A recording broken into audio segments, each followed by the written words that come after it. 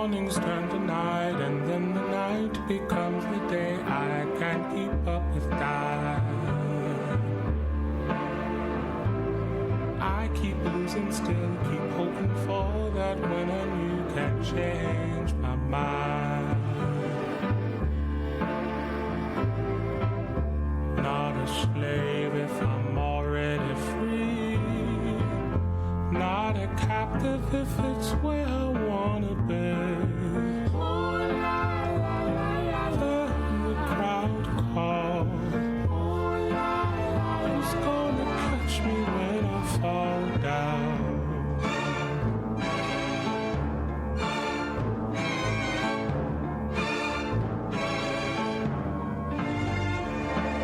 Strolling down these halls of rolling dice and waterfalls, I can't help but smile.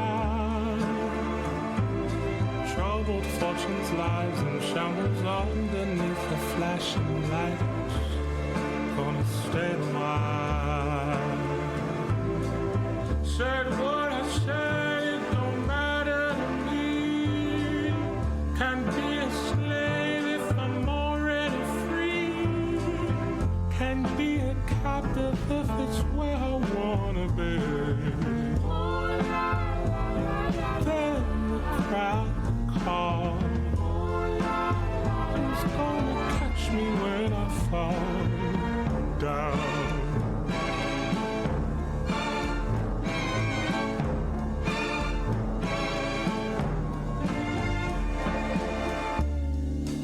Battles won and battles lost. I can't numerate the cost. I've lost, I've lost, I've lost, I've lost.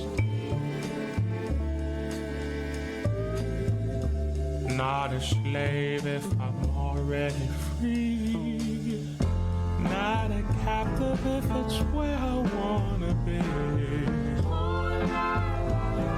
Then the crowd calls. Who's gonna catch me when I fall down?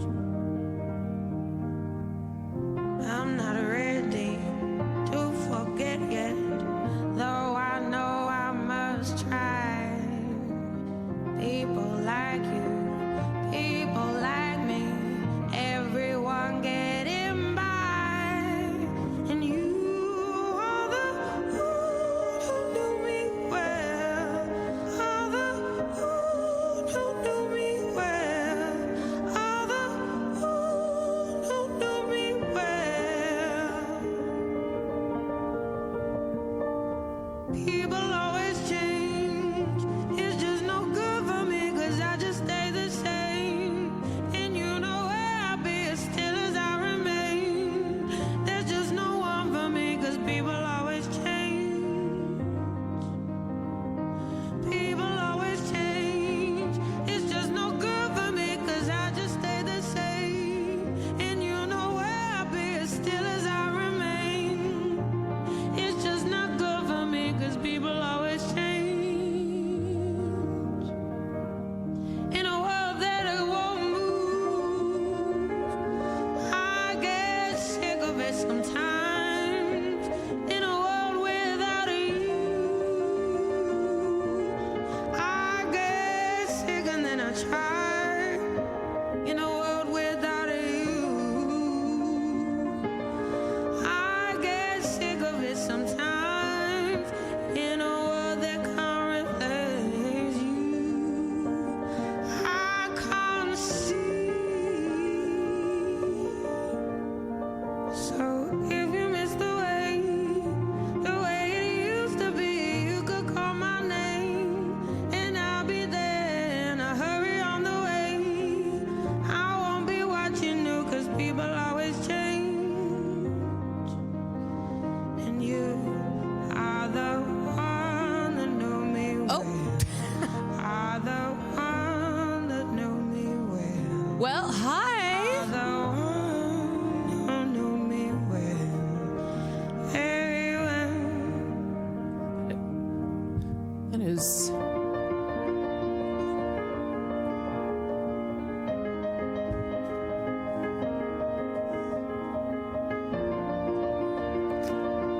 Oh, hi. Hello. Hello. Let's see, how late am I? Oh, not that bad. I was snuggling Farley and I lost track of time, so, you know. What's a girl to do? I thought I was nearly there. Oh, this is very loud. Sorry. Hi, hello. I said I was, if you couldn't hear me, I said I was snuggling Farley. I got lost in the snuggles. I got lost in the snugs. Did you watch yesterday's? Wait, let me put this on. Did you see part 2 and 3? I've already seen part 2 and 3. So no, I did not. I did not watch part 2 and 3 yesterday. Okay, how many of you who watched Before Sunrise last night ran off to watch Before Sunset? You could admit. How many of you decided that you weren't going to wait 9 years? Lady Kwan, we missed you. Welcome in. Welcome into Lady Guan's palace, Imperial Palace. I've watched the trilogy like 40 times already. That's fair. Ethan was so young. He was very young. Yeah, he was pretty much at the start of his career. As I said yesterday, Linklater didn't even want to hire him because he thought he was too young, and then he saw him in a play, and then they talked more about it, and then he was like, yeah, that's the guy. That's the guy. Good morning, Miss Guan. Good morning. Good evening here. 6:15 here. It feels like 1 a.m, but I was lucky enough to see all 3 on the big screen in a marathon at the Draft House when the third one hit, and they all paired dishes and drinks with moments in the movies. That is awesome. I always love to try to go see old films when they're having like special screenings of them in theaters. Like if they're doing, say, 2001: A Space Odyssey in the big theater, I always love to go try and see it in the theater and imagine being in the theater when it first came out, seeing it for the first time. Saw Cameron Crowe interview the other day where he said he's been interviewing Joni Mitchell off and on for 4 years and is ready to start making her movie next year. Wait, who did I see for the potential casting of it? Who was it? No, it wasn't Miley Cyrus. Was it? No. It wasn't like any official casting. It was like it was it Amanda Seyfried? I can't remember. It was someone that I think Joni Mitchell had given her blessing to. I don't know. I can't remember. My brain is cooked. Ali Oxenfree, thank you for the 20 months. Belk, thank you for the 3 months. Micah, thank you for the 28. Big Bouncin'. Big Ounce B Bouncin'. Thank you for the 3 months. Murph Dog, thank you for the 16. Ghost, thank you for the 35. Mr. Fancy Pants, thank you for the 13. KP, thank you for the 26. Movie you're most excited to see that you have yet to see? Yet to see in 2025. I'm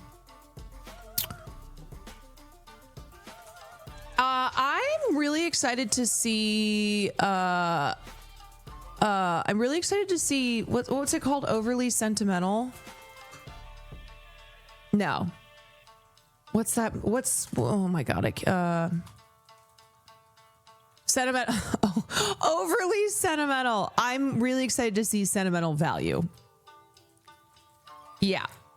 I've read a lot of really beautiful reviews on that film. How about any new Daily Wire movies? Oh, well, I'm on the fan list, so I'm always first in line to watch whatever the latest Daily Wire film is. Here's a good fall preview. Oh, I'm so tiny.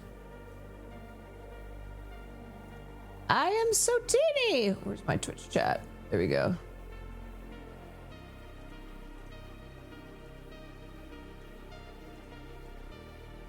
That was from movie night. What if I just made myself this small? What if we just did chipmunk voice and I was this tiny? Yeah, do we have Lady Ballers too? I'm sure there's gonna be a Daily Wire type of film after this Oklahoma University bullshit. Clips are off, thank you. Let me go turn those on. Oh boy, where's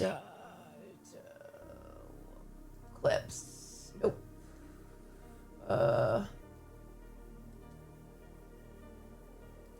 can I never remember where anything is? Okay, there we go. Enable clips. Okay. Got that. Alrighty. Okay. Are any of the wait, what am I doing here? Are any of the Gotham Awards okay, so I want to talk briefly about the Gotham Awards because the Gotham Awards are interesting. On the one hand, does it really mean anything for the Oscars? Not really. It's as far as it being a big indicator. What I would say is that the Gotham Awards are the award shows that the Gotham Awards is the award show that technically kicks off the season. It is, or at least it was, more of a celebration of indie cinema. In recent years, they have removed the budget caps, and so studios have been able to submit their films. But the Gotham Awards are, I would say, a place for award show narratives to start forming. So, for instance, Killers of the Flower Moon, Lily Gladstone, I think she won at Gotham, and that kind of kicked off her award season narrative. Gotham was also where Charles Melton won, and it got people really excited, namely me. And it kind of can give the idea that, ooh, this person might be a contender, and then doesn't happen. So Gotham is the nominations are selected by journalists, film critics, and then special curators. And then the awards are chosen by a select group of creatives. So it's a mix of like directors, writers, editors, etc. So it is. It's in New York City, so it's happening tonight. There's live updates coming in, so we can look at that. PTA's One Battle After Another went into the ceremony with a record 6 nominations. I do think that One Battle After Another is going to be very competitive throughout award season. So I don't necessarily think like Gotham is a sure sign of that. I think it's just the strength of the film. It also recency bias. That film is pretty new, Melton Hive was correct. Yes, we were right early. Anyway, so what else can I say on Gotham to answer your question? So it's not that it doesn't matter, because every award show does matter, but it's just it's more so like, okay, I guess if it's what's like okay, so you know how in sports you have regular games, right? And then you have the playoffs, and then you have the championships, the finals, etc. It's kind of like that, where it's not this massive indicator per se, but it can still count. And I think it's also an early indicator of what critics circles are going to be, or what they're eyeing. I think usually what makes noise is if a film that critics have been pushing for like doesn't make it in, or if a populist film like sneaks in there and everyone's like, what? This is the Gotham Awards. What is this popular, commercial, massive budgeted studio film doing in here? Yeah, so it's I don't even know if I'd call it preseason. Maybe like just a regular, maybe just like one of the early games in the season, Yeah, it's like a regular season game, but not it's if someone loses, it's okay. But it also can just start to, have people's eye on certain films, performances. Hello, person with amazing hair. Wow, thanks. Hello. Red Mage, thank you for the bits. KT, thank you for the 2 months. McVitie's, thank you for the 7 months. Shred, thank you for the 24 months. Sarah, thank you for the tier 1. Mr. Fancy Pants, thank you for 13 months. Anyway, who is that? KP, did that answer your question? Okay, so let's just since we're talking about the Gotham Awards, let's see what's up right now. Okay, yeah. Also, news today: Jafar Panahi, who is the Iranian filmmaker behind the film "It Was Just an Accident" that won the top prize at Cannes and has been making a big splash. He was just sentenced to a year in prison in absentia. Let me see if I can find more of the deets on this. Okay. I think he also won, and I think he dedicated his award. Let's see. He dedicated his Gotham Award for Best Screenplay for It Was Just an Accident to independent filmmakers in Iran and around the world. The same day, the Iranian director was sentenced in absentia earlier today to 1 year in prison and a 2-year travel ban. He cannot catch a break. His Cannes Palme d'Or winning drama, It Was Just an Accident, had 3 Gotham Award nominations tonight, with original screenplay the first up at the New York City ceremony. He won shortly after shortly after won for Best International Feature, also nominated for Best Director. He's been on the award season trail with the film, which is France's entry to the 2026 Oscars and was released theatrically in the US in October by Neon. Recently started a tour of major cities, including LA, Seattle, San Francisco, Chicago, Boston, and New York City to present the film. Neon is also doing a short from the road show documenting his travels that will be released early next year. His lawyer, who announced the sentence on Twitter, said the Tehran Islamic Revolutionary Court also banned the director from membership of political and social groups due to propaganda activities against the system. Panahi didn't refer to the sentence directly. I need to actually figure out, because hold on a sec.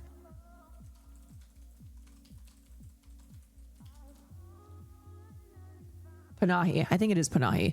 Okay, Panahi didn't refer to the sentence directly, but recalled all the filmmakers who kept the camera rolling in silence without support and at times by risking everything they have only with their faith in truth and humanity. I hope that this dedication would be considered a small tribute to all filmmakers who have been deprived of the right to see and to be seen, but continue to create and to exist. He, like, truly, this man is using cinema as a political revolutionary tool. And he does so at a continued risk to his safety. And I'm really looking forward to seeing his film. Why the fuck won't Twitter? I run into this problem frequently. Twitter just will not open. That's cool. I'm sick.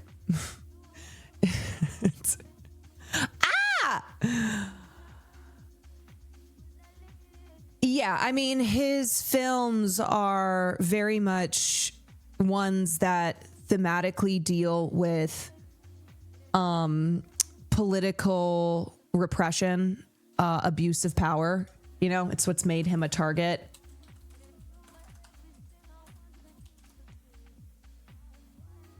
Okay, I want to see if there's I wonder if there's a clip of his speech yet. Let me see. Usually Twitter is quick on it. Let's see.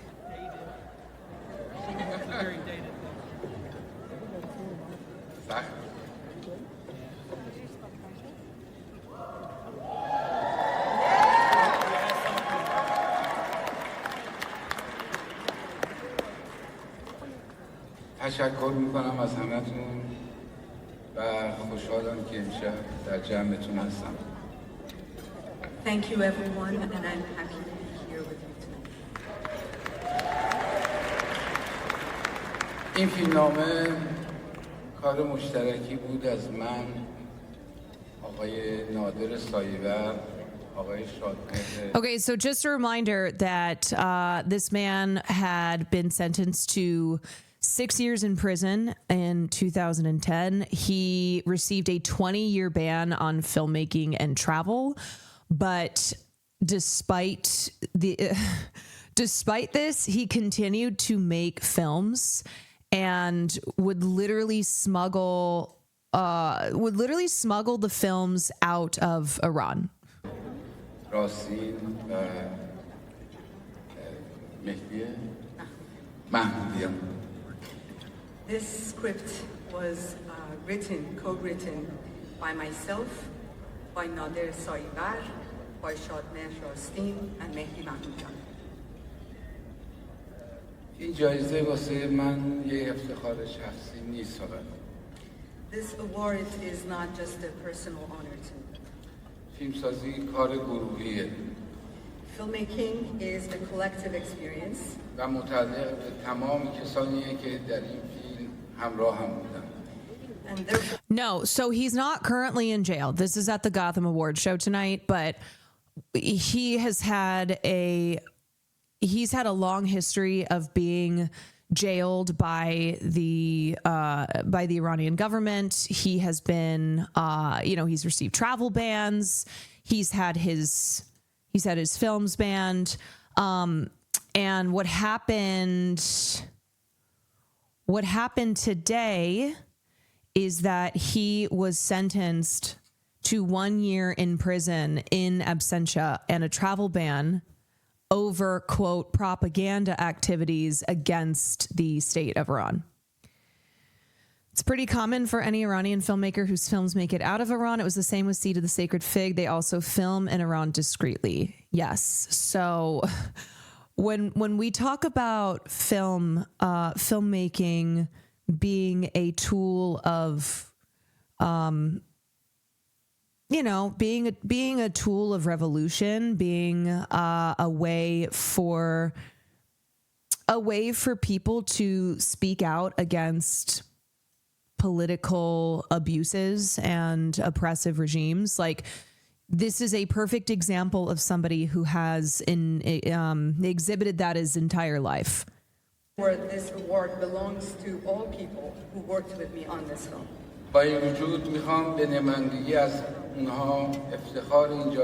And that's why, frankly, I don't really have patience for American filmmakers who have been cowering under the Trump regime, who are so afraid to like say fucking anything.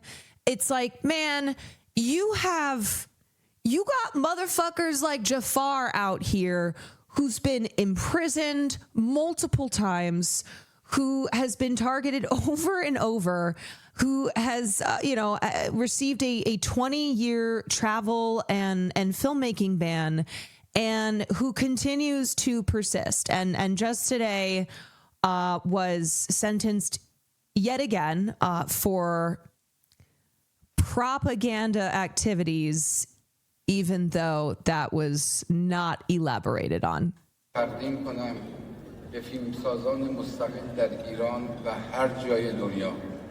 Nonetheless, on everyone's behalf, I would like to dedicate the honor of this award to independent filmmakers in Iran and around the world.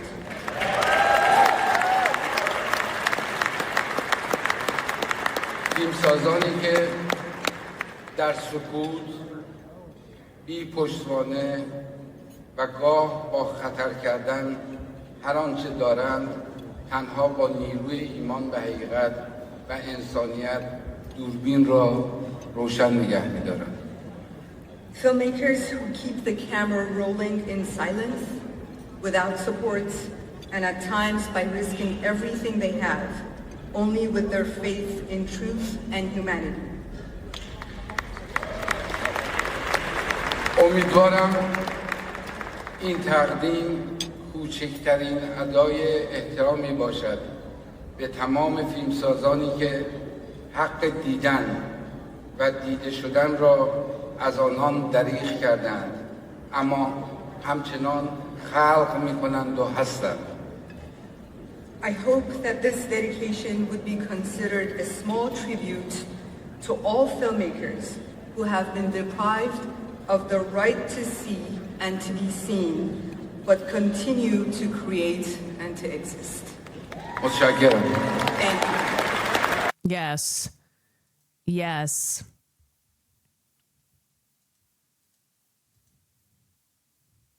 So jealous of his hair. Great hair.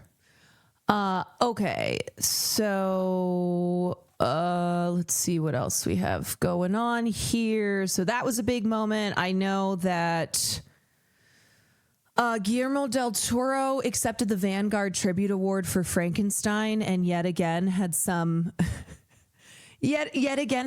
words, some not kind but necessary words for the current state of AI.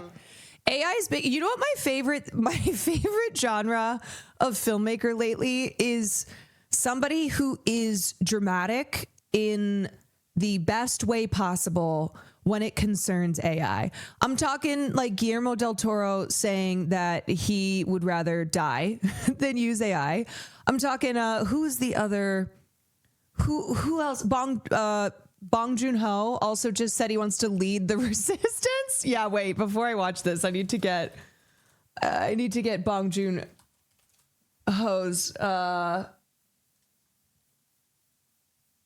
Actually, I wonder if there's a video on that, because they were at the Marrakesh Film Festival on Saturday.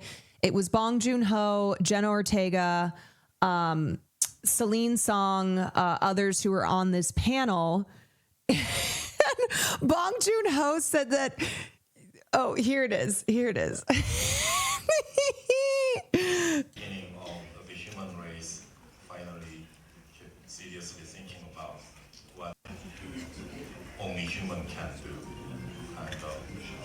But my personal answer is Okay, fuck whoever's phone that is ringing. Okay, when Bong Joon-ho is speaking and saying he's going to organize a military squad to destroy AI, you put that phone on silent. I'm going to organize some military squad. Their mission is to destroy AI servers. This is the only military I would enlist for.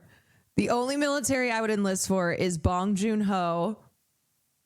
Is Bong Joon-ho saying he's going to organize a military squad to destroy AI? That sign me up, enlist me. And also I saw this, which I thought was interesting. Oops. And then we'll get to that. I saw James Cameron. So James Cameron, who's been very disappointing considering the fact that he sits on the board of Stability AI, and last year, I think it was that we were covering his statement on AI, and we were like, "What are you doing, dog? What's going on?" And for a second, it felt like there wasn't going to be. It felt like there was no major director in Hollywood who was going to stand up and be like, this is bullshit.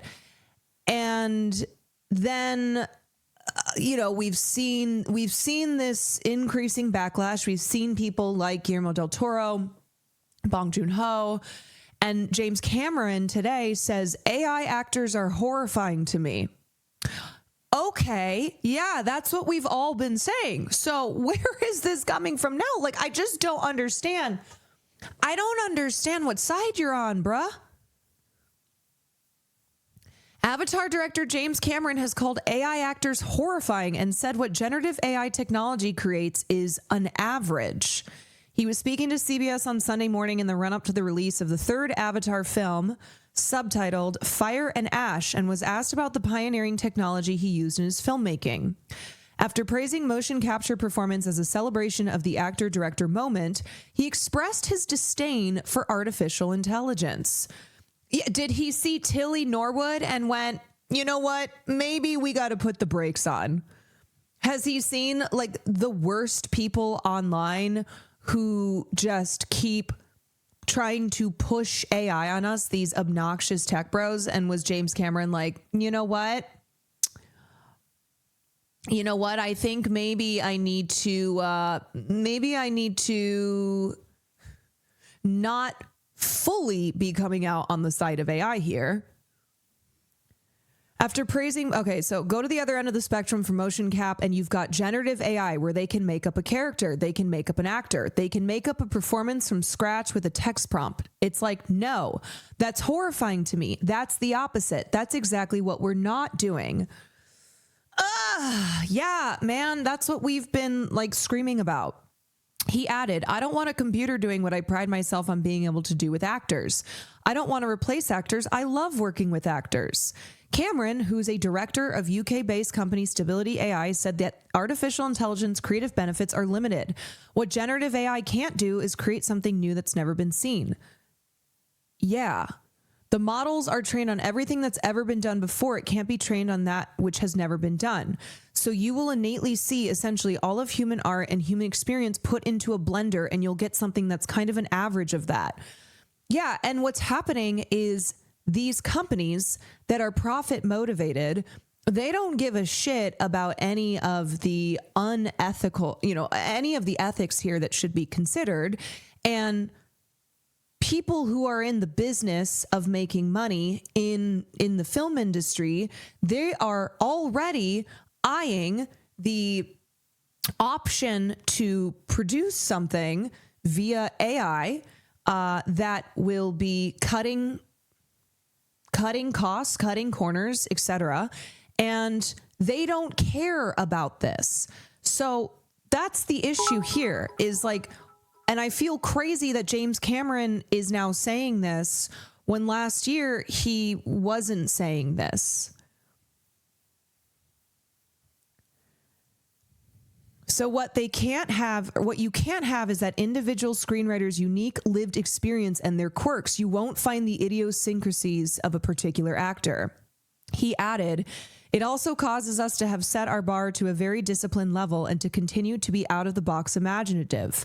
The act of performance, the act of actually seeing an artist creating in real time will become sacred.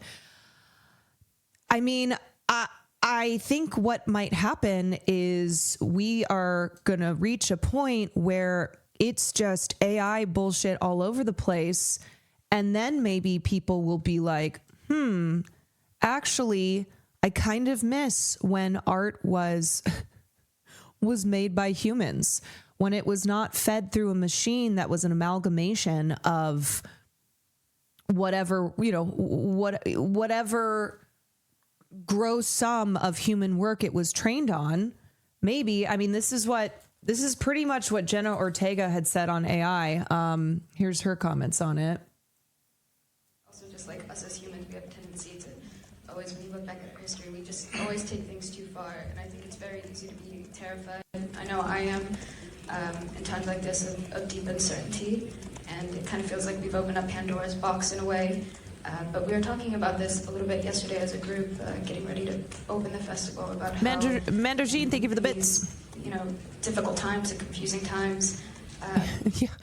We could be investing more money into the AI that's used for early cancer detection, could actually save lives, but no, we're stuck with dog shit, fake Ghibli, slappa, and vibe coding. Oftentimes it pushes the artist to speak out more, to do more, for there to be this new awakening and passion and protection, and I want to assume and hope that that is the case, but there's certain things that AI just isn't able to replicate. And yes, there's beautiful and difficulty, and there's beautiful and mistakes, and a computer can't do that. A computer has no soul, and it's nothing that we would ever be able to resonate with or relate to. And I think, I don't want to assume for the audience, but I would hope it gets to a point where it becomes sort of mental junk food, AI, and looking at this screen, and then suddenly we all feel sick and we don't know why, and then that one independent filmmaker in their backyard, maybe comes out with something and it releases this new excitement again. I think sometimes, as terrible as it is to say, I think sometimes people need to be, our audiences need to be deprived of something in order to appreciate something again. She says, I think audiences need to be deprived of something in order to appreciate it again. I mean, that feels true, but also depressing where AI is concerned.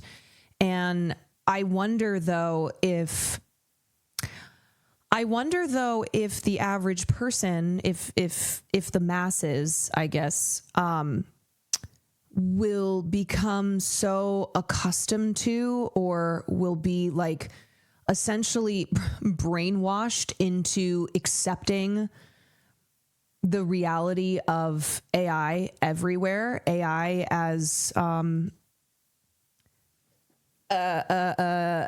inseparable component of the arts, that I don't know. I think the thing that scares me is, will this be true that when people are deprived of something, then they will start to miss it, and then there will be a rejection, like a full send rejection of AI being used in place of actual humans creating and continuing to create art?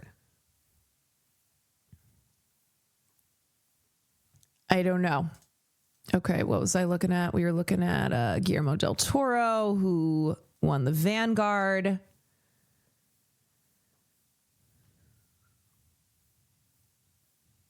I'd like to tell to the rest of our extraordinary cast and our crew that the artistry of all of them chance on every single frame of this film.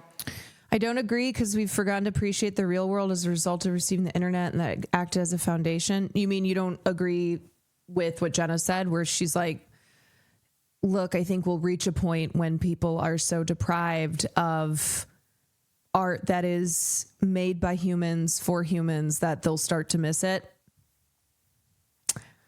I'm going to be honest. I don't think most in the general audience give a fuck if they're watching AI slop or not.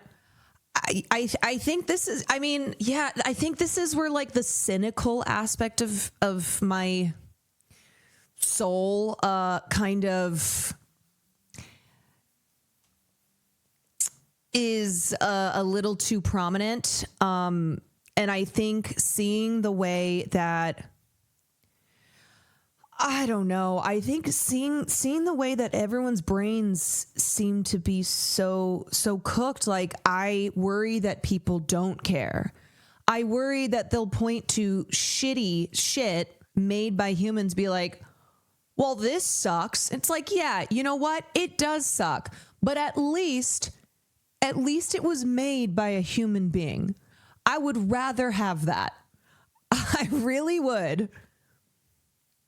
I mean, there's more and more people now who like don't care if what they're watching is AI. They're still choosing to enjoy it, to like some people choosing to believe it, even knowing that it's AI.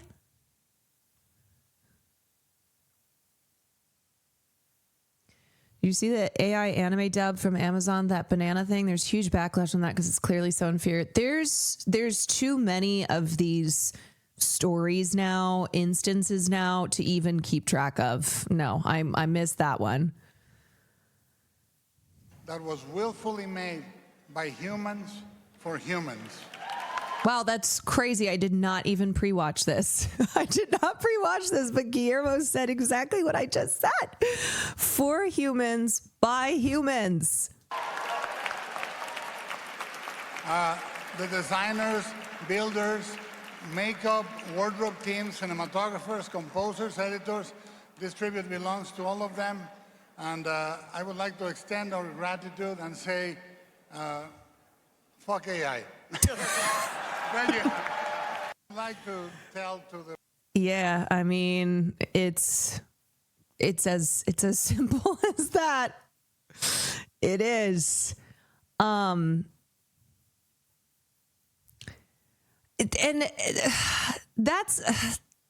I know we have this conversation all the time. But this means so much to me. And I think it means a lot to a lot of you as well. But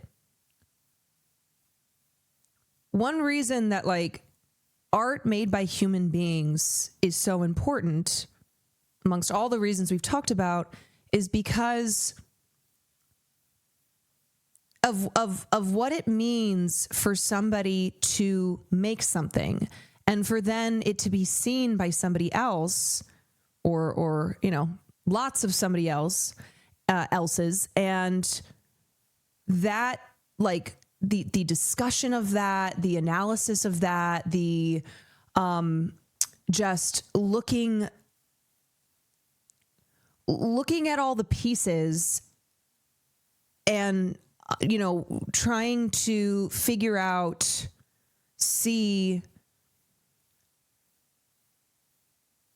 what it means, or like why somebody made what they made. And you don't have that. You don't have that when it's something that is being created because someone inserted a prompt into an AI program, right? Like all the discussions that we have on film class night, or even just really any given night in stream here, when we talk about when we talk about what it is that we are engaging with, that we are watching, that we are experiencing, and we lose out on that when it's just generated by a machine in this way. We don't need a machine to produce a product. Art is about human experience. Yes, and it should always be. Always. And I am fucking sick and tired of people who don't care about art and who have no business being in the creative arts setting the rules here.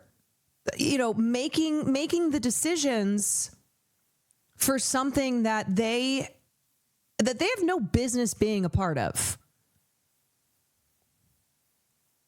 Like, it's making choices for your art, like the particular shade of red or the position of the sun or whatever that you should be meticulous about as an artist because it's important. And also, when you look at like you take a filmmaker and you look at their earlier work or you look at their later work and you compare it, and maybe their earlier stuff was better and maybe they lost something along the way, or maybe you can see how they progress as a filmmaker. But all of that I think counts. All of that is like it's all part of it.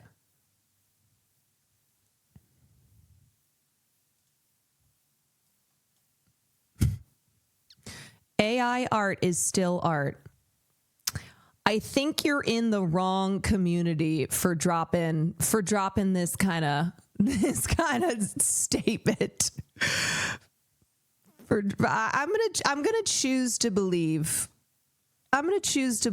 that it's rage bait to try. I don't know. I mean,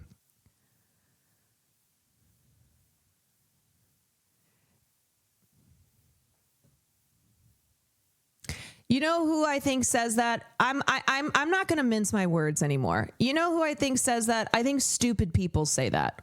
That's what I think. I think people who are lazy, who are stupid, who really are lacking soul. I think lacking soul, wanting to skip all the important parts because all they care about is the end product. All they care about is showing like, look, I can do it too, without any of the work that comes along with it. That's what I think.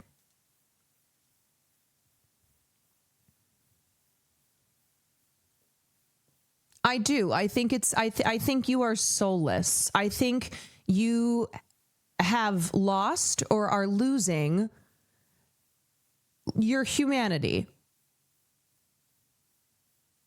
And I think that is if I were you, that is a terrifying thing. That is something where with all the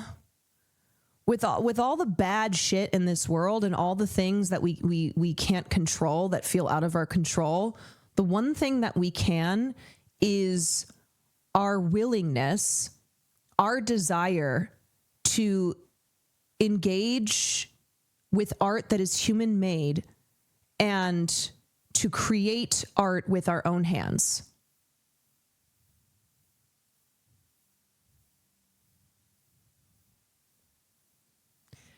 And I think when we lose that, what the fuck do we have?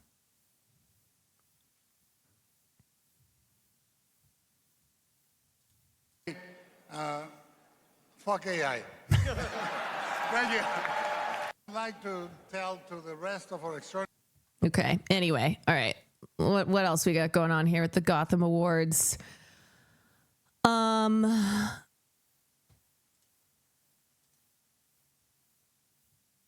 Oh God, this fucking nano banana. Oh Jesus, I know.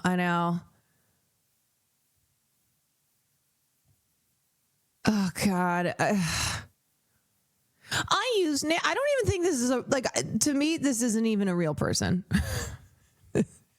I don't think this is, I don't think this is a real person. Wow. I used Nano Banana on Leonardo. And here's the thing, y'all. I am concerned too.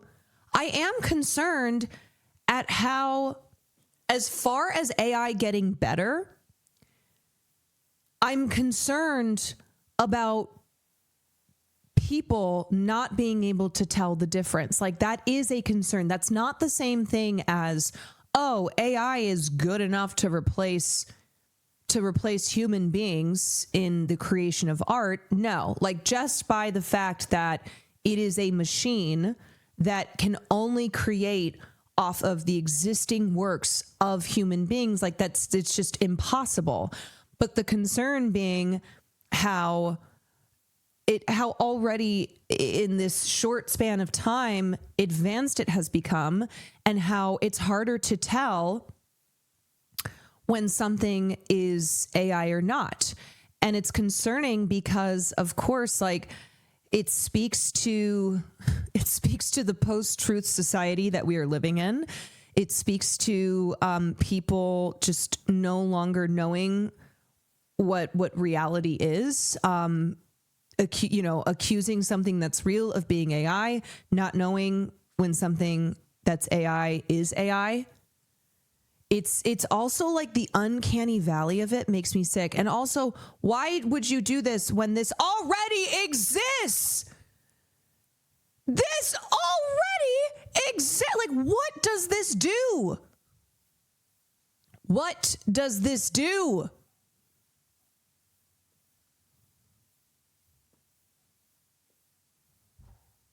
Pope of Clowntown, thank you for the 23 months. Jelly, thank you for the Prime.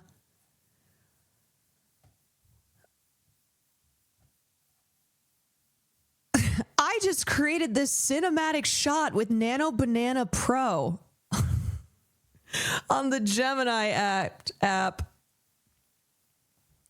It's like you said, people who don't want to do the work feeling like they did something cool. And can I just say too, not everything is for everyone. I think we need to like acknowledge that and be okay with that. Not everything is for everyone. Not every person was put on this earth to create art. Okay. And I think that's what makes it special too. And that it's not a bad thing. Exactly. And when we talk about like, when we talk about making things fair, and when we talk about, people having opportunities in life, no matter what, no matter what family they're born into, what level of income they're born into, that's not what this is. Okay? It's like, let's get funding for the arts, but that doesn't mean that everybody should just be out here generating bullshit using AI just because we can.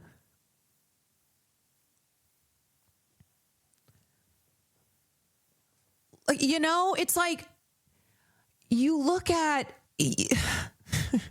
you look at great artists throughout history, and can you imagine if it was just like none of that mattered? If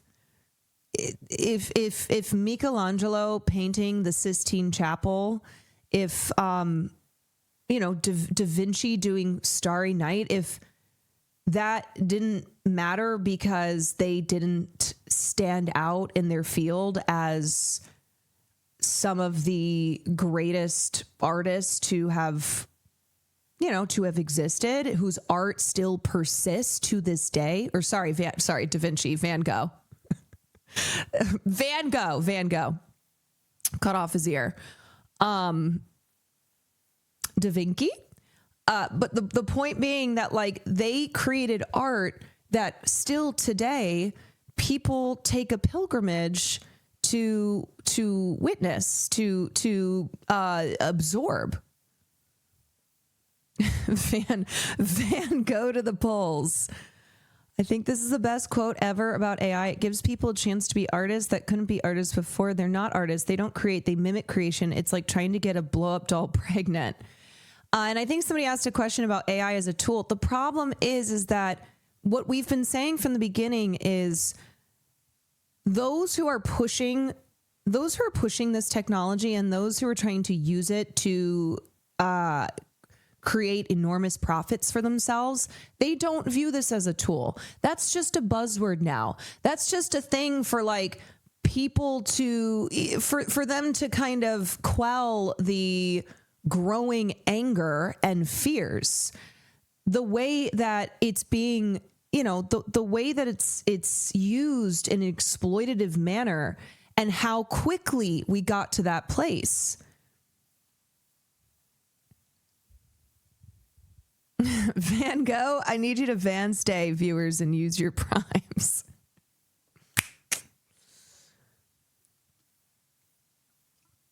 This drawing was making the rounds on Twitter last week, and people were very supportive because it was someone making a genuine attempt instead of using AI. I mean, that's what's happening now too, is people will either post their art and be like, I didn't use AI to make this, or people who are so desperate to like support human art no matter what are like praising something just for the mere fact that it's a human who made it. I practice drawing faces in a different angle, but it looks kind of weird. And the thing is, I always tell myself, like, okay, to think of new things to talk about on stream, right? Like, I want to keep it variety. I don't want to wear people down. But this is something that I think, like, I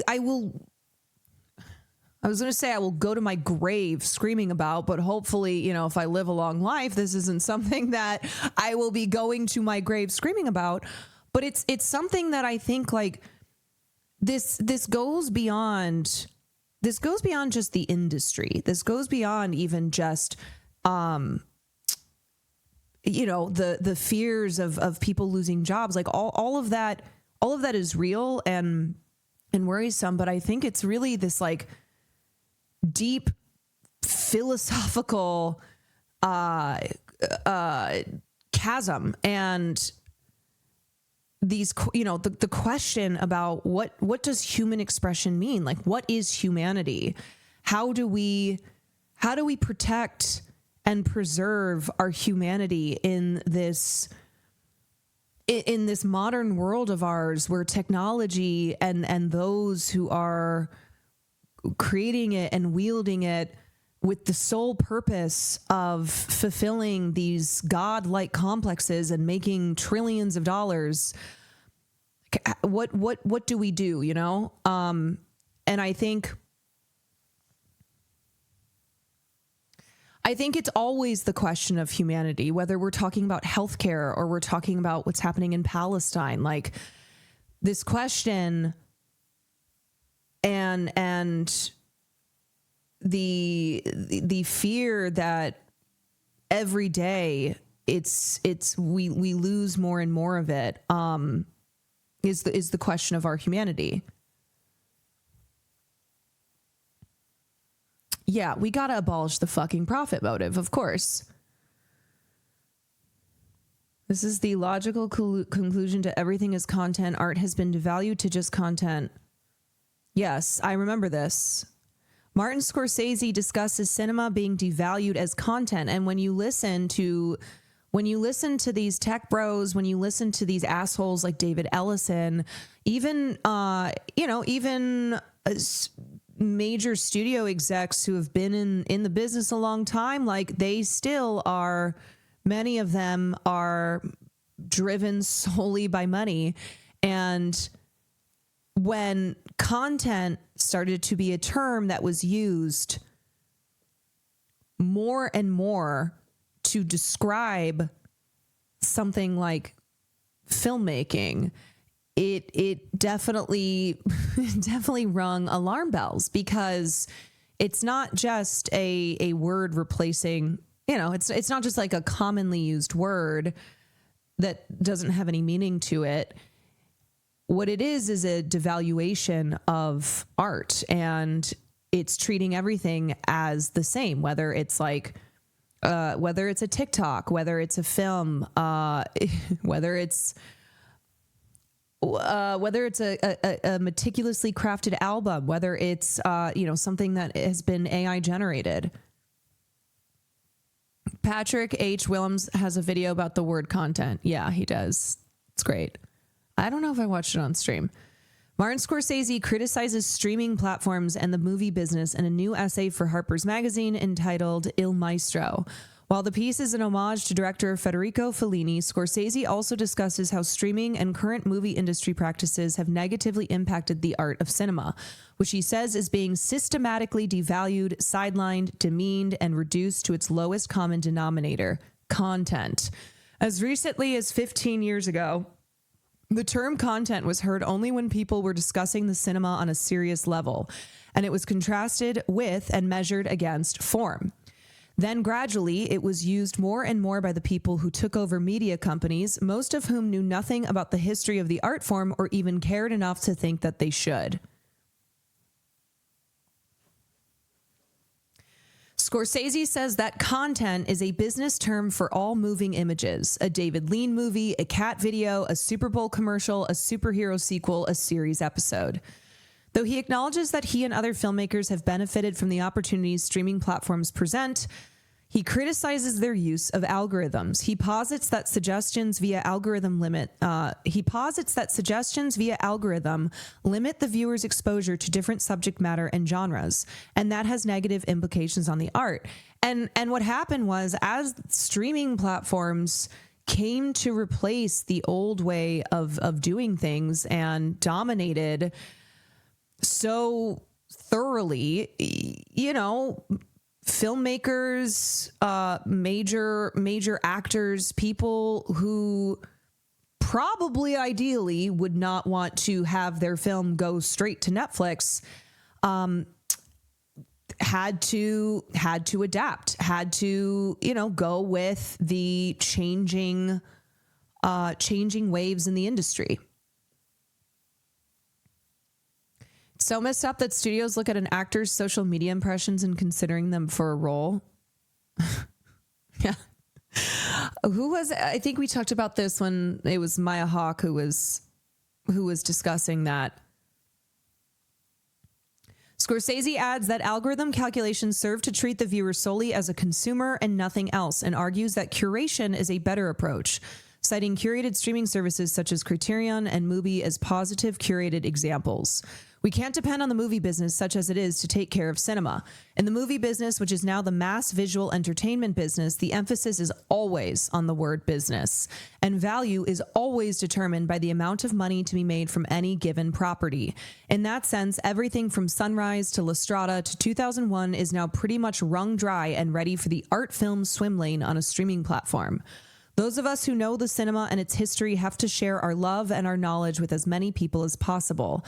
And we have to make it crystal clear to the current legal owners of these films that they amount to much more than mere property to be exploited and then locked away.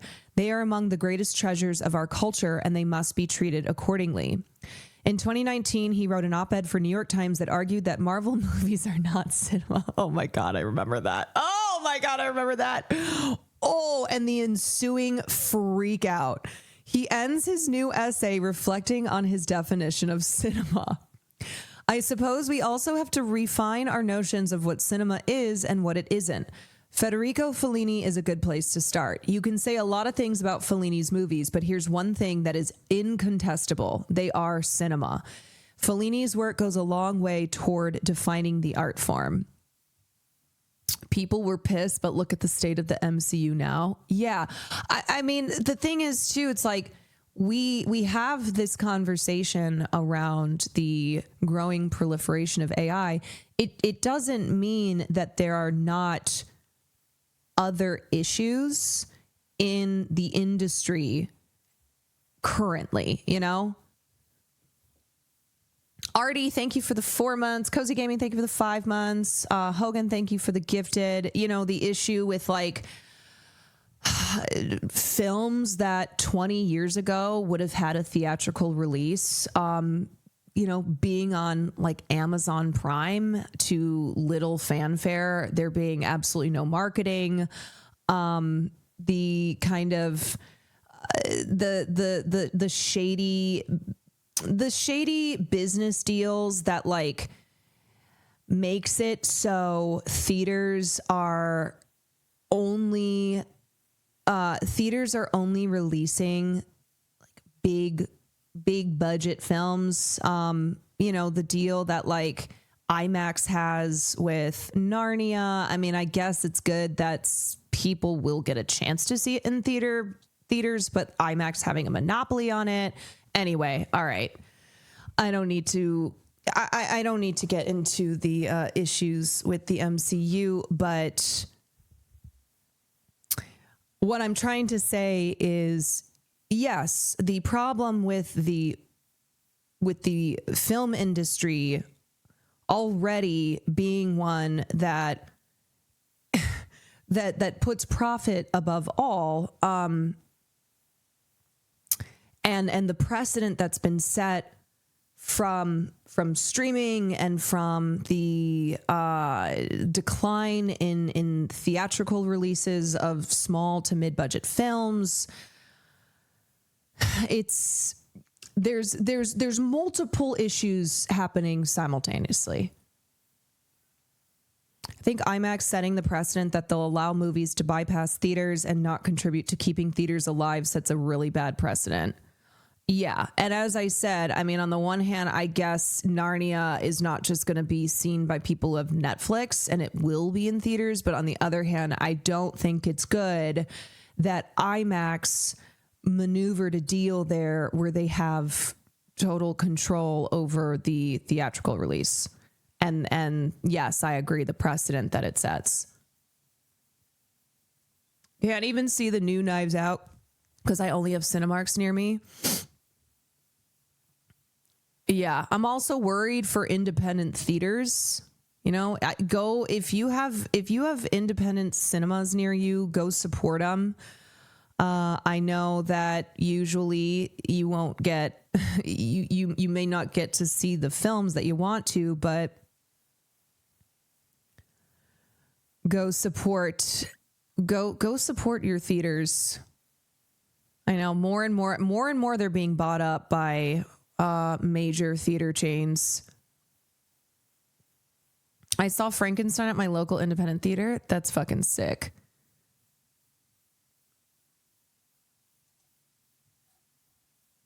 All right. Any other big moments on Gotham? And let me see if there's any other speeches. Okay, let me just pull up the Twitter here.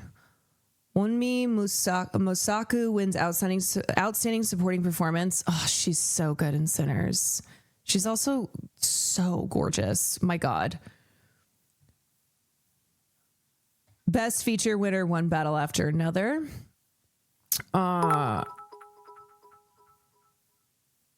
Oscar Isaac accepts the Vanguard Tribute Award with Guillermo del Toro. And deeply personal. Guillermo, it's been the greatest honor to collaborate with you on this wild-ass, crazy, beautiful, impossibly rich film. I'm so proud to have been your victor. You know what I'll say? Jacob Elordi was better in Frankenstein than I thought he would be. There were a couple moments that I was legitimately choked up. I came floating over to the stream like a cartoon character to a... You were drawn. You didn't know why you were drawn. You didn't know why you were drawn in. But you were. And it's because Jacob Elordi is on the screen. Here, I'll make it bigger for you. Hogan, thank you for the bits. Played your Victor Frankenstein.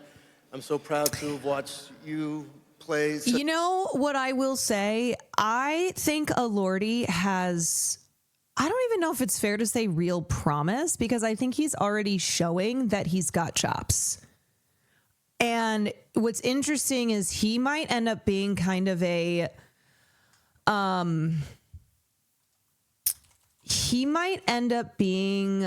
I wonder, like a Tim Robbins, in the fact that they're both really fucking tall. Tim Robbins, who's 6'5", in an industry where most of the time, even being over 6'3", you're gonna be one of the tallest people in Hollywood. But Tim Robbins has had a great career and has used his height has been a part of certain roles that he's played. And I think his height too, being as tall as he is, has not prevented him from having a well-rounded career. In all seriousness, I feel like somehow he still hasn't had a role that makes sense for him yet. I mean, I will say, I think Frankenstein's monster was a really good role for him. I think the empathy that he created for the character and kind of his, you know what? I think too, sometimes what can happen is an actor can rely on prosthetics and when they have like, when they are playing a character where they are like, it's a lot about like the makeup and the prosthetics to transform them. They can kind of fall back on that almost as like a shield, and sometimes the performance itself can not be as sharp and good because they're relying too much on the aesthetics. But I thought that he was, for me, it was surprisingly really good in that role. I fear he did a great job as Nate Jacobs. Yeah, he's so good as Nate Jacobs.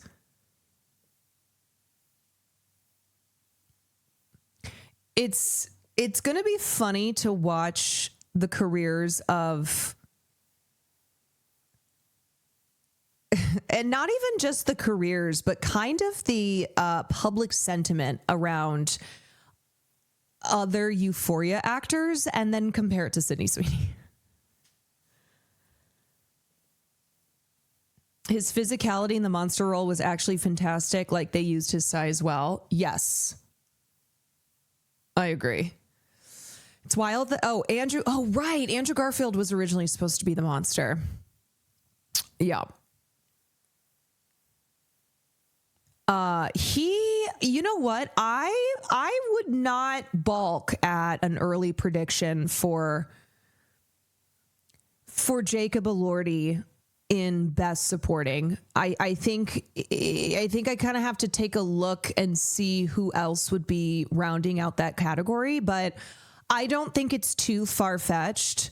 I don't think it's too far-fetched right now to say he could slide in.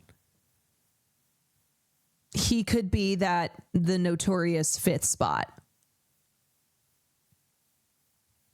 Such an incredible part, and to show the world what you can do with such sensitivity and grace. And I am proud to be standing here tonight, a Guatemalan, an Australian, and a Mexican. Immigrants, baby, we get the job done. Thank you, Guillermo. Especially Australians. Thank you to the Gothams for... Yeah. You know what I think? I think we're going to see quite a bit of in this award season that I think was lacking in the last couple. I think we're going to see more woke. I think we're going to see more political sentiment expressed. I think woke's coming back, baby. The woker.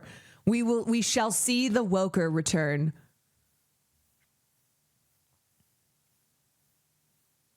He kept a lot of very specific elements of the OG Frankenstein in the film, little nods that only true fans would know, despite changing the storylines and characters. Yeah, I felt like it was pretty faithful.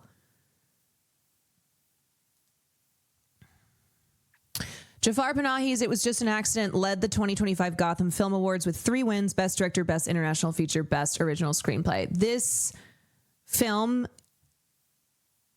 I think, is going to win an Oscar. And I think probably best international feature makes the most sense at this point. But I, as I said, Gotham is not a major indicator, but it still can count, and it still is at least a. It's the beginning of looking at how the award season could shape up. So I think international feature, he's got that. And then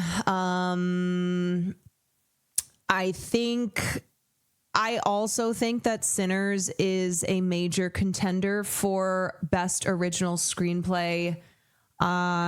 I don't know what the studio is going to be doing as far as awards marketing for that.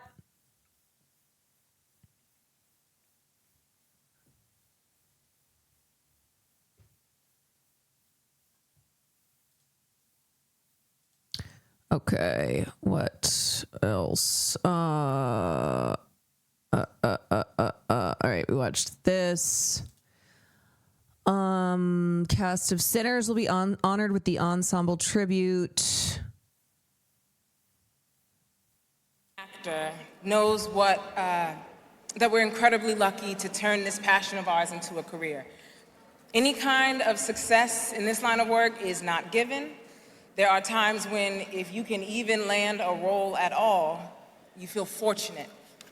And so to land a part in a film as special and as singular, as impactful as this one, to continue to collaborate with one of the most unique and visionary storytellers on the planet, Mr. Coogler.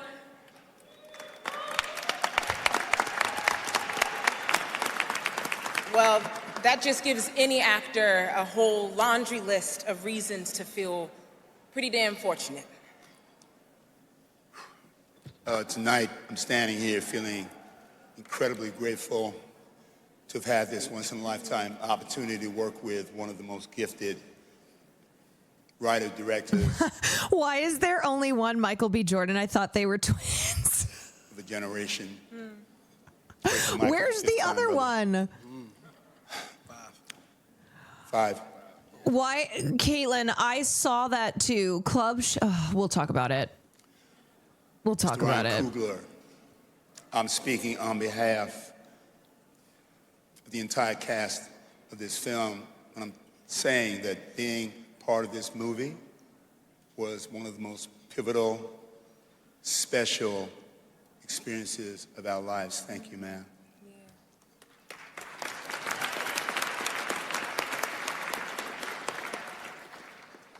Ryan told a story that resonates with everybody who touched it, whether in front of the camera, behind it, or from a seat inside the theater. Ryan, you shared something. You shared something with all of us that had so much personal weight for you, resonance, along with the weight of history. And you did that, man, with grace, tenacity, breathtaking style. And to all my fellow castmates, we accept this honor together tonight. And I want to Since Wicked original songs were really bad, do you think I Lied to You has a better shot, or is it still Golden's award to lose? For the Grammys or for the Oscars?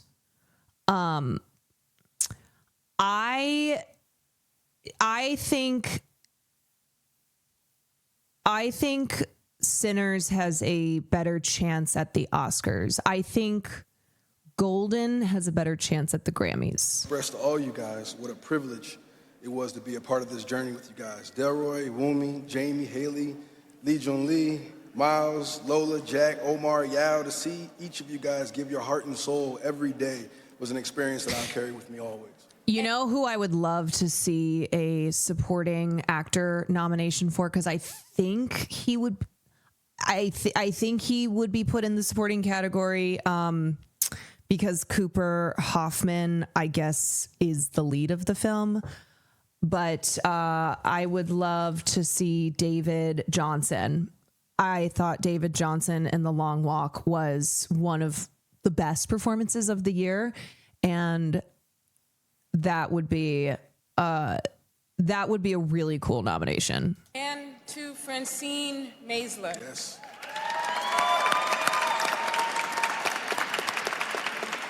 Our brilliant casting director who saw us first before anybody else could. We say thank you for making magic and bringing this outstanding team of actors together.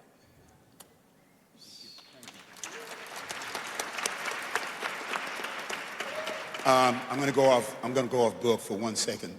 Just don't stay right there. I understand that originally the Gotham Awards were for independent filmmakers, and I'd like to just acknowledge that no matter the budget, no matter the environment, Ryan Coogler is an independent filmmaker at heart in terms of his commitment to his vision and telling the story as he sees fit. So I wanted to say that. And the beauty of Sinners is the sum total of its parts. You helped create the alchemy, Ryan, that we achieved in this collaboration, brother. And lastly, to the Gotham Film and Media Institute, on behalf of the entire cast of Sinners, we thank you for recognizing our cast. We stand in a room full of creatives who are the best in the business, and we all admire very deeply. Hi, hello. Who is in the white dress? This beauty right here. This is Lee Jun Lee. If you watched the ahead of its time Babylon, if you watched I was trying to describe. I was like, how do I describe the fact that people, I think, just couldn't appreciate Babylon when it came out? But anyway, if you watched Babylon, she has a role in Babylon. But yeah, she's honored by your acknowledgement, especially for a film like this that occupies such a very special place in our hearts. So thank you guys so much. God bless y'all. You guys have a good night.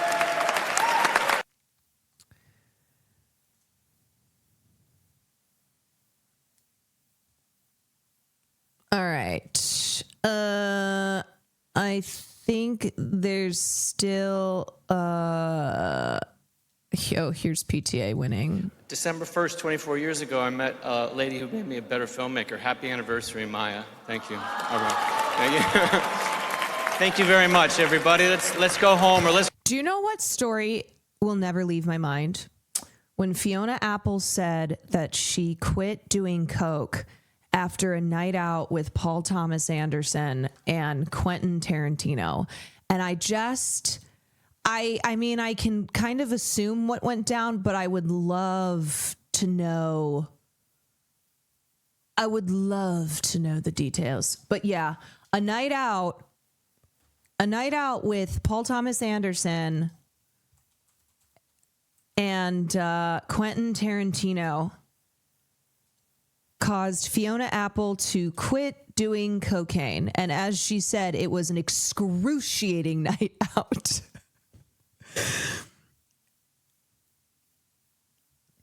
Apple was dating filmmaker Paul Thomas Anderson, whom she began seeing in 1997 and with whom she shared a tumultuous, drug-fueled 3 years.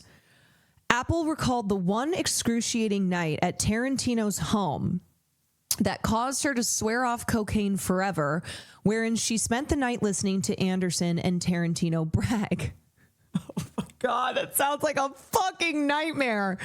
Every addict should just get locked in a private movie theater with QT and PTA on coke, and they'll never want to do it again. She went on to describe her relationship with Anderson, who directed music videos for her songs while she wrote a rap for his film Magnolia. Though their partnership was creatively collaborative, she remembers their relationship as painful and chaotic, characterized by criticism and contempt. What the fuck criticism could Paul Thomas Anderson dare to level at Fiona Apple? Apple described Anderson's temper, recalling how he threw a chair across the room after the 1998 Academy Awards where Boogie Nights lost Best Original Screenplay. Apple recalled thinking, fuck this is not a good relationship. Apple also remembered another incident where Anderson shoved her out of his car and onto the sidewalk. Anderson declined to comment to The New Yorker through his agent. He wishes he had her pen. Okay. Maybe if it's like,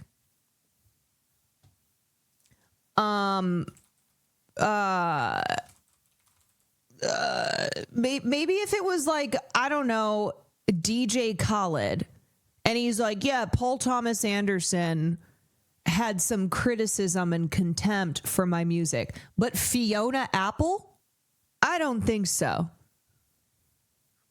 That girl has been through and seen shit. And you know what I love about Fiona? I love that she always keeps it honest. She keeps it honest, but not in a way where she's like a shit stirrer or kind of causing drama in the ways that say like a Lily Allen, you know? I've always been Team Fiona.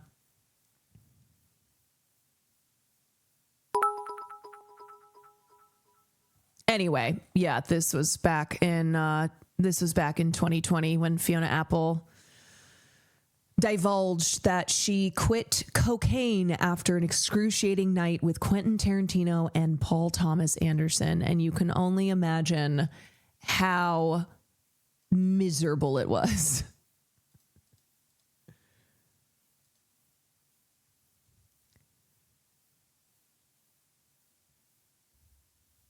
Maybe that's why I love Olivia Rodrigo. She tries to keep that Fiona Apple appreciation alive.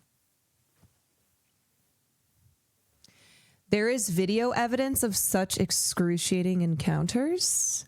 Oh, yeah. Wait, I think wait. But I don't know if I want to, like, start that expedition all over again either. That was a big motherfucking thing. Well, I met Francis Coppola's wife, Ellie Coppola. And she asked me a question, so what are you doing next? And I go, well, I've been planning this big World War II film for a long time, and now it's time to do it. I'm doing Death Proof in between, but the next thing I'll do... The face that she's giving him! This World War II movie. The only thing about it is, it's a big Mount Everest kind of epic, and I've already climbed a Mount Everest, and you know, I gotta get myself up to climb it again. And then when I was through talking, she goes, I think maybe this is the time in your life to climb Mount Everest. You maybe not want to be climbing Mount Everest, you know, 15 years from now.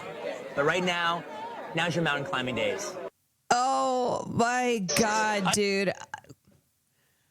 Whomst amongst us has not been stuck in a conversation like this with someone like Quentin Tarantino? The Quentin Tarantino aspect is important here. Oh God, especially in Hollywood. Yes, I have. I have been caught in many a conversation with people who are similar in personality to a Quentin Tarantino.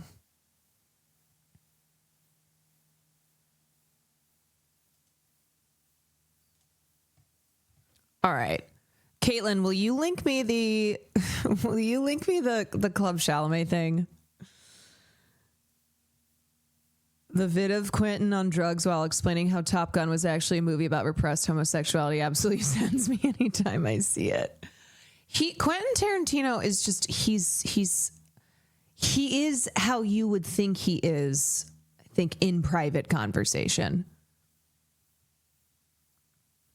Oh, story time? Oh, I mean, it's not really story time so much as, okay, we need to put a stop to this. Shirtless Bartender, thank you for the bits. Hey, asking for no important reason. Don't look into it as well. Big physical media nerd. And if so, does he have a Blu-ray? So he doesn't have a Blu-ray, but he is a physical media nerd. That is true.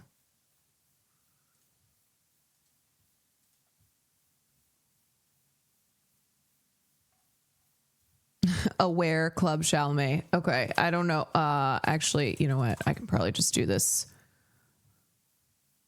Yeah. Okay, so this comes out today in the Wall Street Journal. The fan account Simone Cromer started to support Chalamet's Oscar dreams has made her infamous. Now on Substack, she has no plans of stopping.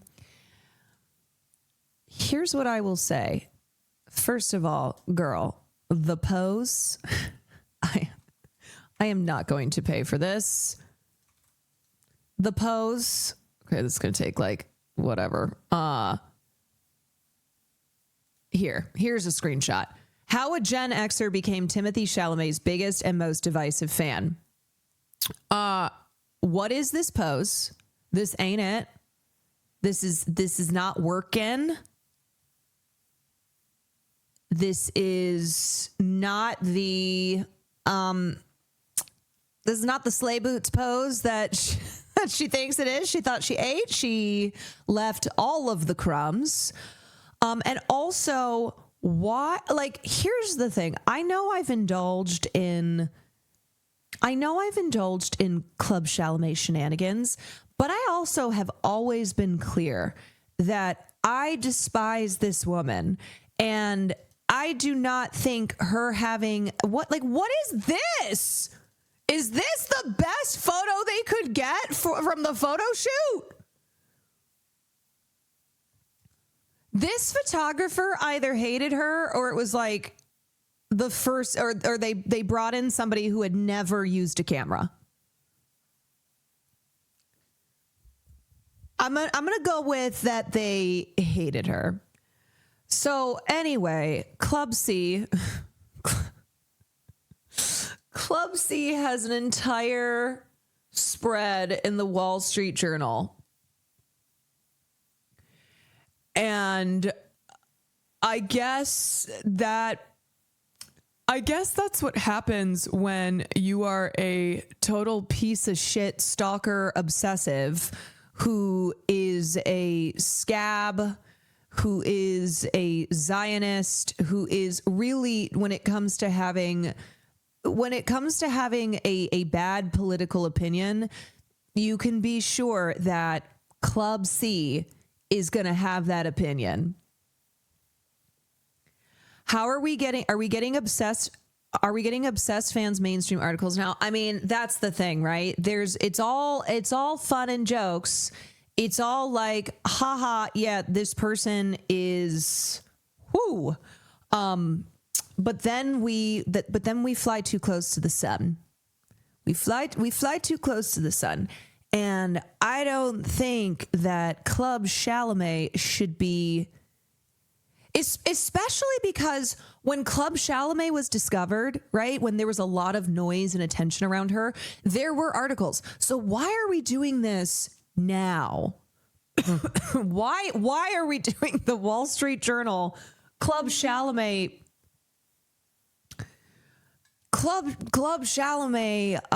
article now? Profile. I don't know. Just her political opinion is bad. Oh no, I already ragged on the pose. Simone Cromer said she wasn't trying to stir the pot when she started Club Chalamet in 2018. She just simply wanted to boost the profile of a promising young actor who just burst onto the scene. Yet that's not what it is.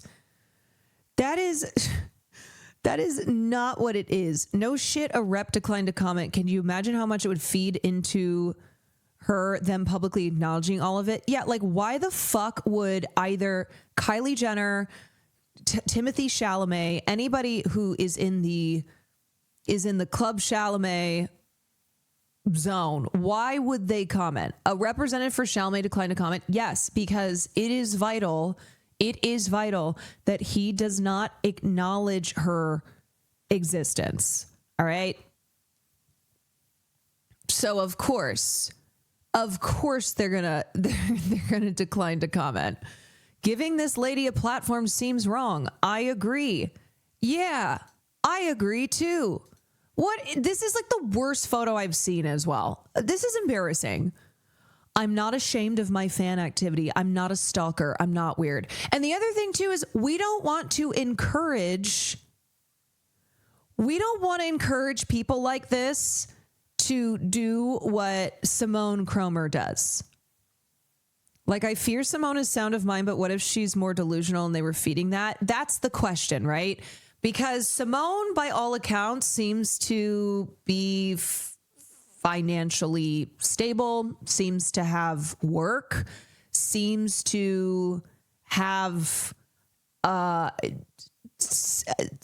some type of life where it feels like we're tapping the glass. Yeah. I think the point of the photo is to feel voyeuristic. I kind of don't hate it. I think I'm just consumed with how stupid she looks. You know, there's a way to do that thematically, and I think it just still looks stupid. I can't change the fact that I was born in 1966. I don't want to be a 24-year-old white girl running Club Chalamet. I am who I am. Okay, wow, empowerment. Like female empowerment. I didn't anticipate, expect, or want this kind of attention. I'm just a fan at the end of the day. Oh, God. They realized they only had the one other photo. As she was leaving the shoot, they yelled at her and got that escalator shot. They're like, we need one more pic. Simone. It's similar to, yes. And let's not forget, I mean, I know I make jokes about, and like one of my predictions last year was that Club Chalamet is gonna murder someone. But Yolanda Saldivar, who was recently denied parole. Yolanda Saldivar, who is the woman, the stalker, the former president of a Selena fan club who killed Selena. Yes. Yolanda Saldivar, who was an older woman who became obsessed with Selena, had been the president of her fan club, managed her boutiques, and murdered Selena, and then was sentenced to prison. You know? Yes, she's still alive. Yes.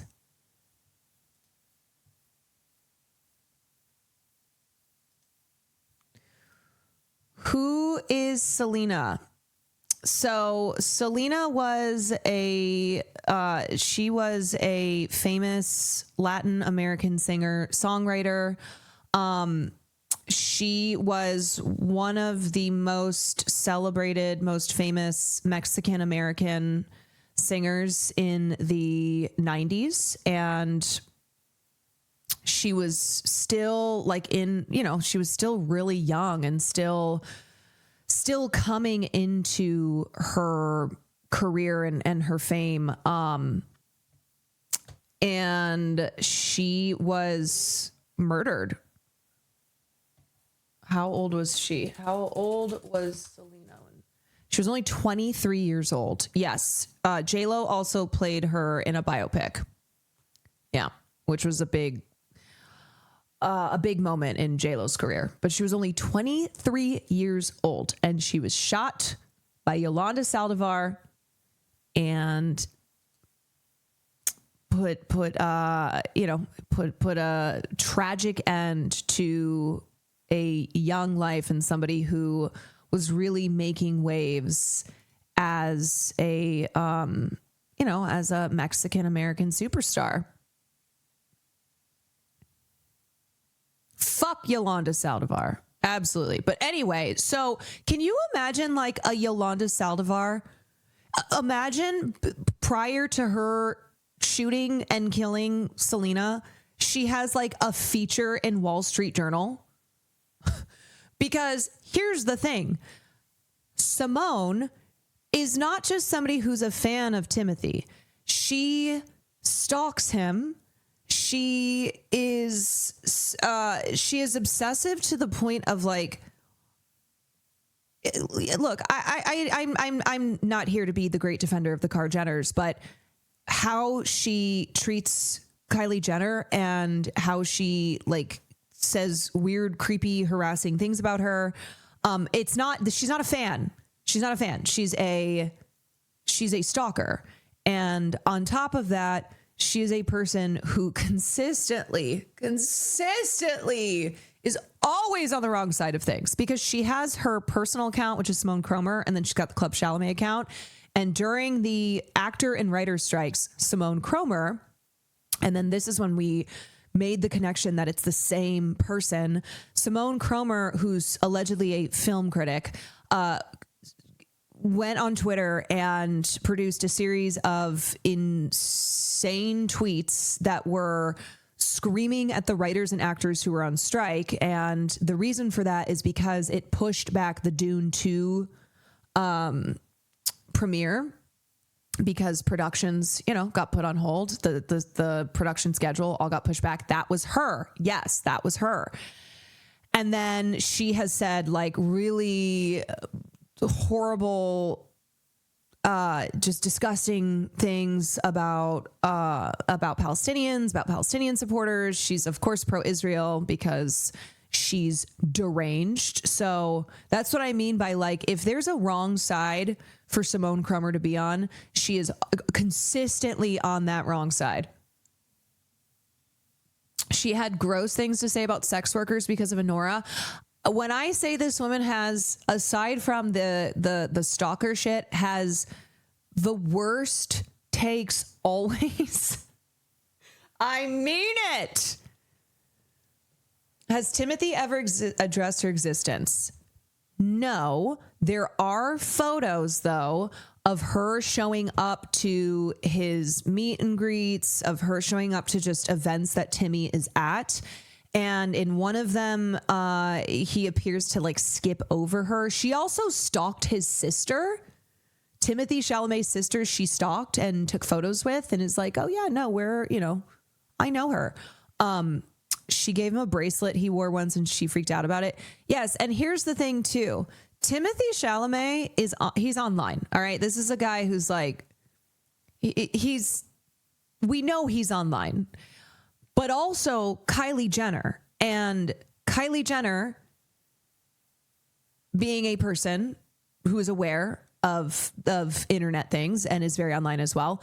They know who she is. I know. I just know they know who she is, and they have taken the tactic of not addressing her, not like acknowledging the things that she says and her existence. I'm genuinely concerned she got this profile that sends a really bad message to people like her. Yes, me too. That's what I'm saying. It's like this. It's no longer just this. It's no longer like we've reached a point that we should not have reached. We should not be providing profiles for people like Simone Cromer. It's not good. I think there needs to be more journalistic care and thought that's put into something like this when somebody pitches, hey, we should do a profile on Simone Cromer, who is behind the Club Chalamet account. That needs to be shut down. It's like, no. Actually, we shouldn't. How are we getting parasocial profiles of the hyper parasocial? I know. You should not be rewarded with a profile in the Wall Street Journal when you are somebody like this. Other stalkers will start to think, oh, so I can get a boost to my public profile and mainstream attention if I keep going. Yes. They're like, oh, it not only sends the message that this behavior is acceptable, it's encouraged. It is encouraged. And imagine that you are, imagine that you're a celebrity or somebody of note who has stalkers, who has to worry about obsessive people like this who have shown that they are capable of harassing and worrisome behaviors. Imagine now you're like, oh, okay, so we just live in a world where I can ignore my stalkers as much as I want. I can ignore my danger stands as much as I want, but it doesn't matter because they'll still get a fucking profile in a major magazine.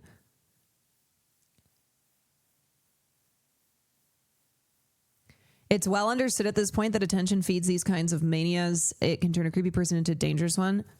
Right. And it's just kind of like, okay, so not only given the history of celebrities being harmed by stalkers, by delusional fans, not only that history, but also like in this moment now where stans have too much power overall, whether it is power over music critics being afraid to accurately review an album of a major pop star, whether it is stans, reaching the attention of executives in Hollywood who are like, oh, maybe we should have them weigh in on decisions. Like, no, we're stans. We need to shut it down.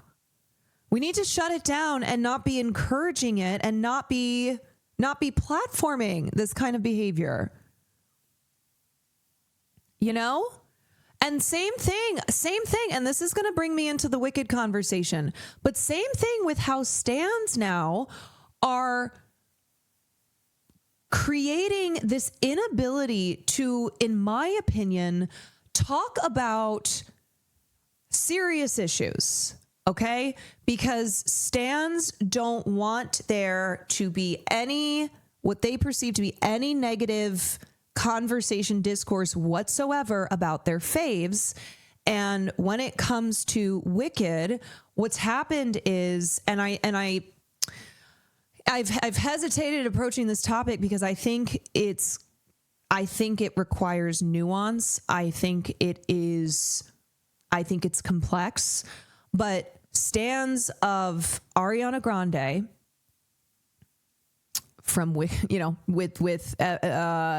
Ariana Grande in general, but specifically in regards to Wicked 2, are making it impossible to try and have a conversation around the issue with extreme thinness in Hollywood. And make no mistake, this has been a problem for a long time. This is not something new, but what we have seen with and I know maybe you'll be like rolling your eyes and be like, that sounds crazy. It's not. There's an entire history to this. This is something that like scholars have studied. With the rise of far-right fascism, we see an emergence of pushing this idea of dangerous thinness, of extreme thinness. It is literally called body fascism. And now to go back to Wicked 2 for a moment, what's been happening is Wicked 2, the press tour of Wicked 2, it's kind of a continuation of the discourse on Wicked 1, but it is in regards to the noticeable thinness and the increasing thinness of the stars of Wicked 2. And on the one hand, I understand this hesitation to discuss women's bodies, right? Because of how persistent our culture is in talking about women's bodies in a really harmful way. and in a way that in a way that exists because of the patriarchal constraints, and how, you know, women just can never catch a break, and their bodies, especially when they have a spotlight on them because they are celebrities, because they are, you know, singers, actresses, models, etc. Their bodies are constantly being dissected and talked about. And if you're too thin, you know, I think about in the 2000s, all the really cruel tabloid magazines of like Nicole Richie and other actresses who had eating disorders, and how they were mocked on the pages of the magazines. But then also, God forbid, you know, they've gained weight when really they're still thin, and then they're mocked on the pages of the magazines as well. Like, I'm talking Perez Hilton era. I'm talking like 2000s tabloids where you just could not, it felt like it was inescapable. You just could not escape women being called fat, women being called, women being made fun of because they were so thin. So it just is like, you know, a lose-lose situation. But, and then I also understand the sentiment of, well, we don't know if somebody is battling a secret health issue, i.e. Chadwick Boseman. When people saw images of Chadwick Boseman and he was thin and frail and he looked sick because guess what? He was sick. And there was all the discourse around his body. And then it turned out that he had stage 4 cancer that he died from. And it kind of was, you know, something that people pointed to as a, let's learn a lesson from this. And so when post Chadwick Boseman, discourse has formed around a celebrity who seems to have had a drastic weight loss, or they, you know, they don't look healthy, people will incur Chadwick Boseman's name as a, hey, have we not learned our lesson from this? Now, this is what I mean by this topic being complicated, and there being a lot of components to this. So I think what's happening also is something that is well-intentioned and something that is a good thing to keep in mind is being used as an excuse to ignore a problem. So Ariana Grande stans have been inciting, have been saying like, don't talk about women's bodies. They've been saying, remember Chadwick, but like, you never know what someone's going through, as a way to provide cover for the fact that not just Ariana Grande, but also Cynthia Erivo, also Michelle Yeoh, have gotten increasingly thinner to a point that it is very noticeable. And it is concerning, because here's the thing. We have many examples of women in the spotlight who had severe eating disorders, and it was ignored. It was not, it was like it was a problem to the point that it had a severe effect on their health. And in some cases, like Karen Carpenter, she died from it. Karen Carpenter died of her eating disorder. And I'm going to show you one of the final interviews she did prior to her death. So that you were suffering from the Slimmer's disease, from anorexia nervosa, is that right? And I'm not saying, too, that a setting like this is the right place to, like, interrogate Karen Carpenter on her eating disorder. But the question you ask is, like, was anybody around her seeing this and doing something about this? And that there is this line between public figures deserving privacy and then the discourse that happens in public because it relates to larger issues. And the issue of women, especially when they are especially when they are women in industries like Hollywood, women being suffocated by these idealized beauty standards, which include extreme thinness, and then the effect that has on people who look up to them, people who are fans of them, people who are being influenced by them. That is when I think we have to have this discussion. And here's the thing. Somebody like Ariana Grande has a lot of influence. She has a lot of young girls who follow her, who see how skinny she is, who hear her say, no, this is healthy. Like, I'm actually healthier now than I was before. And that can have a detrimental effect on their health in the way that this always had. In the way that, like, when I was a little girl and I was seeing actresses who were skinnier than I being lambasted on the, on the cover of magazines for being too fat, seeing these actresses get skinnier and skinnier and skinnier, seeing like thinness be held up as an ideal trait of womanhood, of beauty. All of this has an impact.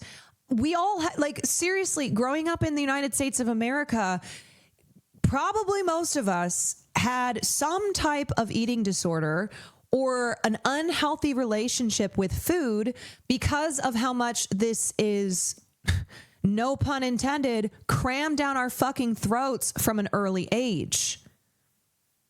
It is, and so that component of the influence that celebrities have on the masses, on teenagers who are looking at them, who are learning from them, who are developing their own, their own versions of what it means to be beautiful, of what they should be doing to themselves and for themselves. Like, they are learning that from the people who are held up as like the idealized version of beauty, of like, this is what you should strive to be.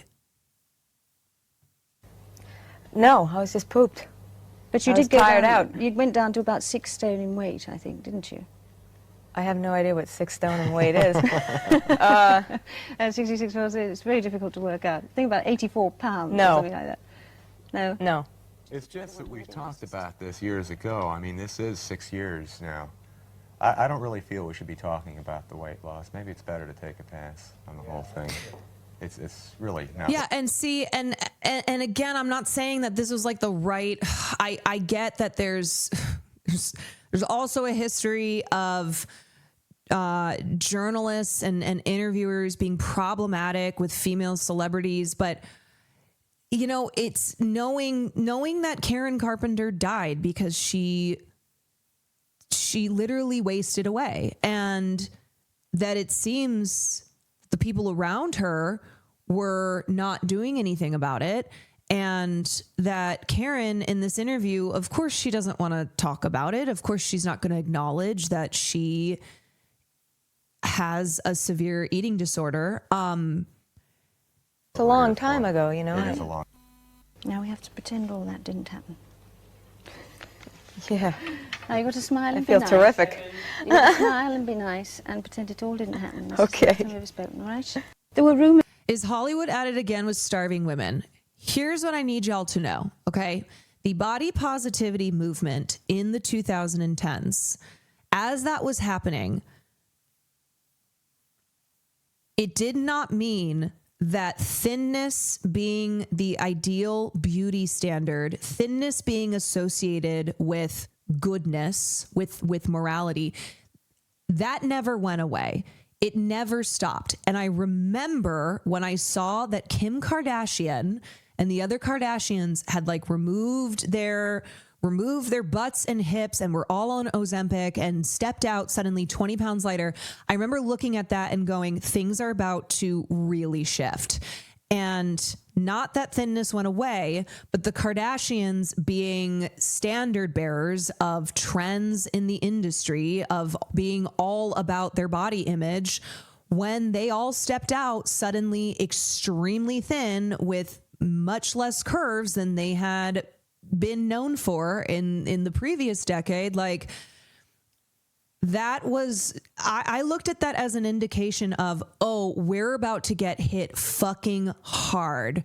We are about to be like early 2000s level of suddenly all of these super duper duper duper skinny celebrities who maybe previously were not that thin of a weight.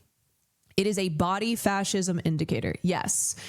There is an actual term that is referred to as body fascism. This is a phrase that refers to discrimination on the basis of someone's appearance or weight.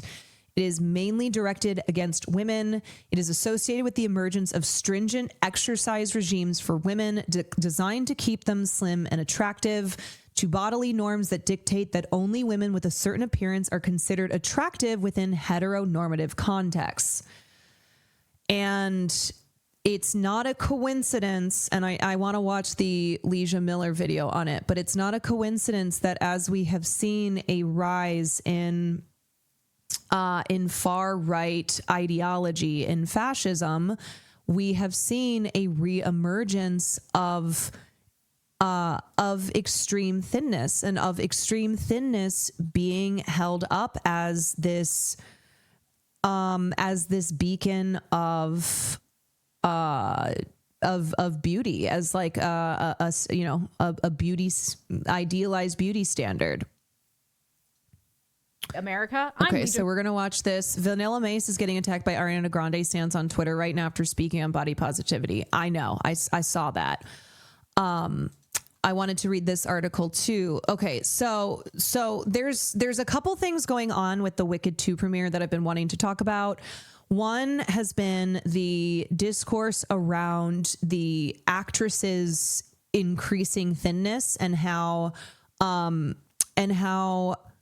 what I've been seeing is these stands coming to Ariana Grande's defense, and trying to say that like those who have raised concern, who have respectfully tried to have this conversation, are contributing to this, contributing to misogyny, that they are doing the thing that we're not supposed to do, which is talk about women's bodies, blah, blah, blah, blah, blah. So there's that.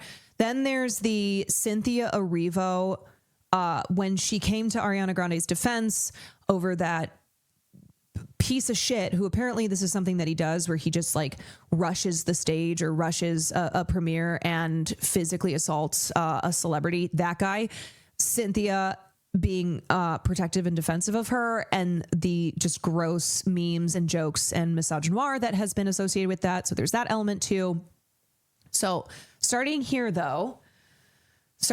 talking about the concern over how multiple actresses on the set of Wicked have gotten thinner and thinner.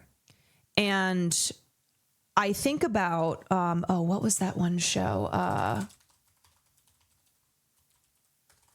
Ally McBeal. Yes. Okay. All right. So there is such a thing as competitive eating disorders, and it actually can be a problem with people who are in long-term rehab for an eating disorder, because what happens when they are with other people who have an eating disorder that they are in rehab for is it can create the competition. They will trade tips. They will, share information on how to continue having an eating disorder even when you are in rehab for this. So to talk about the competitive eating disorder aspect of this, Ally McBeal was a show that came out in the 90s. It was a drama that was 5 seasons long, starring Callista Flockhart as Ally McBeal. Multiple actresses, including Callista Flockhart, Portia de Rossi, I can't remember any more specifically, so I don't want to say past that, had eating disorders.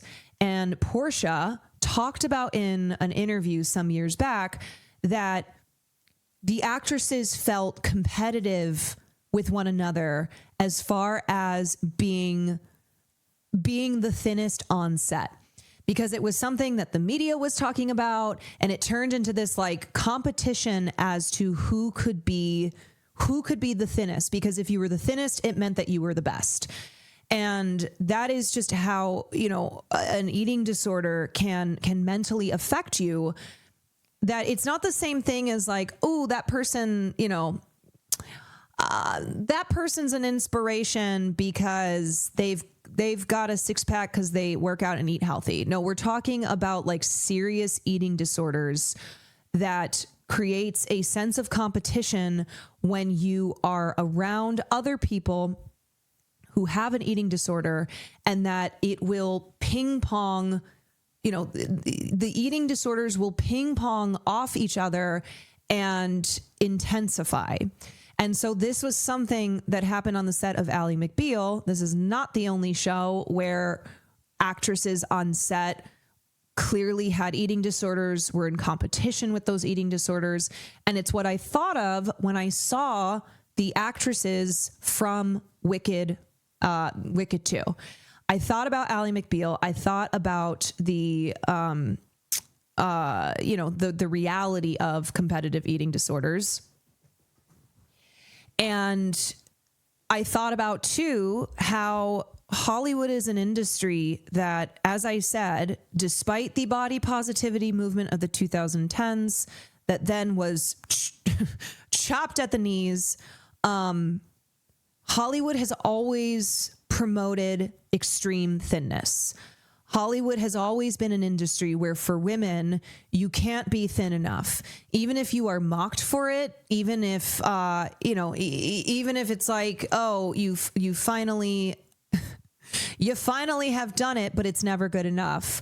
It is an industry that promotes and encourages thin bodies, because it is an industry that places a lot of emphasis on looks, on beauty, on this, you know, these standards of beauty, which historically have been, you know, have included thin bodies, have been, you know, white thin bodies.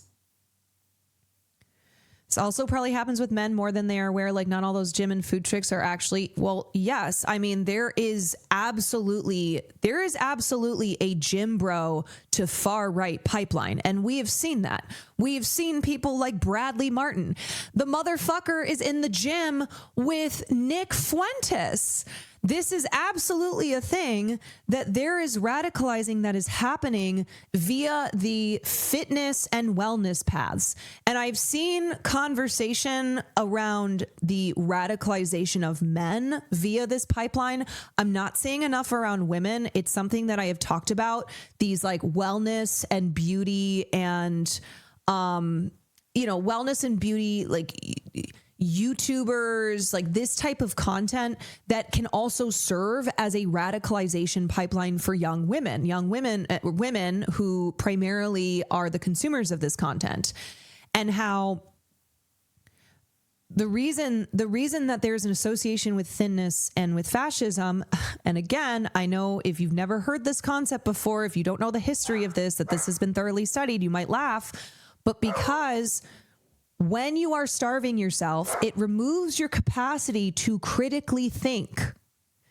You cannot critically think, which means you are more easily controlled, which means you can be radicalized towards something like fascism when you are starving yourself. And then on top of that, when you are placing a lot of emphasis in like the rigidness, the routine of something like going to the gym, drinking your shakes, etc., etc. I've seen a streamer go from libbed up bodybuilder to fat shaming a guy's girlfriend on stream because she just isn't using the right macros and not understanding chat, getting mad at him. F that dude's so horrible. Yes, and I think people, when they go down this path, they may not even have the ability to see that they are being radicalized. Okay, so this is an article, The People's Ozempic, Thinness, White Supremacy, and Fascism. Ozempic has emerged as the latest symbol of society's cultural obsession with thinness, fueled by TikTok trends and pharmaceutical quick fixes. And I want to say too that like, this is not the same thing as wanting to take care of yourself, as wanting to be healthy, as wanting to look good and feel good. All right. So this is not me being like, you can never go to the gym. You can never eat a salad. If you care at all about aesthetics, if you care at all about how you look, you're a fascist. No, that is a complete and total misread of what I'm talking about here. My mother is a retired doctor who worked with a lot of children and teens with eating disorders and taught me a lot about how horrific it is. It's so sad seeing it become more popularized again. I remember I had a friend in college who had struggled for a long time with eating disorders. She had both bulimia and anorexia, and she had gone to rehab multiple times when she was in high school. I remember in college when there became more awareness around celiac disease, and suddenly you saw a lot of people being gluten-free. Now, for some people, they really do need to be gluten-free because they truly do have celiac disease. But for others, it was a way to have an eating disorder, but like provide a cover for it by saying, oh, I can't have gluten. I have celiac disease. Like, they were able to mask their eating disorder because of the kind of, I would say, new understanding, awareness, like just emergence of gluten-free diets and foods. Because when I was in college, like the gluten-free, because here's the thing, you want to know what happened? When she went gluten-free, then other girls I know went gluten-free. And then me, because I'm not immune, I was like, maybe I should be gluten-free. And I remember going to the grocery store and I spent way too much money that I didn't have on groceries. And the options at the time were like ass. So this is how I know too, that this was like, it became a trend, because at that point there were not a lot of great gluten options or gluten-free options compared to, you know, now there's tons and tons more. But this definitely was a gluten-free era. And I say that while also acknowledging that that celiac disease really does exist, that like there are people who truly cannot consume gluten. Okay. But the other reality was that a lot of women used it as an excuse to not consume carbs, and women who already had a history of eating disorders.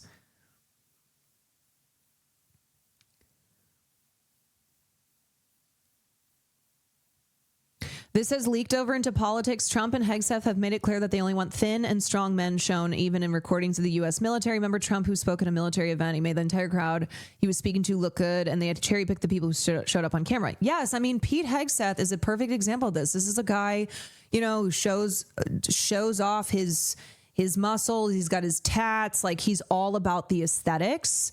And this can go hand in hand.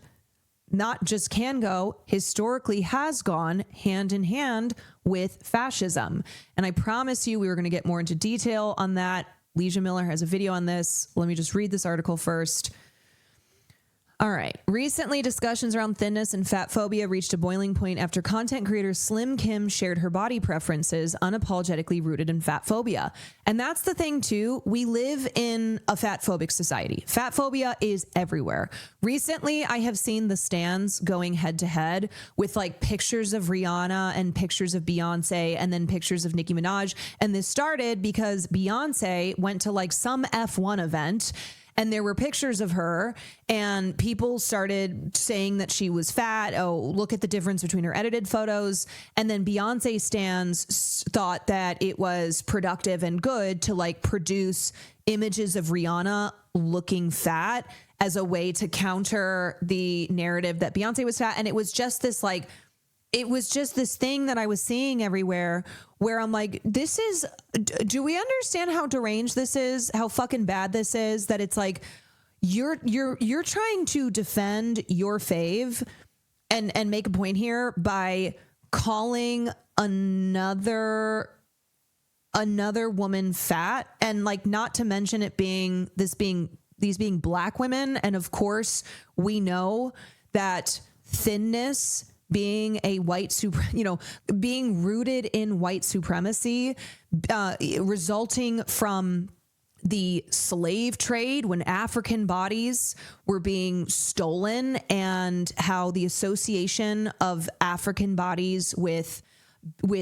ugliness, with inferiority, of how the ideals of what a body should look like being the opposite of what a black body was, and that being bigger, being muscular, that being associated with, as I said, inferiority, and also with like being having sub-intelligence, and all of these markers that still carry through today in the way that black women's bodies are uniquely treated from other women's bodies because of that racialized history, and how black women are frequently referred to as masculine. I'm thinking of Serena Williams, Michelle Obama, of how they have been transvestigated, of how they are their bodies are mocked because they don't fit that standard of white and extremely thin. Okay. Anyway, I have a lot of ideas that I know I'm just spitting out. Listening to the debate surrounding the supposed preference for thinness, I began to challenge the idea that wanting to be thin is simply a personal choice. Thinness isn't just a preference, it's a status symbol that has shaped beauty standards and defined societal hierarchies.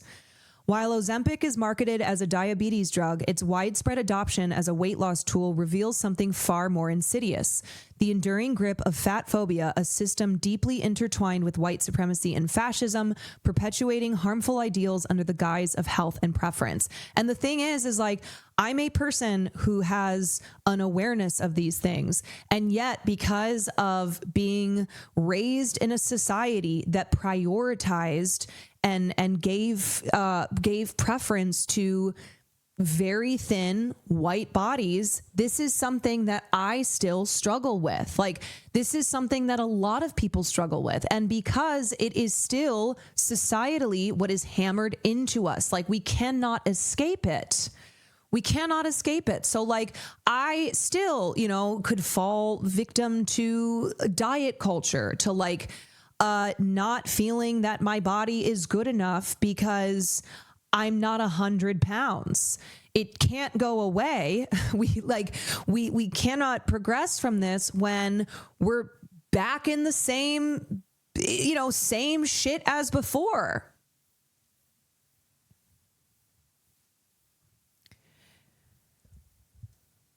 And what happened? Okay. Let's just keep reading. Fat phobia did not materialize out of thin air. It was cultivated to reinforce systems of white supremacy. Historians like Dr. Sabrina Strings, author of Fearing the Black Body, The Racial Origins of Fat Phobia, have traced the origins of fat stigma to 18th century Europe and the United States.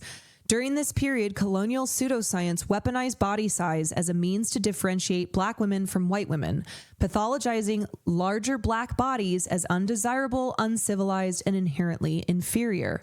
Thinness, by contrast, became a marker of whiteness, morality, and social status. For white women, maintaining a thin figure was not just about beauty, but a way to perform racial superiority. This belief system reinforced the idea that controlling one's body through diet, restriction, and self-discipline was evidence of a higher moral character, aligning with the broader goals of white supremacy.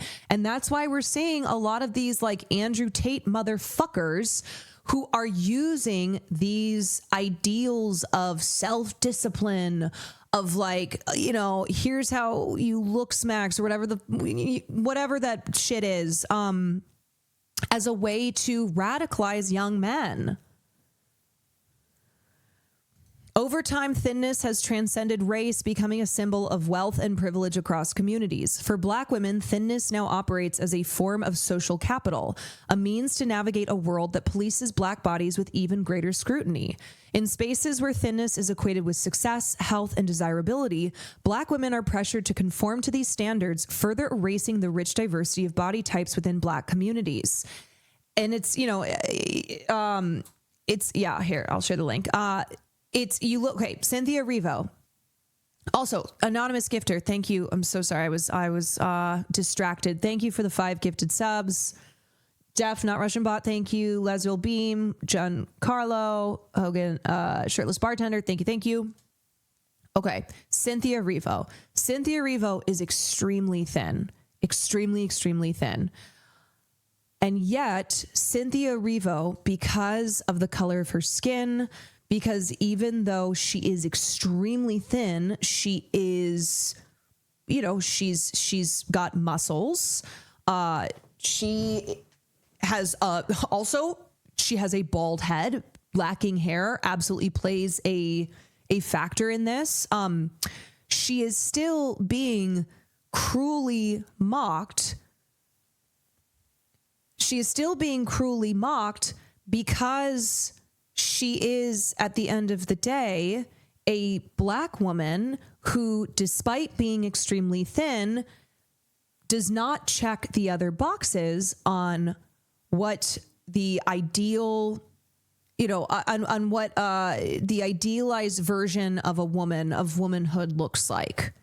And Cynthia has talked in the past. Let me see if I can find this quote. Cynthia has talked before about how Cynthia Erivo on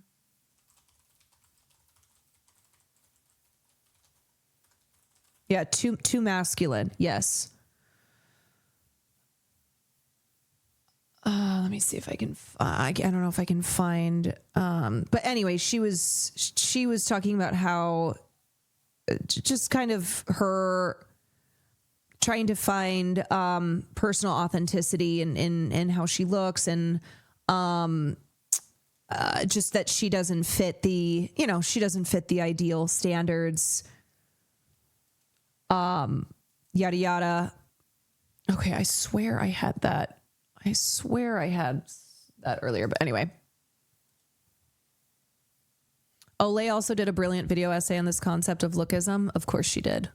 Can always count on Olay to do a great video on a topic like this. Okay. So my point was that even with Cynthia being extremely thin, it's still, you know, it does not make her immune from the cruel comments deeming her inferior and like making fun of her and calling her masculine and that being a bad thing, and essentially trying to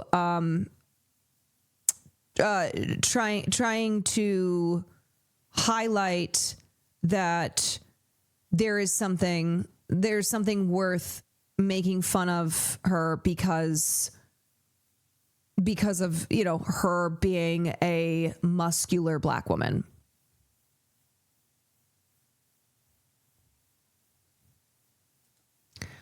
Ozempic's rise in popularity underscores how thinness has evolved into a commodity accessible primarily to those with financial privilege. It would be epic if Caroline did video essays. It's a dream of mine one day. I would love to, because essentially, like, when I'm on stream, it's a kind of stream of conscious thought, whereas a video essay, I would really be able to polish it and make my points as soundly as I would like to. It's just a different format. I do like talking about this stuff on stream because I do like to feel as if we're in conversation, and you guys say things in chat that add to the conversation. And it's just a different way of doing things. But yeah, one day I don't know. I mean, maybe if I kind of burn out on streaming or I just reach a point I can't stream as much as I can, I would like to try something like video essays. It's a stark reminder that the society equates thinness with better treatment, whether through greater access to opportunities, reduced medical bias, or societal validation. Thinness, much like wealth, has become a gatekeeper to social inclusion, reinforcing the divides between those who can afford to chase it and those who cannot. Fascism thrives on uniformity and control, and its relationship with body politics is no exception. Fatphobia aligns seamlessly with fascist ideologies by upholding rigid standards of what bodies should look like and who deserves full humanity. Fat bodies are cast as lazy, undisciplined, and undesirable, coded language that echoes broader societal disdain for those who deviate from white patriarchal norms. In fascist societies, the policing of bodies is both literal and symbolic. For example, eugenics movements often promoted ideal bodies as part of broader campaigns to engineer a superior race. Today, the cultural obsession with weight loss reflects those same fascist ideals, demanding conformity and punishing those who dare to exist outside the boundaries of acceptability. Understanding the relationship between fat phobia, white supremacy, and fascism is essential to dismantling these systems of oppression. This work begins with decolonizing our perceptions of bodies and rejecting the myth that thinness is synonymous with worth. And I'm telling you that for us to be free as a society, we have to eliminate things like fat phobia. And unfortunately, it is something that is still prevalent on like the leftist side of the spectrum. Fat phobia is so endemic and is so just baked into every facet of our society. I do fear it is like one of the last bosses, you know? And it is something that even in talking about it, you'll be met with ridicule. You'll be met with people rolling their eyes and being like, oh, so you think everyone should be obese? Oh, okay. And they'll post a photo of somebody from like a TLC show and be like, oh, so you want everybody looking like this? And of course, just all their bullshit that they reek of. But it's difficult. I mean, and the other thing too, with the body positivity movement, what happened was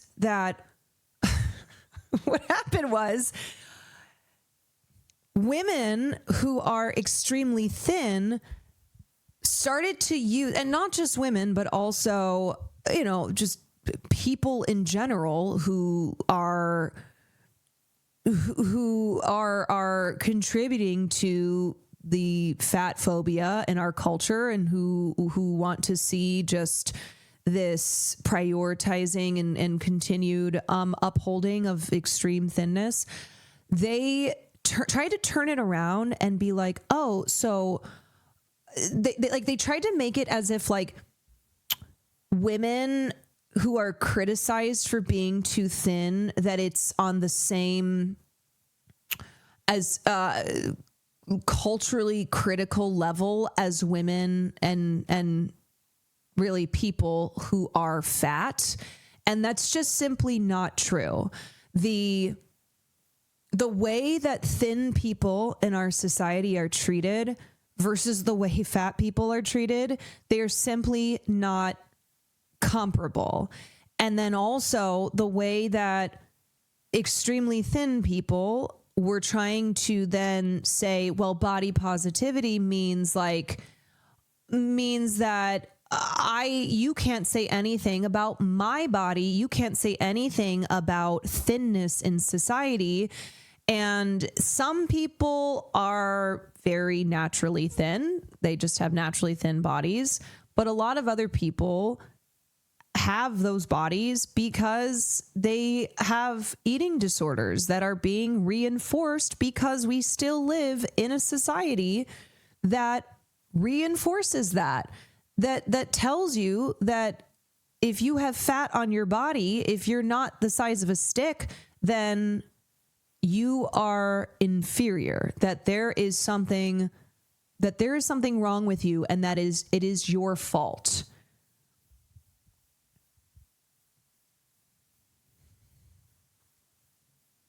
People forget that people gaining weight and becoming obese is also a sign of eating disorder as well, instead of accepting real help for that over.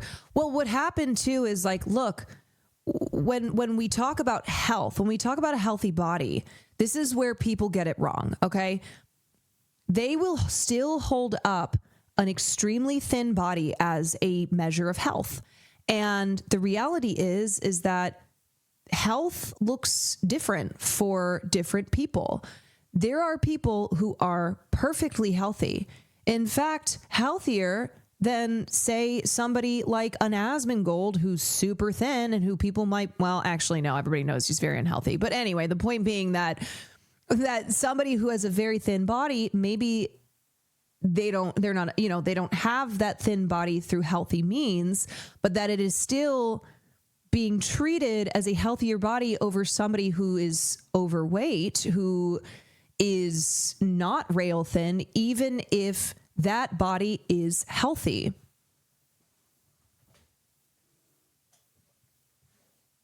And no one is saying that in order to eliminate fat phobia from our society and to actually emphasize true healthiness over aesthetics, no one is saying that everyone should be at a like dangerously obese weight level, at a level that would be a health issue as well. Like, that's so crazy. And it's always used as an excuse. It's such a bad faith bullshit argument. And it like eliminates the rest of this conversation. And so every time I talk about this topic, you'll have these dumb assholes be like, oh, okay, so yeah, you want, as I said, you want everybody to be like on a TLC show. My 1,000-pound life.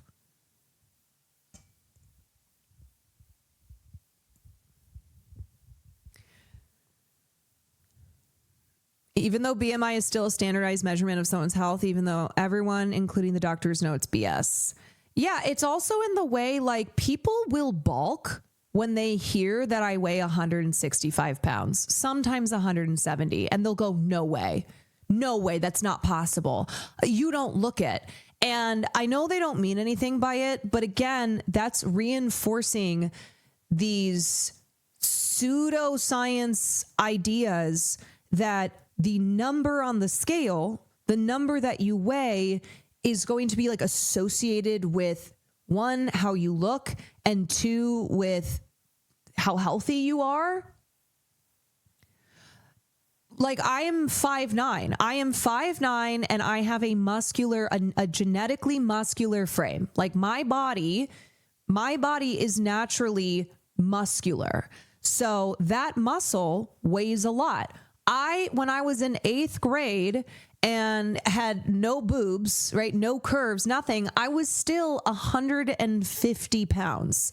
I was 5'8". I was 150 pounds from when I was 12 years old. Did you do sports? Yes, I did a lot of sports. And so that is something that I think I've always been grateful for, is that I have never paid too much attention to the number on the scale, because if I did, then I think I would have felt a lot worse about myself. If I were to be like 160 pounds, well, that's a lot of weight, and girls should be like 120 pounds and because I knew how I looked and for the most part felt pretty good, and everything else be damned. And I know right now that my body is not as healthy as I would like it to be. It's not a matter of like, oh my God, I want to lose 30 pounds so I look skinnier. I need my body to be healthier. I need to be taking better care of my body. And that's something that is continuously a work in progress, that like I need to fix as best as I can chronic issues that I have. I don't want to be feeling tired all the time. I can't be eating chips as much as I do for like a full meal. It's just, that ain't it, right? But that's not the same thing as me looking in the mirror, no matter how I look, no matter how healthy my body is, and going, I just need to lose weight. I just need to lose weight. I just need to lose weight. Like, so I'm trying to use myself as a difference, I think, in mentality of, do you need to lose weight because it will actually like make you healthier, and because you have, you know, the extra rate is putting extra pressure on your joints and it's causing pain and et cetera, or because that is our fat phobic society consistently reinforcing that you need to lose weight, and that to be a better person, to succeed, to just be morally good, you need to lose weight. You need to keep shrinking. You need to be thin, and you need to be thin like this.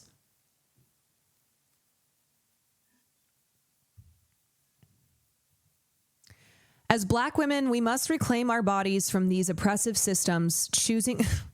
Okay, to be clear, if you're not watching stream, I've gone back to reading the article, not me being like, as Black women, we must reclaim our bodies from these oppressive systems, choosing joy, liberation, and self-determination over conformity. The fight against fat phobia is not just about body positivity, it is a political act of resistance against white supremacy and fascism. The rise of Ozempic as a people's drug reveals the extent to which thinness continues to be a cultural obsession and a tool of oppression. By confronting the racialized history of fat phobia and its entanglement with white supremacy, we can begin to dismantle the systems that police our bodies and deny our humanity. All comes back to humanity, folks. True liberation comes when we refuse to let our worth be dictated by the size of our bodies, embracing instead the infinite ways in which we exist and thrive. And the last thing on that I will say, and then we'll watch Leisha Miller's video, is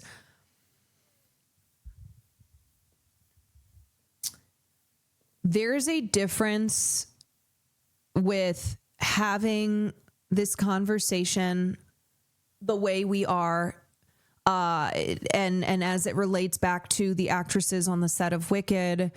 There's a difference between that, and I think it's an important and necessary and nuanced conversation, and then just using any opportunity to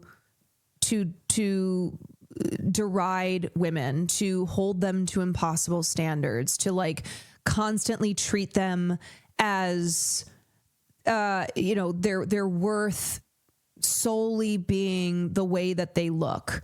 So I get all of it. I get that people are like, oh my God, I'm tired of talking about women's bodies. Oh my God, women just can't win. Oh my God, the patriarchy, misogyny. Yeah, but that's not an excuse to not be having these conversations when it's something that is also not new. It's not new that actresses, that women in the spotlight are driven towards really extreme thinness, that they, that they worry they won't have a career, that they'll be passed over for roles, that just the pressure that is put on them externally and then that is internalized to be very, very, very skinny to the point of it being unhealthy, that pressure is constant. It's constant, and I think it's also like kind of the nature of this conversation also being the nature of like the plastic surgery conversation. And that also, I think requires like thoughtfulness and nuance, and acknowledging like, yes, the beauty industry is a multi-billion-dollar industry that has only continued to grow, and it relies on women, you know, giving, it relies on women succumbing to societal pressures and believing that they are not good enough, that there is, you know, this product, this surgery, that surgery that's going to give them more worth, that look, I say this as like, I participate in this too. I understand that. And I also want to feel good about myself. I also want to look, you know, I want to look good. I like makeup. I like the, you know, I like hair stuff. But it's that line we cross into when our insecurities that come from external societal pressures becomes this battle with our self-worth, and that we believe spending money, right? Being a consumer, you know, changing everything on our, you know, changing things on our faces and our bodies is what will make us acceptable, is what will make us finally worthy in the eyes of the culture that we are in, and that, you know, our value is tied to the way that we look. Like, so it's a complicated thing. It's a complicated conversation to have. And I think it also, you know, I think this also ties into the fat phobia conversation, and just these beauty standards that have been pushed on us. And even when various movements come and go, when there's different trends, that there are still these persistent standards. As someone who is naturally very thin and gained weight with age, I've felt this. Not dieting feels like an act against the patriarchy. My male doctor asked me to lose weight despite my very average BMI. He was comparing my current weight to my weight years ago and made a judgment about it based on nothing. And I'm sure you've experienced this. Like, I've heard from other people, like I've read from other people, where when somebody loses weight, the way that they are treated differently, the way that people open doors for them, like speaking, you know, on women, like people open doors for them, but also with men, that like people are just nicer, and that they just treat them better. And it's something that's so persistent, and something where if you are somebody who has lost weight, you've probably experienced this. And on the inverse, if you are someone who's gained weight, you've probably experienced this as well. Do you mean open doors literally or professionally, or both? Both. Like I've seen women talk about how when they lost weight, just the attention that they got from men, like, "Ooh, here, let me get the door for you," like just the compliments and blah, blah, blah. But you know, this is something that the fat phobia in our society does not solely affect women. And we talk about how, you know, we talk about how a patriarchal culture will put restraints on women, but it is also men who are, you know, men are also adversely affected under the patriarchy. Like it is not liberatory for anybody. It is not freedom.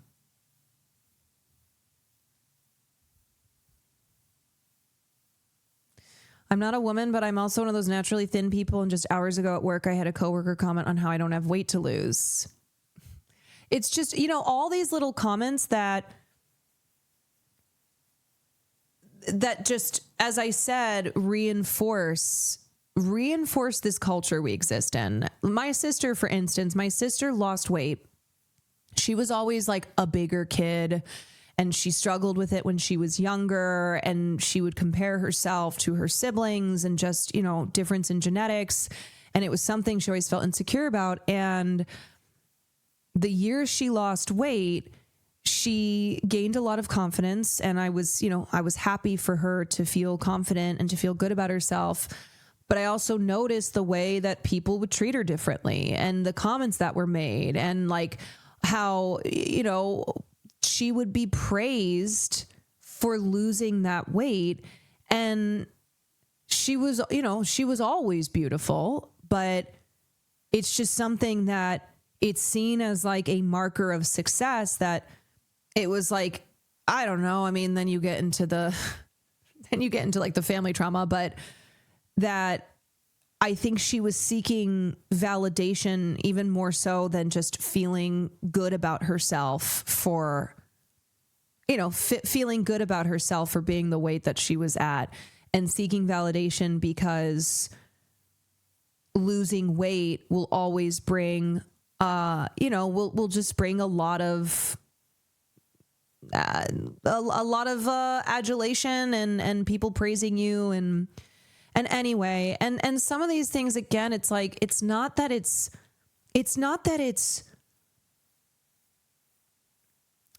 like explicitly nefarious, right? Like I don't want you to take away from this that I'm saying if you lose weight, you're a bad person, or that if you lose weight, or if you know, whatever, we all participate in this, and it's not something that I want to discourage anybody from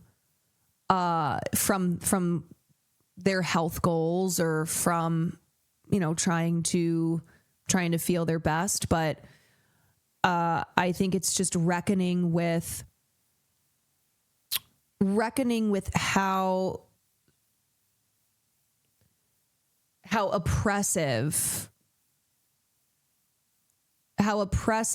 these body standards, these beauty standards still are, and how just the rise that I've been seeing on the internet, in particular, in fat phobia, just all over the place, how that absolutely is a rise, associated not just on the internet, but in the real world as well, with the with far right ideology. You know, it's genuinely a concern. Dick Cheney's oil money, thank you for the 28 months. Anonymous, thank you. Def Not Russian Bot, thank you. As someone with PCOS and having a nearly impossible time losing weight, trying for years to get my weight down has been incredibly discouraging in this society. Yeah, and then it's like people will mock you for, like, if you're, you know, they'll post a photo of somebody, like of an overweight person at the gym, and mock them, and it's like, what? There's no winning. On the opposite is a man who struggles with weight. I used to be 119 pounds at 6'1". I struggle with the balance of weight, societal pressures, and nutrition, along with comments throughout my life of being too skinny. Yes, and then of course there's the, you know, there's the male body standards, and what we've seen too is like really this rise in the gym bro, in everybody on fucking steroids, and we've even seen how that's affected. Like in Hollywood, where I talk about this all the time, there's no such thing as just like the dad bod, like the real dad bod. When you look at action heroes like Bruce Willis back in the 80s and the 90s, and then you compare to how like the fucking nerd character looks in a Marvel movie, it's crazy. Like the process that Kumail Nanjiani went through for the Marvel film, and like these male actors who, it doesn't matter if they're like playing a role that typically does not rely on them having a 12 pack and 0% body weight, and yet that now being a new standard. It's like, oh, you book this role in a studio film? Well, 8 months in the gym, green smoothies only. Yeah, where a dad bod now is somebody who still has a 6-pack.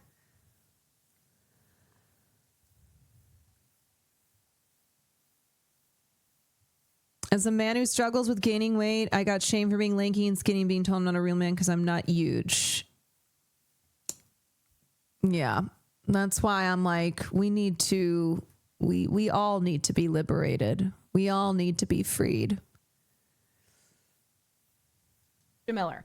I don't know about you, but my For You page has been dominated by discussions about the rise in popularity of extreme thinness, perpetuated partially by the current press tour for the second installment of the Wicked franchise. Many people have noted the extreme change in body fat percentages of the cast members, specifically Ariana Grande, Cynthia Erivo, and Michelle Yeoh, all of whom appeared on red carpets recently looking especially gaunt. This has sparked a larger conversation about how extreme thinness is actually reinforced and perpetuated by fascism, and that it is no coincidence that thin is once again in now that we have a fascist regime controlling the government.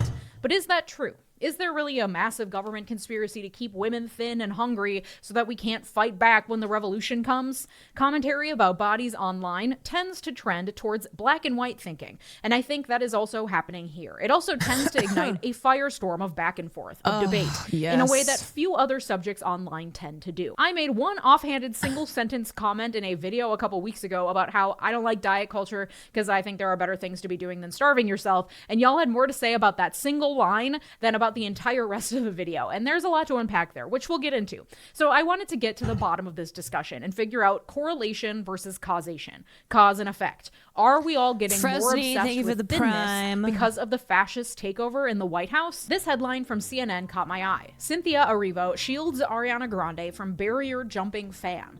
It is this video that has helped to spark the discussions about thinness and fascism online. Using the Ground News browser extension, I can see that in the US, CNN is considered left-leaning. To get the big picture, I can click on full coverage, which will show me coverage of the same story from publications across the political spectrum. My partner on today's video, Ground News, uses 3 independent monitoring organizations to assess the bias rating for each publication. Each news monitoring organization has their own methodology, including editorial reviews, blind bias surveys, independent reviews, and third-party research. What's the far-right culture and beauty publication that that came to be as a way to like oppose the body positivity movement? No, it's called Evie. Yes. Yeah. Evie magazine. Evie magazine was essentially the alt-right's answer to Cosmopolitan and other magazines that were that were promoting the body positivity movement. Here it is. Here's an example. The era of pretending, I'm not going to fucking subscribe, obviously. The era of pretending women didn't want to be skinny is over. And this is not a like cultural piece that is analyzing how thinness was never out. And like, it's not a, you know, it's what it is saying, haha, see, we were right. There are multiple, there's an entire subgenre on this site that is dedicated to denouncing the body positivity movement and advocating for thinness and advocating for white supremacist standards. It's a very it's trad wifey. It's all about like traditional femininity. These are legitimately independent organizations, but they are limited by the data available to them. Their analysis is done in the context. Here's a quote. Here's a quote from a writer, Gina Florio. At some point, we have to ask ourselves whether we really want to promote healthy, realistic images to young women, or if we want to simply appease the progressive mob and their ever-changing standards of tolerance and acceptance. Florio is responsible for 5 out of 7 EV articles and is the author of Fat and Unhappy: How Body Positivity is Killing Us. Of the U.S. political system. Our Overton window has shifted so far right that CNN is considered left-leaning. That tells you a lot about the context within which the media you're consuming operates. And thanks to Ground News, I get even more context, including how factual each publication is and who owns it, giving me a well-rounded idea of the motivations, biases, and accuracy of the news I'm consuming. Wouldn't it be great if everyone in America had that much information about the news they consume? Because depending on where you or your family members get the news, you're going to get very different takes on the same story. This is where Ground News comes in and why I've been using them for over a year. Today's partner, Ground News, is an app and website CNN that being offers called tools to help you left-leaning critically is very analyze the news funny. you read, providing context to understand the full picture. I feel better equipped to make sense of what's Notoriously happening in the leftist world CNN. without being influenced by just one perspective. And I'm not the only one who loves Ground News. The Nobel Peace Center even called it an excellent way to stay informed, avoid echo chambers, and expand your worldview. I'm always really impressed with Ground News. You know that and genuinely think communist they're a great rag? resource. If you want to stay informed on U.S. politics and more, subscribe through this QR code or my link below at ground.news. The C standing for Communist 40% News off Network. This unlimited access Vantage plan. It comes out to $5 a month for unlimited access to all the features I've mentioned. Thanks, Ground News. First, let me take a step back to quickly define fascism, because it is a term that has been thrown around a lot lately, I think for good reason, but people tend to dismiss it as just an epithet that doesn't mean anything anymore because we use it as a label for everything. And the reality is that fascism is hard to define. It doesn't fit into a box like other isms tend to do, and it is entirely dependent on the state in which it arises. Robert Paxton's book, The Anatomy of Fascism, helps to give us a kind of definition. Under Paxton's interpretation, fascism is a mass anti-liberal, anti-communist movement, radical in its willingness to employ force, where nationhood and membership in a dominant class is put above all else, and where national unity and distinction from a class of deplorable others is reinforced by the state. And by anti-liberal, he didn't mean liberals like we use the term in modern United States, like liberals versus conservatives. He meant the term like liberalism to mean liberal economics, the idea of unrestricted free trade, a la neoliberalism, or what some might call globalism today. So an anti-liberal, anti-communist, pro-nationalist movement that revolves around membership to a prescribed group, and anyone outside that group is seen as a threat, as others in need of elimination in one way or another. The unique thing about fascism is that it matters where it develops, because 1930s Germany was far more susceptible to the argument in favor of putting the nation above the individual, whereas 2020's United States, fascism is wielded by appealing to the rugged individualism that is so ingrained in U.S. culture. But the pieces are all there. There's the tariffs to reinforce protectionism and bring back manufacturing and fight against globalization. There's the radical willingness to use force exhibited on January 6th, 2021, and perpetuated in our streets every day now by a growing Gestapo made up of untrained, militarized, masked men who kidnap people off the streets as our government cheers. And those people being taken, the immigrants, the others, seen as such a threat to the nation, to the sense of nationhood that they claim is being eroded by our open borders, are being constantly vilified and stereotyped in seemingly never-ending propaganda pumped out by the government. The pieces are all there. Robert Paxton himself, after January 6th, determined that Trump's regime can rightfully be called fascist, okay? So it's important to take a moment to acknowledge that it is not an overstatement to call Trump a fascist or his regime fascist. Leading scholars of fascism use the term to describe this regime. We are not being hyperbolic when we are saying that we are living under an increasingly fascist regime, okay? And it is true that historically, fascist regimes like Hitler's, like Mussolini's, placed a lot of emphasis on bodies, on the physical human form as a symbol of nationhood. Arno Breker was— Of course, because they were pushing eugenics. They were pushing this belief that certain genetics are superior, that it was not something that could be challenged, that it was simply fact. And of course that meant abled bodies over disabled. Of course that meant white over, black, brown, anything not white. Of course, that meant thin over not thin. This idea that there are genetics, that there are bodies, there are beauty standards that are simply superior. Hitler's favorite sculptor, and he helped create the mythology of the Aryan race in Nazi Germany. Perfectly proportioned, lean, muscular male figures and slender, athletic women. The agile, athletic body ideal was directly tied in Nazi propaganda with the strength and health of the nation, which was a really enticing image in a country that was struggling to regain its strength after World War I. The first president of the Weimar Republic in Germany between World War I and the rise of Hitler, Friedrich Ebert, was photographed in a bathing suit next to Defense Minister Gustav Noske, and the two were openly mocked for years afterwards because of how unfit they both looked. The public seeing this as a metaphor for the weak and flabby state of the government of Germany after the First World War. Of course, Hitler himself wasn't exactly the model of perfect athletic Aryan beauty, but we've all seen Trump in his golfing whites. That doesn't really seem to matter, as Robert But you know what's so funny to me is how MAGA people will constantly AI generate photos of Trump with a six-pack. Like, put Trump into a Chad body, you know?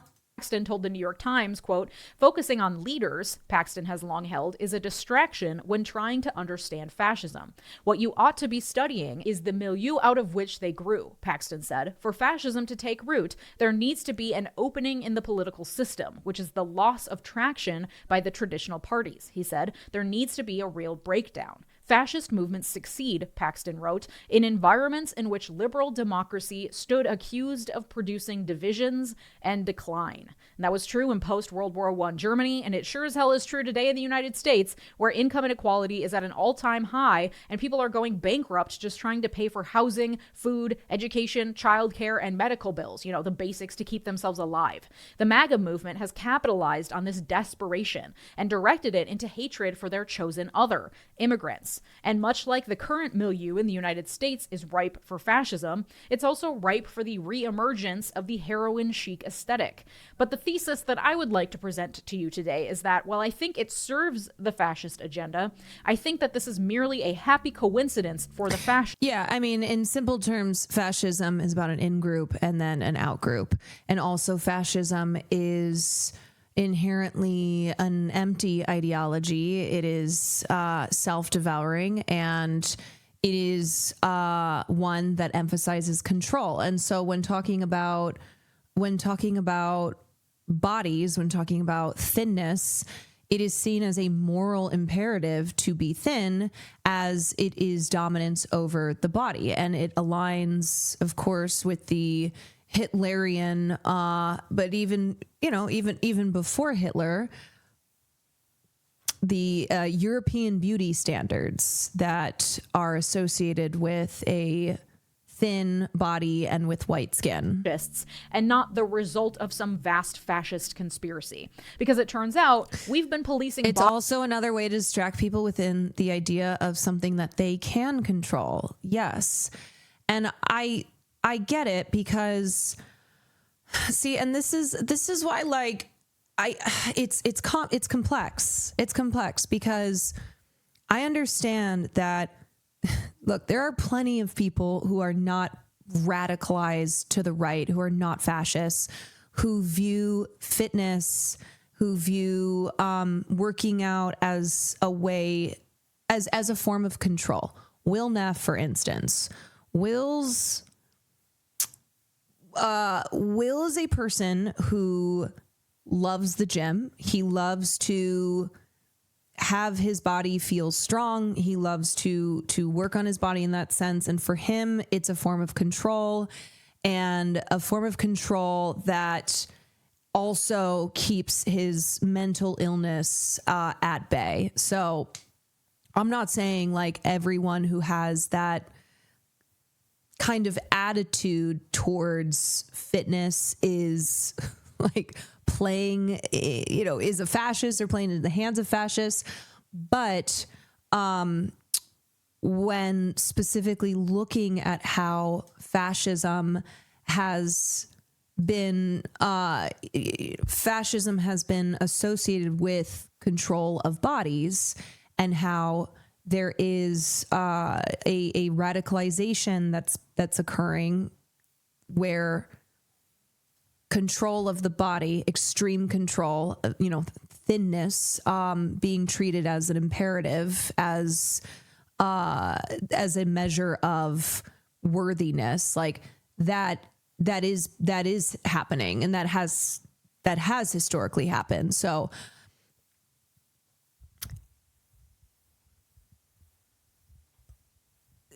different forms of control. Yes. And Will is not a person who Will is not a person who is being radicalized by somebody who is emphasizing how, you can take control of your body and therefore your life. And also, I will take control of you because now you are, now you are like my disciple. And no, so yeah. So anyway, I know a lot of people utilize fitness for their mental health and mental wellness, and that's important. Like, I get that. So for the 10th time in having this discussion, I don't want y'all to think that I'm saying that if you go to the gym or if fitness is important to you, then you're a fascist or that you're being radicalized to fascism. But for others who do not have critical thinking skills, or whose critical thinking skills are being eroded and who are vulnerable towards radicalization, this is a pipeline. This can be a pipeline. Yeah. And examine your motivations. Yes. It would be really funny to pretend you think that so you can farm a clip. Yeah. You juxtapose that next to like Will or Hassan talking about fitness, and I'm over here like, if you go to the gym, you are a fascist. I'm like super woke. I, in fact, am the woker. I have so many examples of propaganda pieces from Nazi Germany that speak to this. It's such an overt theme, and it's central. Our fellow, our resident history grad, is central to the creation of the idea of Volk, people that excludes undesirables. There's also an interesting book on fascism and fashion for women in Nazi Germany, but I can't remember the name right now. Right. So when we talk about these things from history, it doesn't mean that it's applicable in every single situation. When we talk about the connection between fascism and fashion, it doesn't mean that if you care about fashion, that if you're into that, then you are playing into the hands of fascism, right? So it's not these total generalizations. You want to know how I got these striations? And wait for a long, long time. And that policing serves not to uphold fascism, but instead to uphold the various ideologies that happen to serve fascism, like eugenics, the patriarchy, and neoliberalism. And listen, I can already picture the comments section. Some of you may think it's really not all that deep. In fact, I went unwillingly into the bowels of Reddit to understand some of this health-based body policing ideology, and I found myself in a subreddit called Fat Logic. Oh, God. Oh, the things you do when you're making a video essay. That's because the idea of fitness isn't inherently fascist. Fascism having such tropes is because fascism in different ways always tries to separate people and achieve what's greatest for the inside group. And evolutionary and health-wise, we know being normal, fit, and healthy is what's good, so they turn this very thing into segregation and fascism. Yeah, and it is it's a separation between the concept of fitness and health, and then it being nefariously turned into these white supremacist ideals and standards, and how fascists, as you said, fascists separate, the whole point is to have an in-group and an out-group, and them them dictating the standards for what is in the in-group and utilizing, and now, you know, when we're talking about the like fitness to alt-right pipeline, the way that alt-right ideology has become more normalized within mainstream politics and within culture. And so how we're seeing like we're seeing this pop up all over the place where a wellness influencer is suddenly like a wellness influencer is suddenly promoting a like traditionalism, and then that getting into like being anti-vaccine and just how that all, you know, how that all spirals. Look at how RFK and Hegseth talk about obesity being fit is your patriotic duty. Yes. So the far right has made enormous strides in normalizing their ideology within our current political system and also within culture. So I think it's important to be like, not just talking about the history here per like Nazi Germany, but looking at how this is manifesting today and how something that might not on the surface seem nefarious and you know, with the potential to dangerously radicalize people, when you go below the surface and you recognize how when you recognize its historical roots, like you can see what I'm talking about then. And it is worrisome how we are at a point in time that far right ideology has been normalized to this extent. And in order to, you know, in order to stop it and to stop people from falling down this path, you have to be able to identify it. You have to be able to recognize when and where and why it's occurring. The Do Ruddy column, thank you for the prime. As far as I can tell, is a community of 35,000 weekly visitors who see themselves as healthy or aspiring to be healthy and promoting health, and feel that they are diametrically opposed to what they call FAs, or fat activists, who are engaged in, quote, lengthy diatribes about how everything is society's fault. According to the page's About section, quote, falling victim to fat logic means accepting misinformation that will harm efforts to keep your body at a healthy weight or lose weight if you need to do so. There is so much to unpack about this, but it's like, you know, the posts you see where it's like, this is what every man wants, and it's some maybe AI generated, probably AI generated, but it'll be like a white woman with double D boobs, but super skinny with abs. And she's got a baby on her hip, a little, you know, Aryan looking child, blonde hair, blue eyes, and then two other young children behind her. And she's wearing a bikini or maybe she's wearing like a little dress or whatever. Because they can't, which one is it? Is it that women showing skin is bad, or that women covered up is bad? I don't know.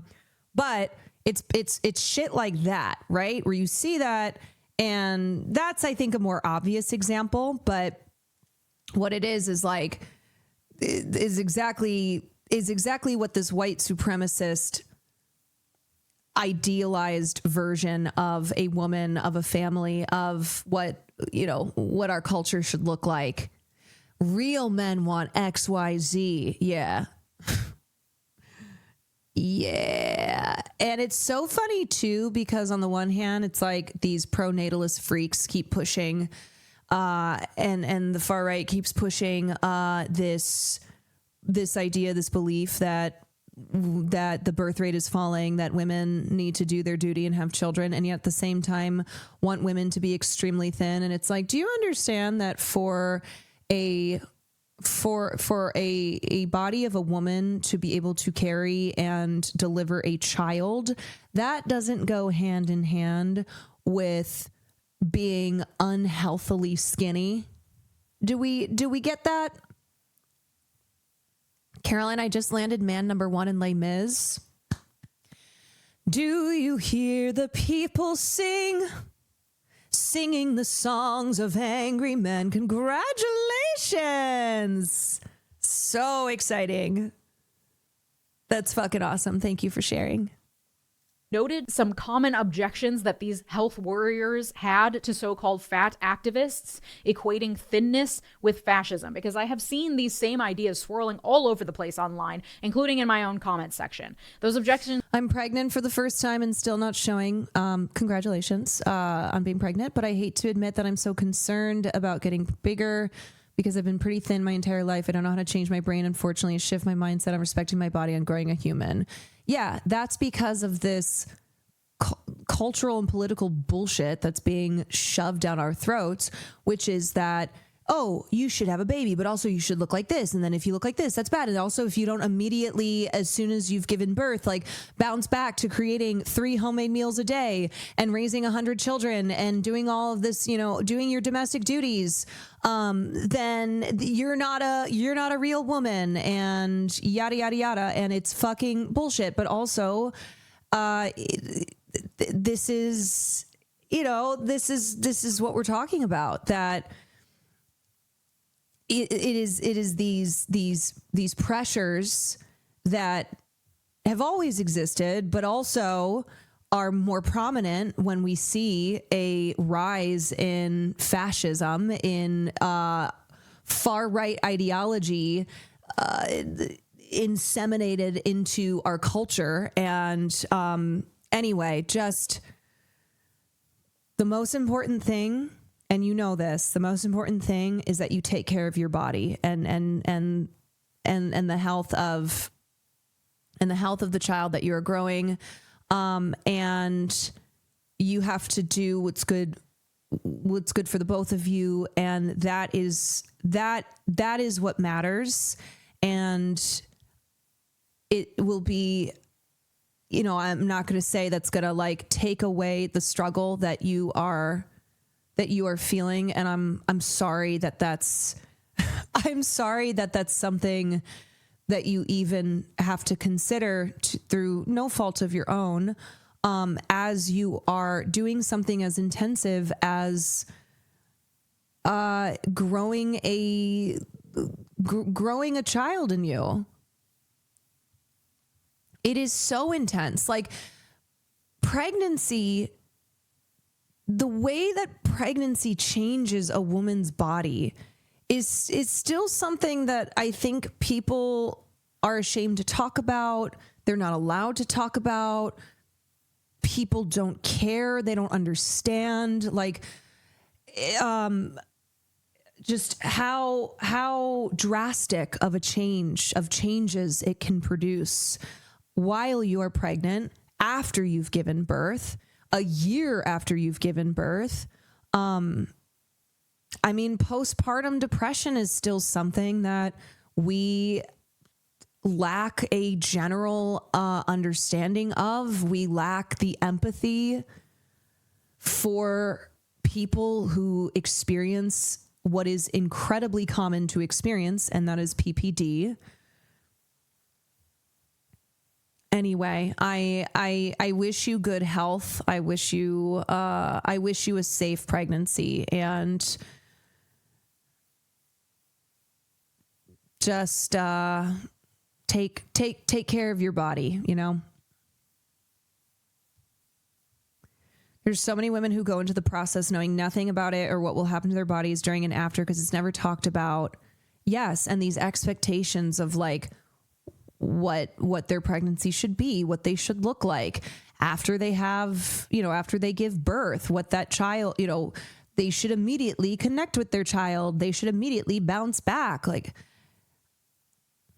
I have never been, I have never had a child. I have not had that experience, and yet I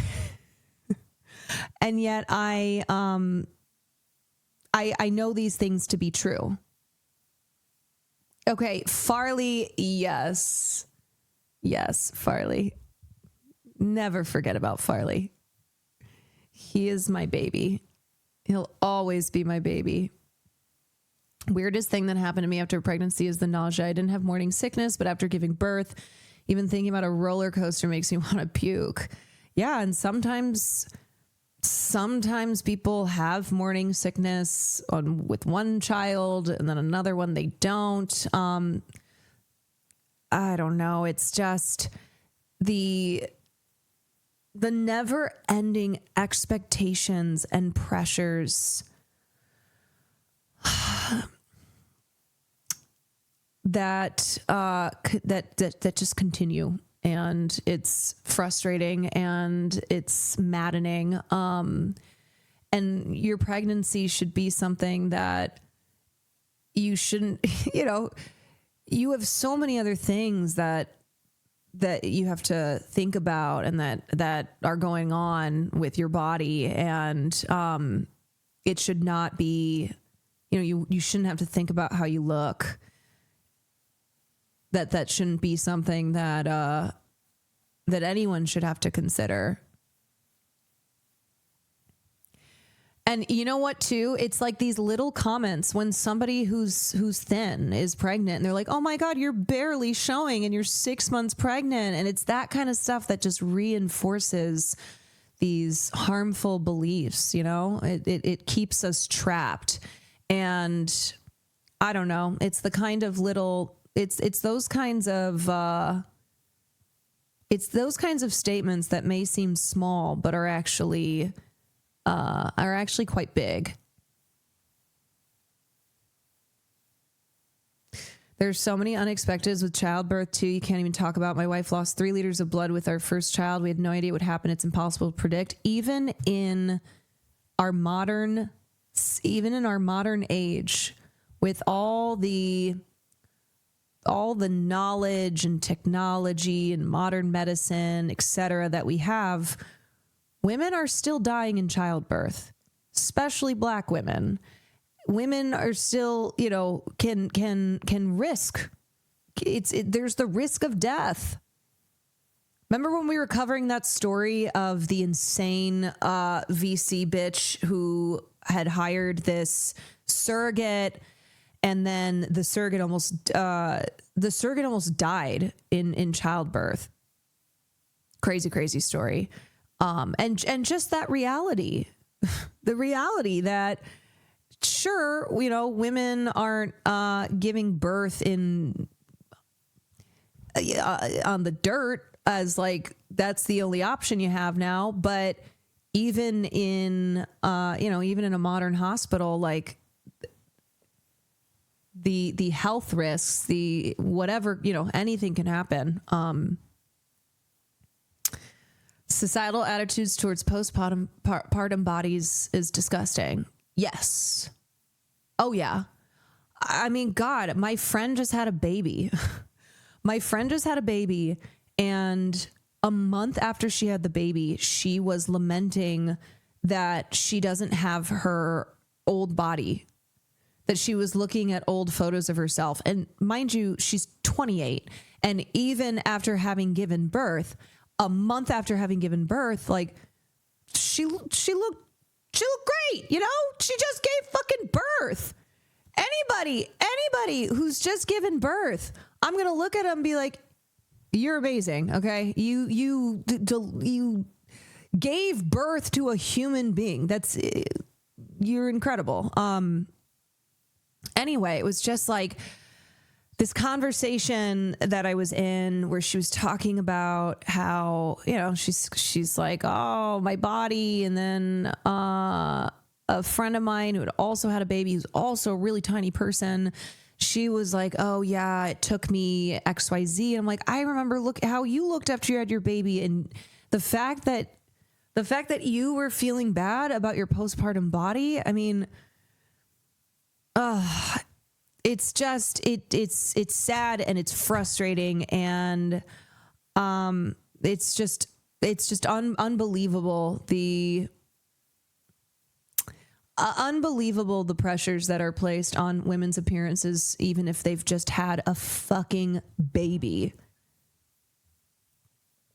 Include that it's not that deep. Not everything has to be political. Though I feel like if you're watching my content, you probably already understand that nothing happens in a vacuum and everything is political if you just take a second to rub two brain cells together and think about it. That's not to say that everything is a conspiracy, but everything exists within society. Did you see this story about the lady Mercedes who was wheeled out of the hospital to give birth on the side of the road? Absolutely influenced by the society we exist in. To pretend otherwise is willfully ignorant. Okay? And then a lot of the other arguments that they had against the idea that thinness serves fascism, I think stems from this idea, which again I've seen all over the internet, that there is a very strict binary here. Anyone who isn't preaching the gospel of maintaining a healthy weight is instead advocating for everyone to be so immobilized by their obesity that they can hardly get off the couch, which is also, I think, right. That's the point that I was making, that they just come in with the most bad faith arguments. Norks, what I would say to you too is like, try to focus instead that if you start showing more, if you don't start showing more, you know, whatever it is, like the emphasis is that you have a healthy pregnancy. And I'm so sorry. I'm sorry that you're feeling that pressure and that, you know, you get those comments, because those comments just reinforce the need to like not look pregnant when you're pregnant, which is absurd. And also, yes, your pre-pregnancy body may not be your new normal. You know, I know there's a lot physically and mentally you're probably going through because you are growing a human in you, which is crazy, you know, but it's also awesome. And you're going to be okay. You're going to be okay. You'll be okay. And if anybody says shit, you know what? You just snap at them. You are more than well within your right to be a fucking to be a bitch to people who are deserving it. If anybody says anything, you just snap at them. Permission to snap. A willfully ignorant interpretation of the body positivity movement. Is there problematic behavior within the online body positivity movement as well? You bet your ass there is. But from my experience, consuming that content for literally a decade at this point, whether I wanted to or not, the general idea that is most often touted by people in the body positive community is that a person can be healthy while not fitting the stereotypical ideals of what a healthy body should look like. That the BMI scale doesn't actually dictate a person's lived experience in their own body, because some people can feel fine and have perfectly healthy test results and exist and function normally and still be considered obese on the BMI scale. That thin people who do fit the body ideal could be incredibly ill. That judging a person's worth based on the size of their body is problematic, and that there is discrimination that happens against fat people because our society has placed certain levels of worthiness onto people. That calories in versus calories out doesn't capture the whole picture of a person's weight and health. That things like poverty, childhood trauma, and mental health disorders and autoimmune disorders that are, especially in women, criminally understudied and misunderstood, play a huge role in someone's weight and someone's ability to lose weight or gain weight or maintain a healthy weight. At its best, the body positivity movement helps to complicate the conversations we have around weight and health, because it's not black and white, and we actually know very little relatively about nutrition and how the body works, despite all the advances in modern medicine that do exist. But for the people in the Fat Logic subreddit and in comment sections across the internet, having those conversations just glorifies being unhealthy and is nothing more than a misunderstanding of the clearly established basics of biology and physics.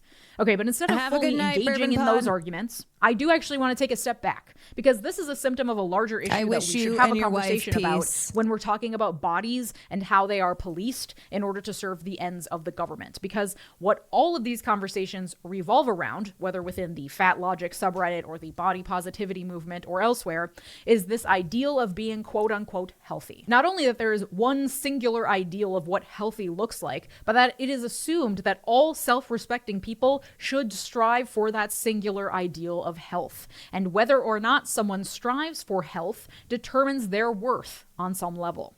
This pervasive obsession with health, or even trying to convince people that health can exist at every size, kind of turns us into the proverbial fish that is so surrounded by water they don't even realize they're swimming in it. In trying to convince people that fat people can still be healthy, we are taking for granted what health is and that it should be the ultimate end goal for everyone, and that someone's failure to at least attempt to be healthy is a deep moral failing. Once we step back and identify that assumption, now we can start having conversations around the politics of bodies. Instead of infighting in the comments section over whether or not Ariana Grande is healthy, let's discuss why we have placed so much moral emphasis on health to begin with, because that is its own social construct that has been orchestrated and promoted by individuals and governments for centuries. I'm, of course, not the first person to ever make this point. There's a great book called Fearing the Black Body, The Racial Origins of Fat Phobia by Dr. Sabrina Strings. So if I haven't convinced you that it is, in fact, that deep, please consider giving that book a read. It's really revelatory, because when we start examining how notions of health and what is the correct body to have shifted and changed throughout history, that's when we start to see how these notions perhaps are not orchestrated by fascism, but are certainly convenient for fascism to thrive. If we go back to the Renaissance, which was the 1300s. Disabled are left out of this convo all the time. Yes, that is absolutely true. And it's something that I know, I know that I am not perfect at considering the obstacles, both visible and invisible, because it's just so pervasive that disabled people face. That gyms not being set up for the disabled, just a lot of examples of how, oh, did my microphone get louder? A lot of examples of how disabled people from the jump are excluded in our society. So a lot of times, like even in these conversations around these political and cultural issues, the absolute lack of consideration towards the disabled community. BVTTS, thank you for the Prime. Thank God I'm not crazy. Yeah, I don't know what happened there. So in the book that she's talking about there too, Fearing the Black Body, The Racial Origins of Fat Phobia, Sabrina Strings gets into, so she outlines how the transatlantic slave trade colonists, they associated heaviness, they associated heaviness and like fat bodies with not even fat bodies necessarily. It was more of just anything that wasn't like thin, anything that was not super thin. But that being associated with low intellectual capacity and low intellectual capacity for self-discipline. So the connection between not being thin and not being self-disciplined, and then being weak, right? Being inferior.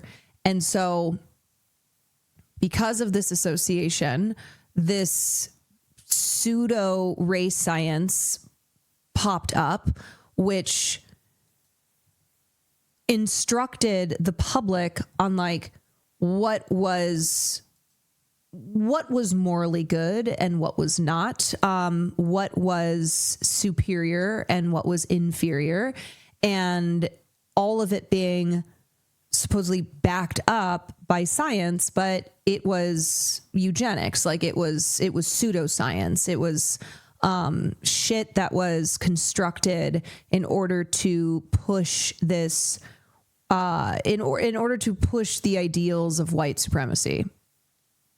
Also, just a bad person. No self-discipline is an evil trait. It's the same. I mean, it's the same attitude as like when we look at a homeless person and we see that as a pure moral failing, right?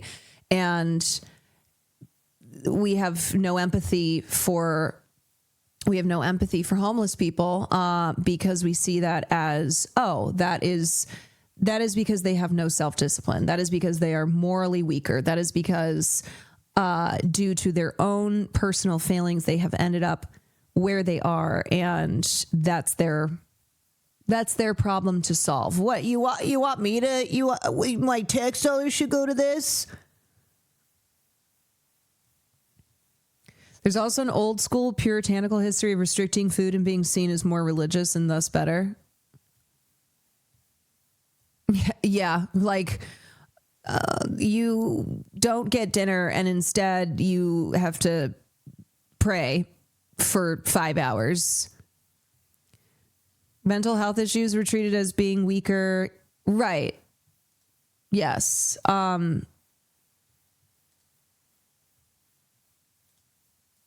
Yeah, any type of disability deeming you as weak and inferior, and you being pushed into the out group because of that. Through the 1600s, the aesthetic of the Rubenesque woman was the European beauty standard. These women were stately, to say the least, often somewhat muscular thanks to the influence of Greek art on the Renaissance, but also full-figured. Some might say, God forbid, fat. Yeah, fasting to make yourself closer to God. But also fertility, especially where you have a societal system dominated by feudal lords and the peasants who serve them. Then came the transatlantic slave trade, the growth of the sugarcane trade that allowed for imports of larger and larger amounts of sugar into Europe, making it a lot more affordable and accessible to the everyday commoner. It was the increase in sugar consumption that helped precipitate a growing awareness of fatness and body mass, because, oh no, now the poors are getting fat. But it was the othering of enslaved Africans that helped precipitate the fear and dread of having a higher body fat percentage. The European fascination with the wild, uncivilized black body is best exemplified in the story of the South African woman named Sarah Baartman, who was put on display as a kind of freak show. Sandwich Slayer, did you pre-watch? In the early 1800s. People from all across Europe would come to gawk at her because she was allegedly double-cheeked up, and the Europeans saw it as a sort of living natural history museum. Not a human, but simply a freakish example of the exoticism of the African continent. She died at the age of 26 in 1815, and afterwards her remains, including her brain, genitalia, skeleton, and a body cast, were put on display in various museums. Her skeleton and body cast were displayed facing away from the viewer to emphasize continued interest in her exotic proportions, and remained on display until the mid-1970s. Her remains were eventually repatriated to her homeland in South Africa and officially buried in August 2002. Like, history is not that distant from us, you know? The point is that it was around this... And that's why, like, it was obviously painful for Black women when the trend of getting BBLs, of being slim, thick, of, you know, the Kardashians really popularizing this via plastic surgery, when this really started to emerge in, mid-2000s, because Black women have been historically, mistreated and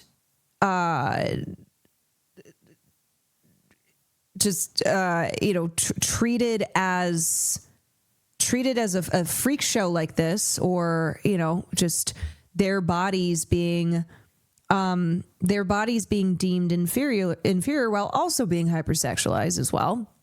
And then fast forward, you have, I'm just going to ban this person.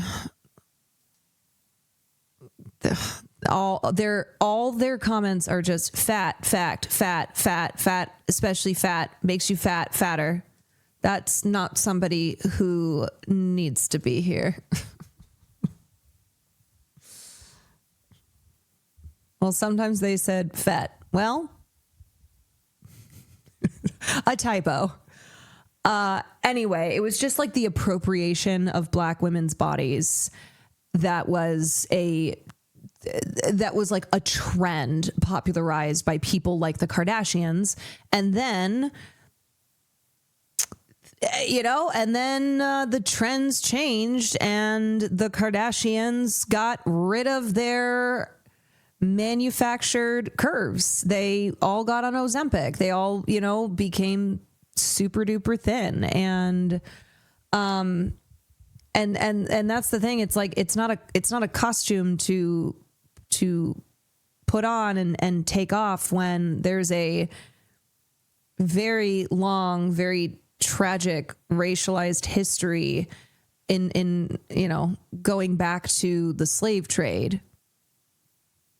No, but actually as a Black woman, it was painful to be mocked for my fat ass. Meanwhile, these women were getting praised for it and were taking them out when it was no longer cool. Yes. And that's why it was very problematic. They made up jungle fever to have a diagnosis for the abnormal attraction. Yes. Because God forbid that Black women are deemed beautiful and desirable. No, there's got to be some diagnosis to it. It's got to be something. It's got to be something else. Time, the late 1700s, early 1800s, and beyond, when the transatlantic slave trade was at its peak, when Europeans were being indoctrinated with the savagery of the Africans, that body policing away from full-figured women and towards a thin ideal began to first take shape. Victorians were real weird about labeling and categorizing everything, and a lot of pseudoscience sprung up to attempt to reinforce the differences between Europeans and Africans, to try to create categories of people based on physical differences that in turn represented something inherent in the person with that physical difference.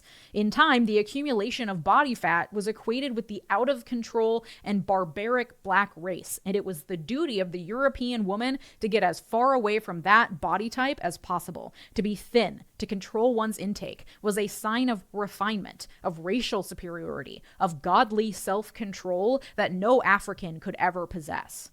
Body policing coincided with the invention of races as a means of justifying continued enslavement of human beings. It's fine because they are different and worth less than us Europeans, and attempting to reinforce the supremacy of Europe and of the white race over others. This is, of course, also when eugenics was invented, to give an official air to the racism through the creation of pseudoscience that sounded legitimate but was based on nothing. That's also when the early body mass index, bullshit. or BMI scale, was invented. Remember how those Victorians let me link this video. Making shit up? Yeah, this was one of those instances. In fact, the BMI scale was heavily relied upon by Francis Galton, one of the primary developers of eugenics. It was originally created by a man named Adolf Quetelet, who was on a mission to determine the social ideal of the average man. His index was never meant to be used as a medical test, but instead was simply a measure of the ideal average normal distribution of weights of men in 1835, and not even men generally. His data was taken from Scottish Highland soldiers and French soldiers, all male.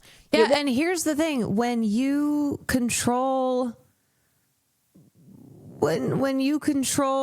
everything from medical sciences to the government to just everything in society, you get to do that. You get to make shit up to promote your self as the, and those who look like you as the superior beings.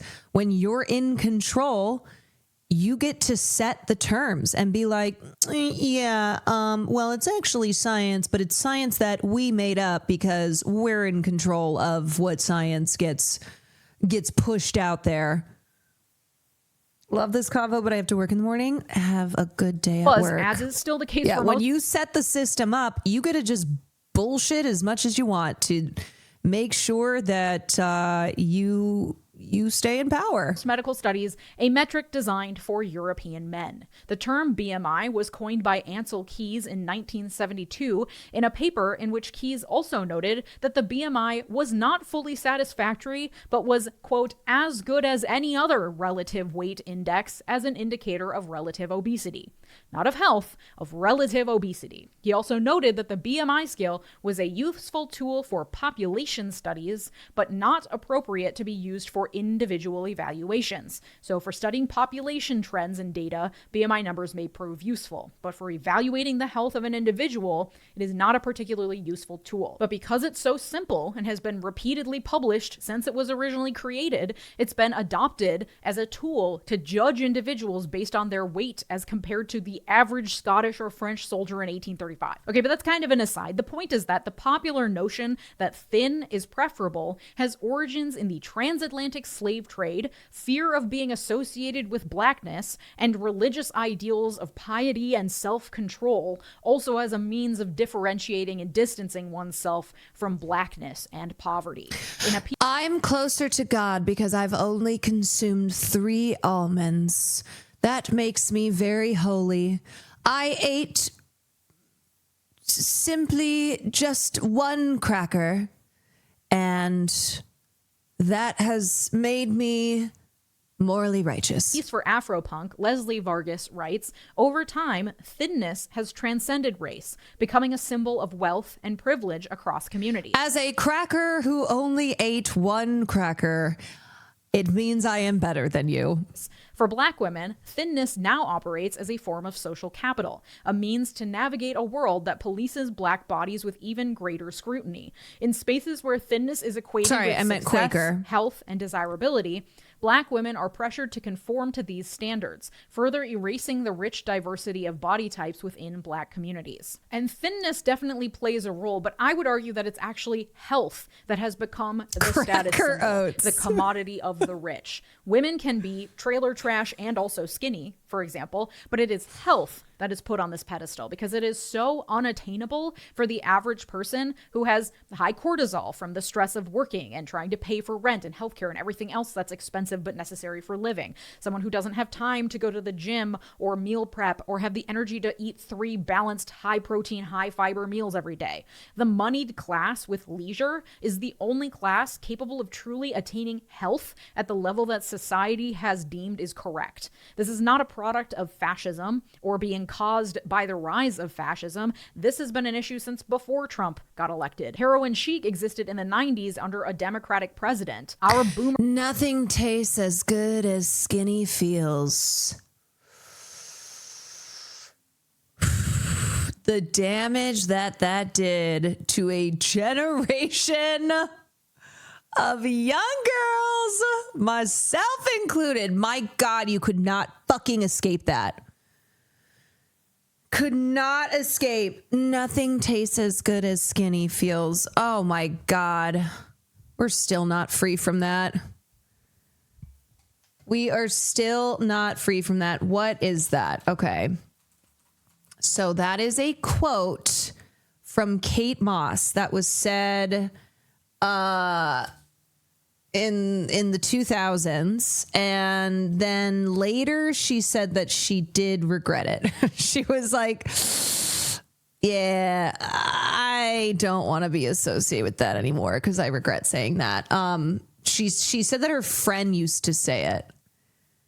She said that her friend who she used to live with would always say nothing tastes as good as skinny feels. And I have many counters to that. Okay.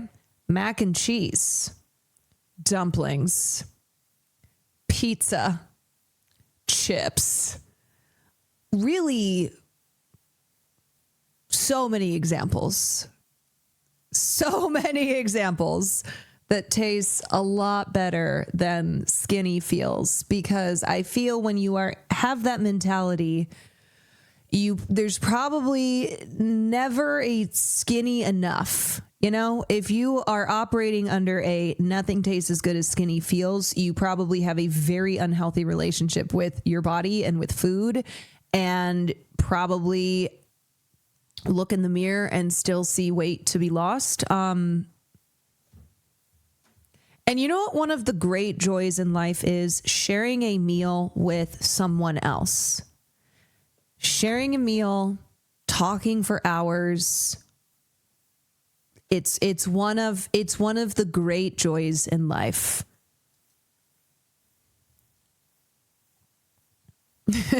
You know what tastes better than skinny feels? 3 crackers.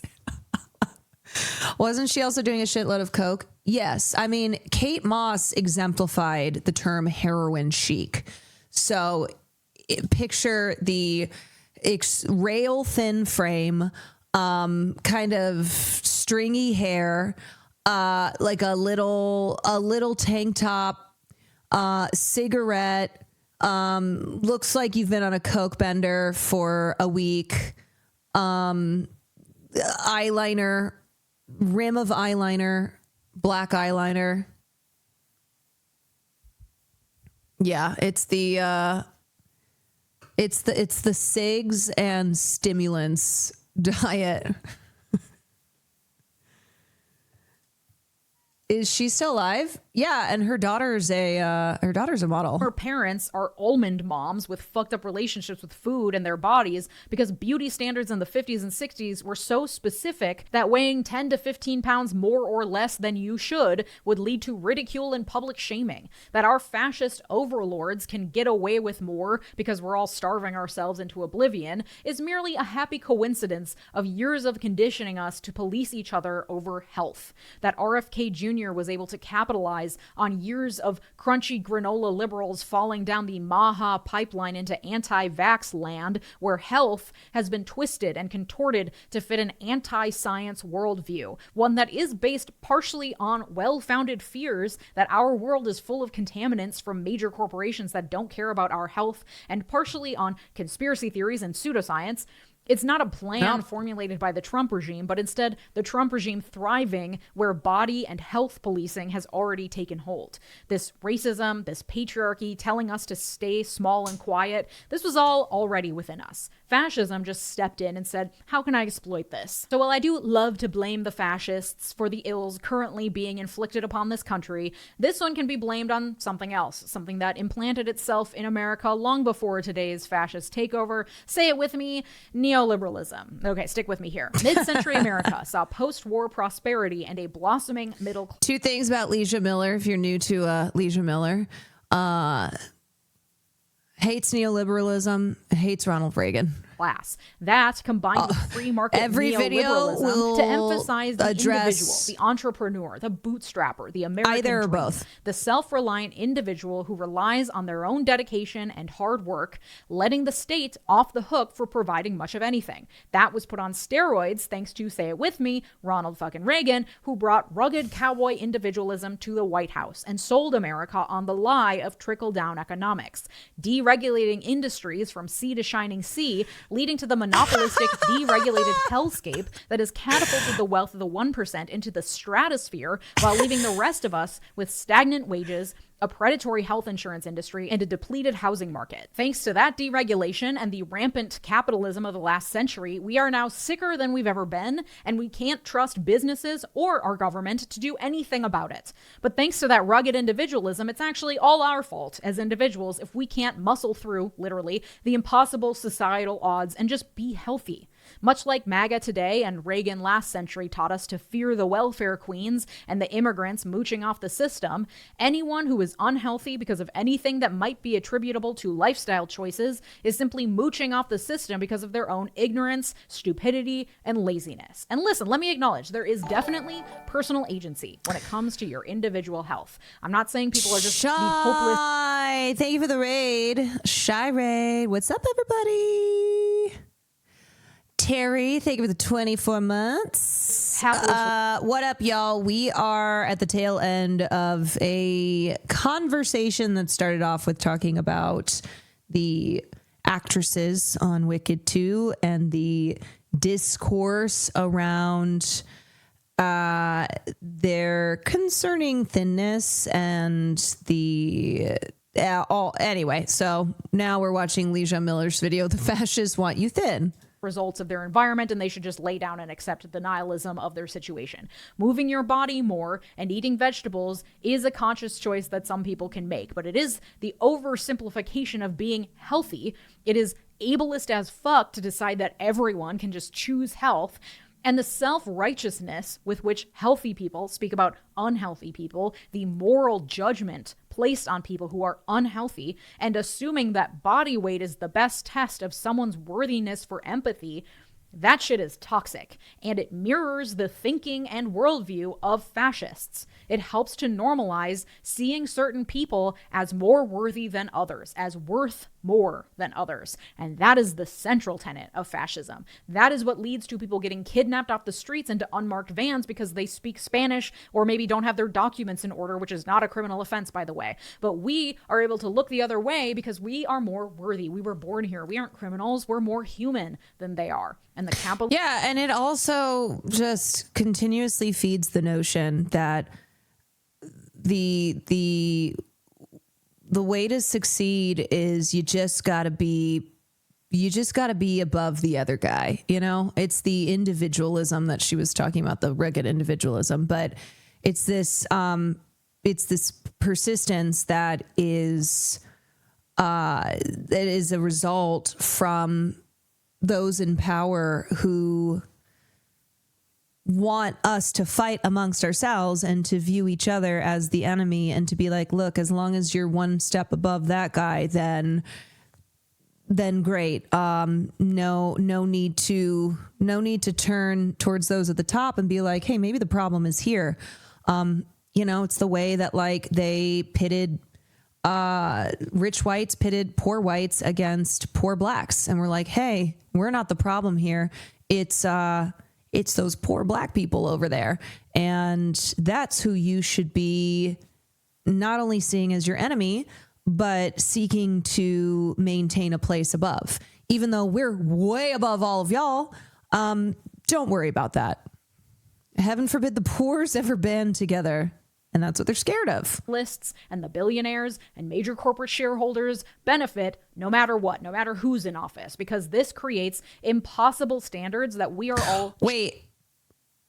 We were getting ready for the Night Rain DLC, finding out Fergie did Quando. Shut the fuck up. We might have to look at that after. Casing that we are willing to spend hundreds and thousands of dollars to attempt to attain. And all they have to do is tap into that desire and promise us a cure. So that when Ozempic, the miracle weight loss drug, comes onto the market, promising to fix all our ailments, to give us the thinness we so deeply desire so that we can finally prove our worth, well, the perfect storm is already there. And the drug manufacturers are simply cashing in. And it is us, online, in the comment sections, in our communities, doing the policing work that benefits the fascists and the capitalists by commenting endlessly on whether or not people are living up to the healthy ideals that they are morally supposed to live up to, including Ariana Grande and Cynthia Erivo and Michelle Yeoh, who have gone too far and I'm not sure they're healthy. And therefore, they are worthy of criticism, which lets everyone in society watching the conversation unfold puts them on notice that if they too step out of line of the... Okay, I do push back on her on this for the reasons that I stated previously, which I'm not going to fully repeat again. But one being that I do think it is a difference. There is a difference when somebody is in an influential position, and particularly influential on hordes of young people, hordes of young girls. So there's that element. And then there's just the overall conversation on how, which is what she's talked about too, though, that thinness and extreme thinness is upheld despite modern body positivity movements, and in industries like Hollywood, where women, these are women who are of a celebrity status, who have a lot of eyes on them, who in turn have a lot of influence, that they are consistently under pressure and demonstrating a tendency to like just keep being really fucking thin. And what that reinforces then culturally and socially, and how it feels like we can't escape that. It feels like what I was raised seeing and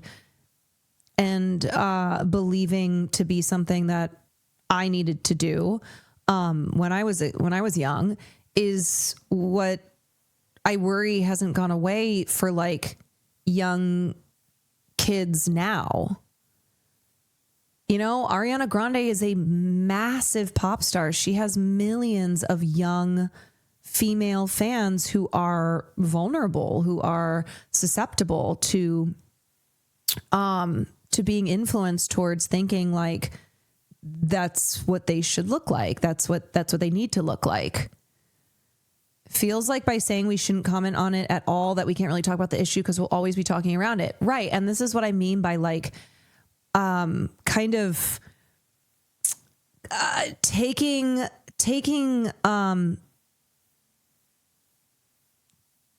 sentiments that are valid, like you never know what somebody's going through. Somebody could be having health issues, like that kind of thing. And using that as a cover now, which is almost kind of twisting the point of it.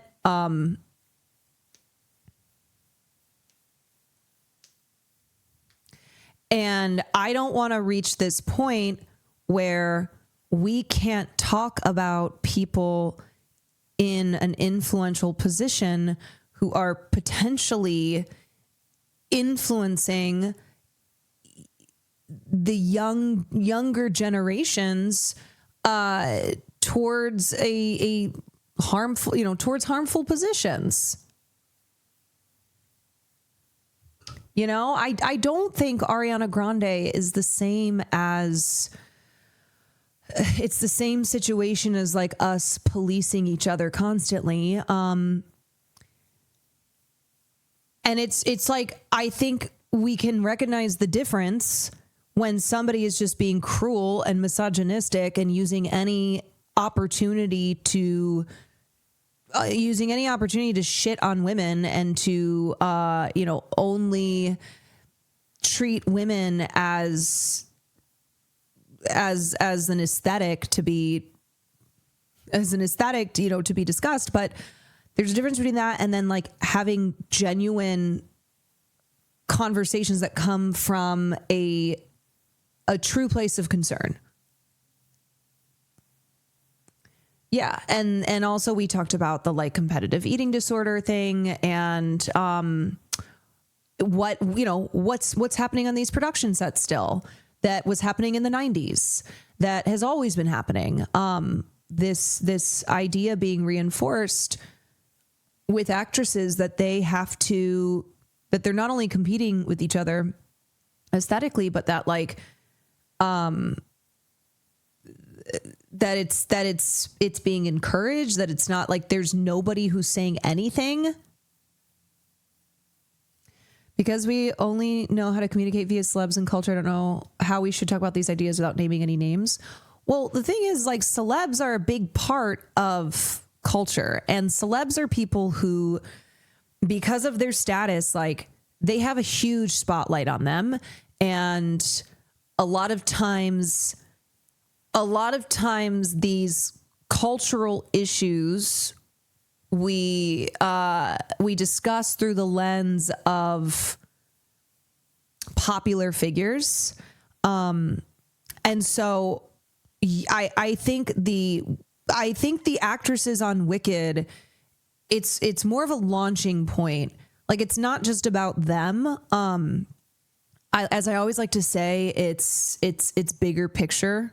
You know, this is an opportunity to have this conversation while also addressing the worrisome nature of what the fuck was happening on this Wicked 2 set. Like, what is going on here? And I think we should be able to say that as long as we are being, as long as we're being thoughtful in our discourse and not be treated like part of the problem. Ideals of health in either direction, this mob of criticism will come for them too. All this does is help the capitalists accumulate more wealth. Oops, so sorry. Every video lately has turned into a Marxist criticism, but yeah, here we are. Your obsession with policing the health of everyone around you only reinforces the narrative that individuals are solely to blame if they fall outside the confines of what you think is healthy. And in fact, what you think is healthy has been dictated mostly by centuries of men just... And the other thing I would say is, yes, Ariana Grande, Cynthia Erivo, Michelle Yeoh, they're individuals, but because of the position they're in society, they're like because of the industry that they're in and just the nature of their being famous. How do I describe this? It's like, what would be the way to, like like what they represent, and how it's like the problems that we're talking about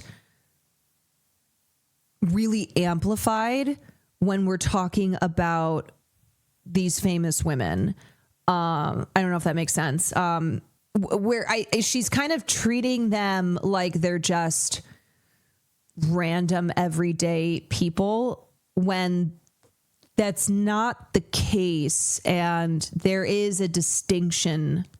There is a distinction when you are somebody who's in an industry that is so that's so aesthetics obsessed and so forward facing and like gets a lot of attention, and people pay a lot of attention to. Shit up, usually influenced by the patriarchy or racism or both. And therefore, it is up to individuals to force themselves to conform to these body standards. And if they can't manage to do that, then they are bad and lazy, because the end goal isn't really health. Because if these people policing other people's bodies genuinely cared about their health, that would require a level of empathy that people seem incapable of extending to those who have been othered, those seen as morally reprehensible because they aren't healthy, and it abdicates the state's responsibility to provide for its people the basics necessary to sustain life, which is what I think the state ought to be responsible for. But for capitalists, the primary usefulness of the state lies in its ability to protect property and nothing else. So by assigning blame to individuals and letting the state off the hook, you are playing into the hands of the 1% who say, yes, good, shrink. Yes, and this is true. My disagreement is with her kind of roping in the discourse around the Wicked 2 actresses into this conversation. So that I can continue to exploit people's labor and pay no taxes while everyone who works for me remains just sick enough to be too tired to organize against me, but with just enough access to modern medicine to remain alive, to continue to labor for me because they have to, because otherwise they will have no health insurance and no home. And oops, here we are, back where every single episode has ended lately, and that is class struggle. Hello, a person can be perfectly healthy and also technically obese based on their BMI. Whether or not a person is healthy does not and should not determine their worthiness for empathy and respect. You can be the epitome of health and die of a heart attack tomorrow. You can struggle to maintain your health through no fault of your own. There are so many huge industries that depend on keeping us unhealthy in order to make their money that the odds are frankly stacked against us. You actually can't tell a person's health by just looking at them. That's literally why we have doctors and scanners and blood tests and urine tests and DEXA scans and all the other shit we rely on. And can I be frank also? Can I be frank? Yes, I agree. But let's not kid ourselves. Let's not like act as if the most likely scenario here is that these actresses are perfectly healthy and we can't tell because, you can't tell someone's health by looking at them and blah, blah, blah. I know. Let me be frank. Hi, everybody. I'm Frank. Like, let's just keep it a fucking buck. Okay. Let's just be real about this shit. This is Hollywood. This is Hollywood. These are actresses in Hollywood, actresses who were already thin to begin with, who have gotten noticeably thinner. This is Hollywood. When I tell you the immense pressure that is on women, the immense pressure throughout the history of Hollywood, this being one of the most superficial industries that there is. Unfortunately, because you wish it was just about great art, but it is an industry that has ridden on superficialities. So let's not play pretend. Let's not sit here and like with all the considerations, not acknowledge that we've seen this again and again. There are many such cases of actresses, whether they are on the set of Wicked 2, on the set of Ally McBeal, or whatever, who have eating disorders, who like are in competition with one another on a set to be the thinnest person, that all of the pressures and the standards and all the bullshit in Hollywood is just, it only reinforces this constant need to be as thin as a whistle. And women who like, yes, who have documented histories, who like, people will go, oh, well, she's always been thin. Okay, well, now it's like noticeably even thinner, which when you are a thin person to begin with, that gets into concerning territory. That's not the like the reasoning that you think it is. And yeah, anyway, so I am with all the thoughtfulness that I have tried to apply to this conversation and all the nuance and yada yada yada, I have to be, I gotta be so fucking real here. I think people are bullshitting themselves, trying to act like this is not, that this is most likely not worthy of, that this is not worthy of the concerns that people have, you know? Like, I was told at an audition for the show Insecure that I'm a big girl.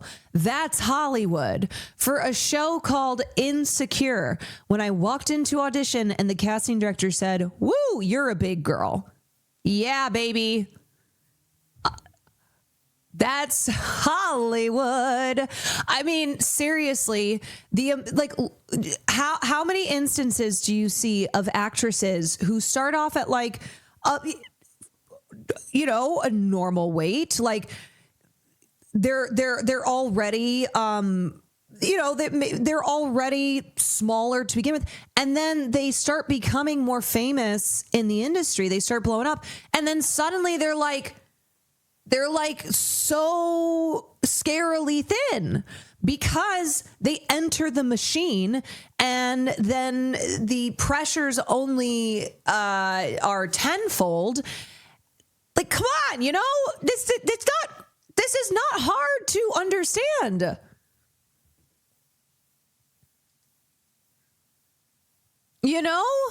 This is what happens. This is what's always happened. Hollywood tells women that you have to be thin as a fucking rail. And now there's been an increase in the trend of like men needing to have 0% body fat when they're playing like a nerd. Which I've talked about that as well, and that is fucked. If you know anything about ED Spaces online, where a lot of these people being discussed are very active, you can take one look at their current posts, and it's pro Anna Tumblr shit back on main. Sorry, they know what they are doing. Yes. And I have seen too many posts to hand wave this away. Too many posts from people who are looking at how thin these actresses are and seeing it as inspiration. Here's the thing too. When you have an eating disorder, you will do everything possible to like keep being able to like have that eating disorder, to not like have people get to the point of concern that they're hospitalizing you. It is an addiction. Yes. It's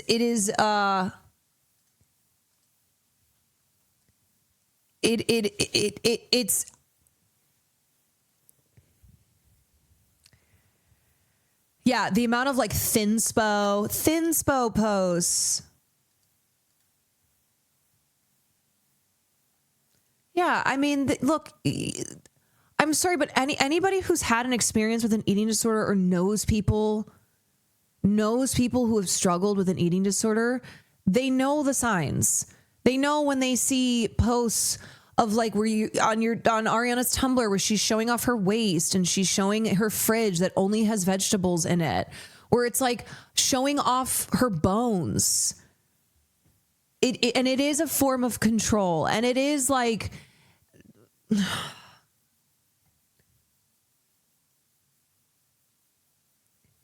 yeah, this is the kind of stuff that like pictures of this will be in pro Anna communities. It'll be on like Tumblr and Reddit and Twitter, and they'll look at that and be like, inspo. I printed out this picture and put it up on my wall to remind me not to eat dinner. Like this. So that's why that even if in the instance that nothing was happening on the set, that all these already thin actresses just happen to get thinner, that everything is fine, even in that instance, it's still the influence that it's having. And it's still the way that women and girls, but especially girls, where it's like they're young and susceptible and vulnerable and their bodies are developing, like they will look at this and take it as inspiration. And that's something that's worthy of and important of having a conversation itself.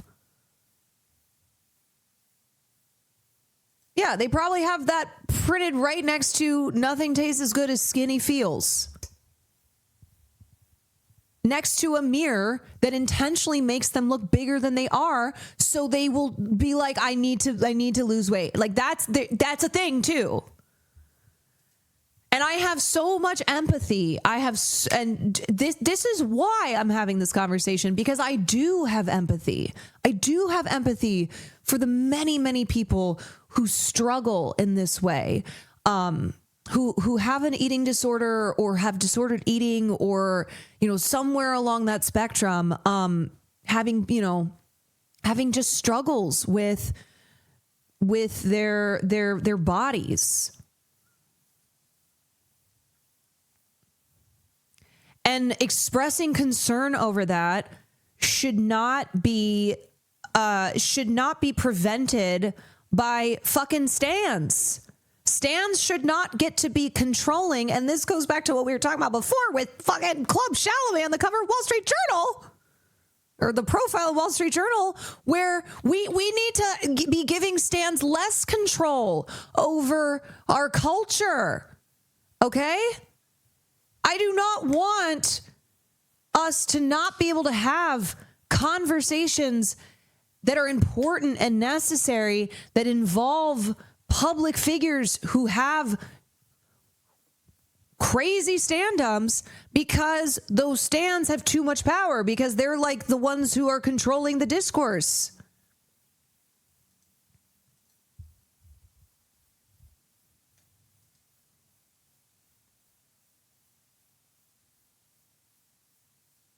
You cannot divorce her history from the conversation. Sorry to bring up a post about shaming her for having eaten. No, it's not. And it's not shaming.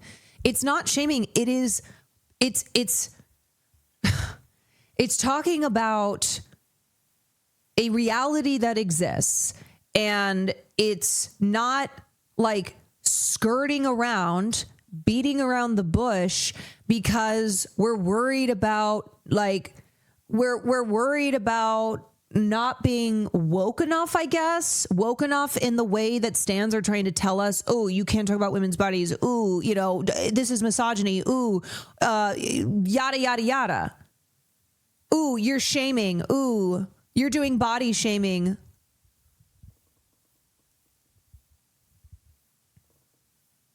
Raise your hand if you're in the Weight Watchers to Disordered Eating pipeline my coworker put me on because it wasn't calorie counting. Yeah, my friend who was put on Weight Watchers in 8th grade by her mother. Like, just so many examples of this. So many examples of how from an early age, girls are told that they're too fat, that they're not good enough.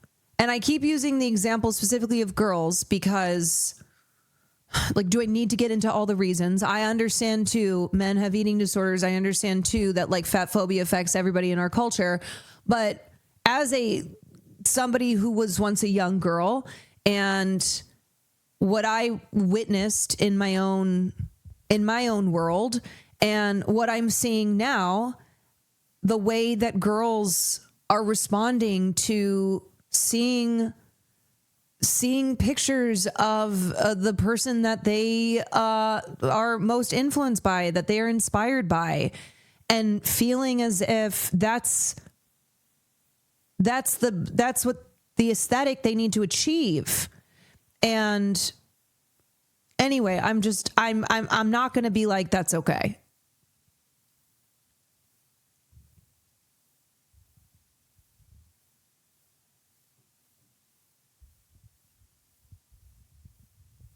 We are conditioned into disordered eating. Yes, we are.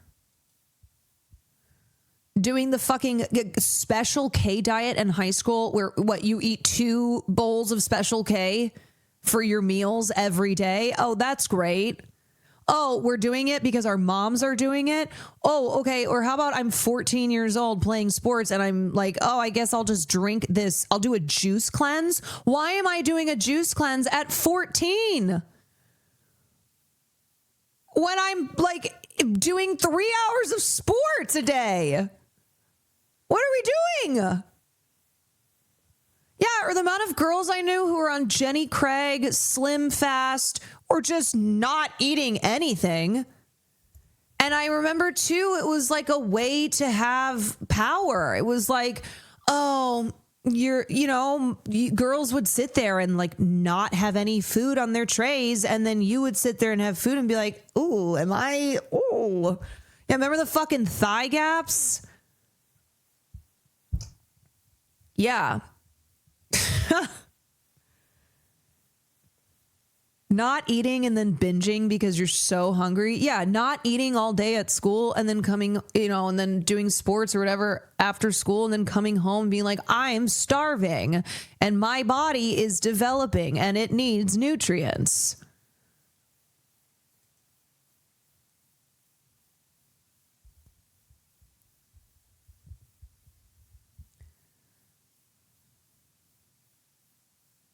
Yeah, and being like, I don't have a thigh gap, so that must mean that on top of everything else, I'm not as good. It's like, oh, okay, that's one more thing that I don't have. Anyway, let's finish this vid. Doctors can try to see what's actually happening in our bodies because turns out it's really complex. And while we all fight each other over whether or not we're healthy enough to deserve empathy or food stamps, meanwhile, Elon Musk has made $10 million in the time it's taken you to watch this video.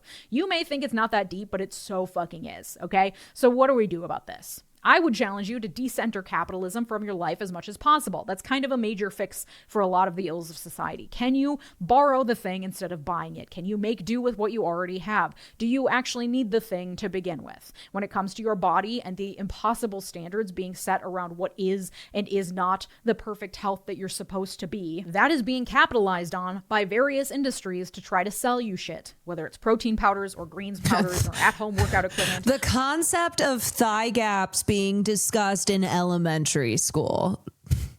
or protein bars or special weight loss programs or weight loss drugs or an at-home infrared sauna from Costco. Like, we are inundated with shit all fucking day because it's our responsibility to make ourselves healthy. And if we don't, then we're bad people. So we're willing to impulse buy shit to try to make it happen. Speaking from experience, a lot of the fat phobia that has been ingrained in us, we also had use Tumblr. to self-police, to shame ourselves, and it doesn't work. If shame worked, every fat person would be skinny as hell, okay? Because the society provides enough shame to go around, and yet we have an incredibly unhealthy population. So a major step is also trying to contend with the preconceived notions you have about your own worth inside your own head. Food deserts, childhood trauma, stress, anxiety, expectations of productivity from 9 a.m. to 5 Yeah, I agree, Concussed. p.m. I agree. every day. None of this is conducive to being healthy. The food industry spends billions of dollars every year on food science that is literally specially formulated to fuck with your lizard brain so that you cannot stop eating even when you want to.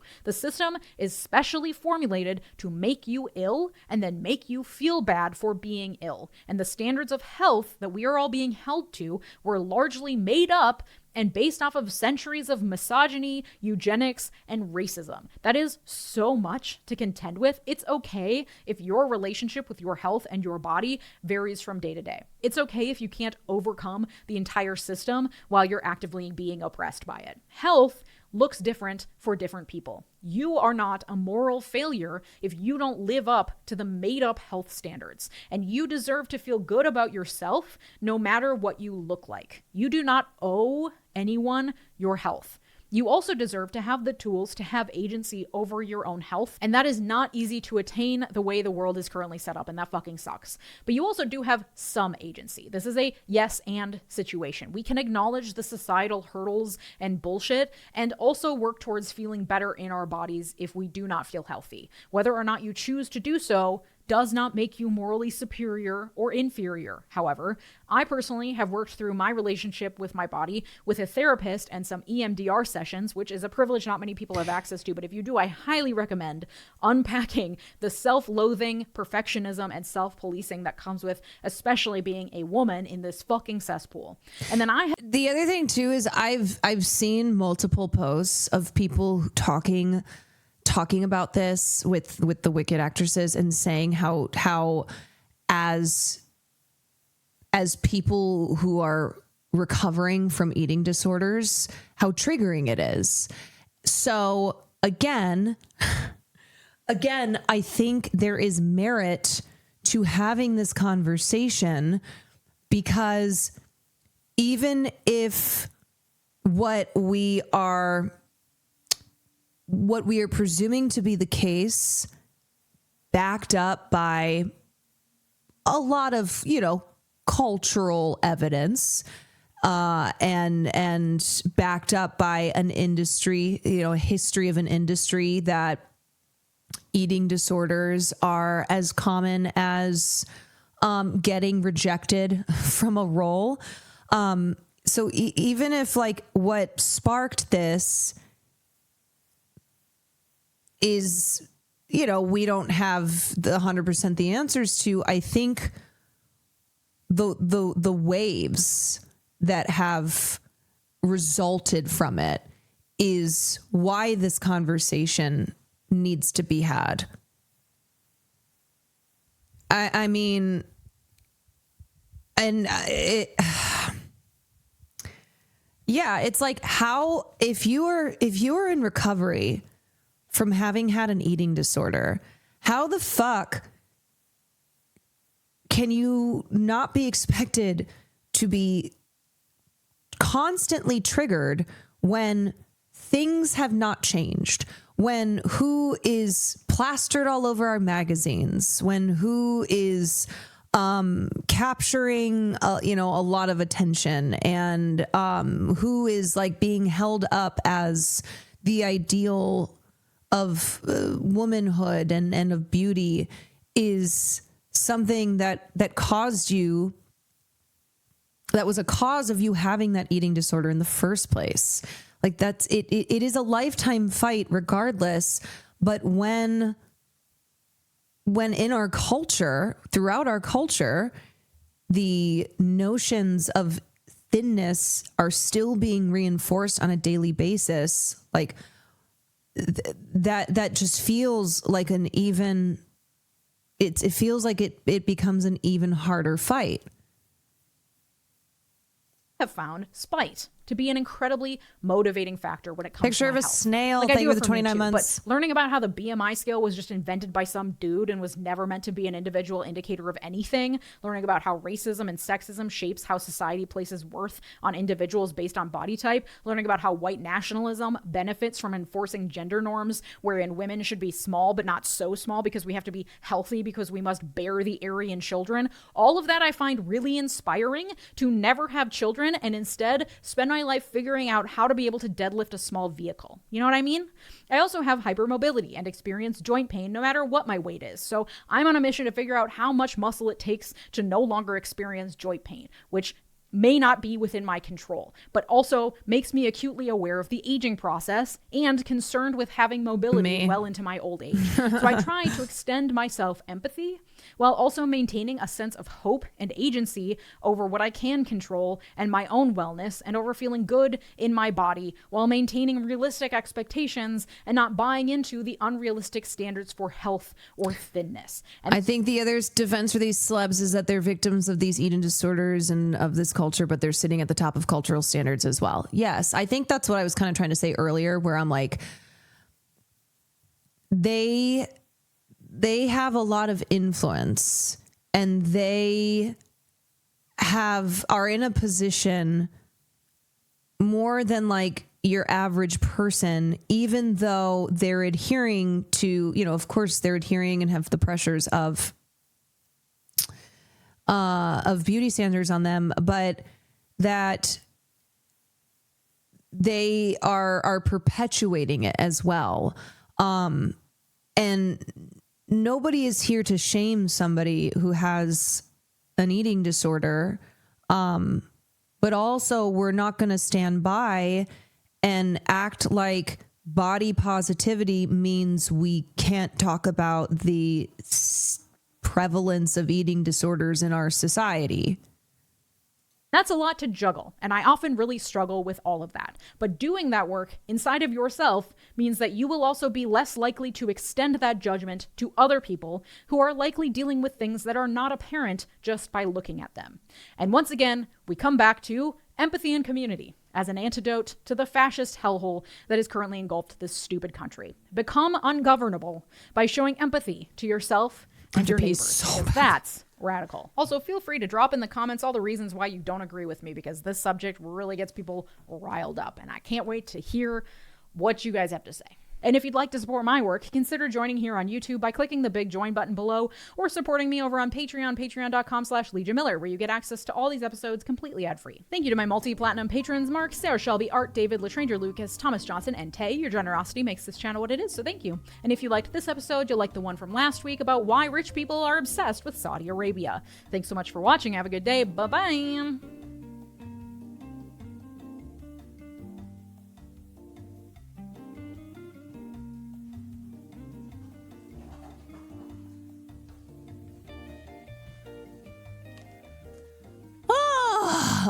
Okay. Oofda. Oofda. Thanks for hanging in there for that conversation, y'all. Your coverage of this is really appreciated. Thank you. Thank you. Yeah, so just to kind of conclude, I saw that Ariana reposted something she had said, I think last year. And she's like, just a reminder, you know, don't talk about people's bodies. And of course, now that's being, that was picked up by the stands and by people on a place like Twitter who are trying to, trying to turn this into a policing women's bodies type of thing. And I don't know, some accounts I follow who otherwise I think are great on issues like just the abuses that women face, the various like celebrity, like some accounts I follow who I started following because of like Blake Lively and Amber Heard and all that. They've posted about everyone shutting up about women's bodies, and I'm just sitting here like, and I feel that I'm a person who I have demonstrated enough with who I am and how I approach topics that I hope if you had that attitude, if you kind of looked at this situation in a looked at this situation in the way of, oh, this is people just being misogynistic and policing women's bodies. I hope you heard me out. I hope you stuck around for this. I would hope that like I have demonstrated I'm somebody who can have a conversation like this and am not just resorting to shaming women and policing women's bodies and being misogynistic. I'm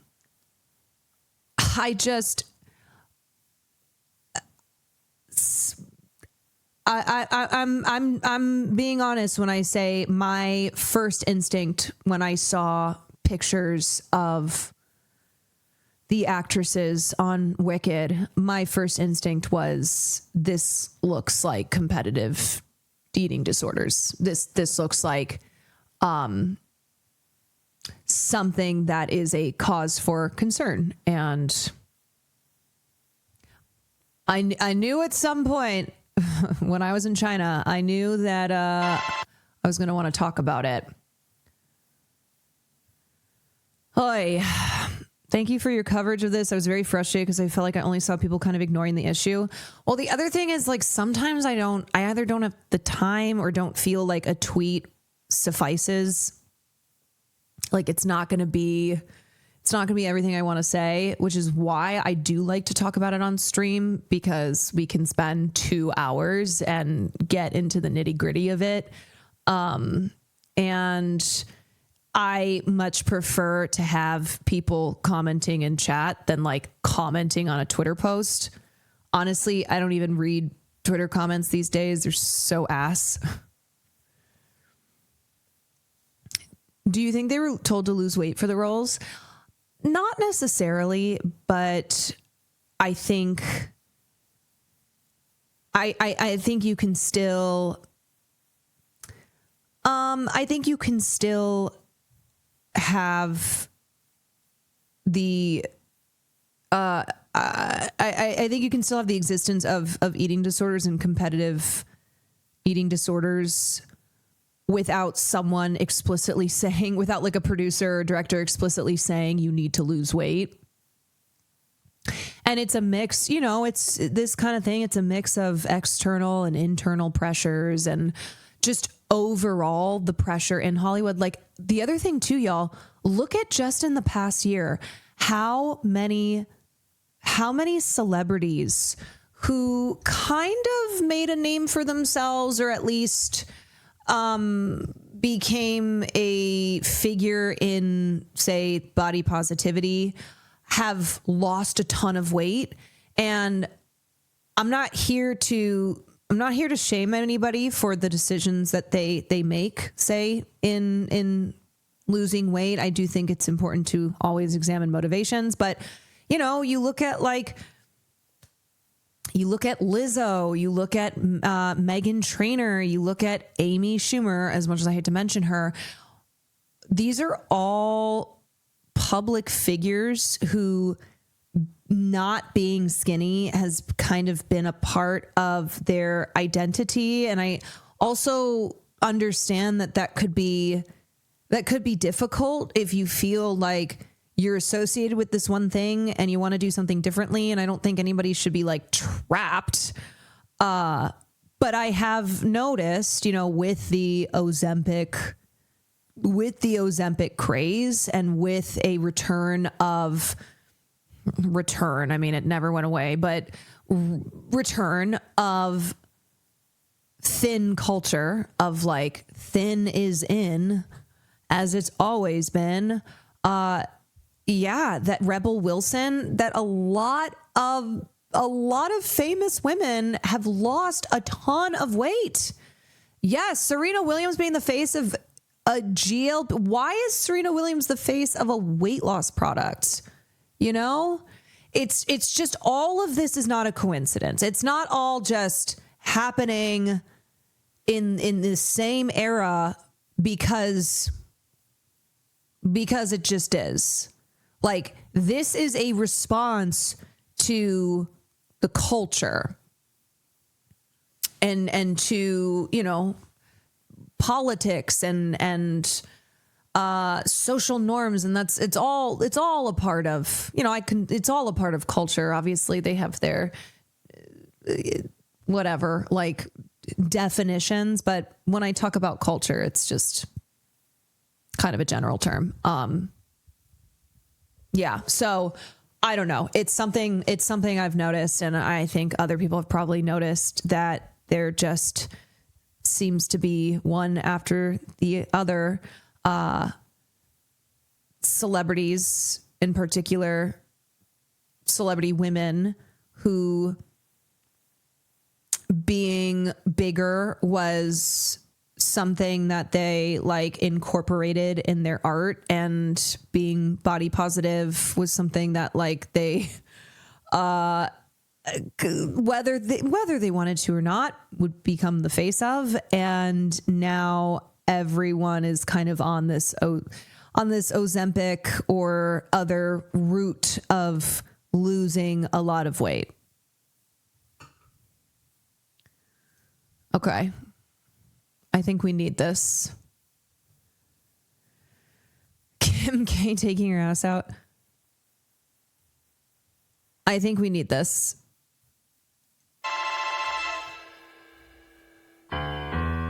Courtesy of Shy. Tell me when will you be mine? Tell me cuando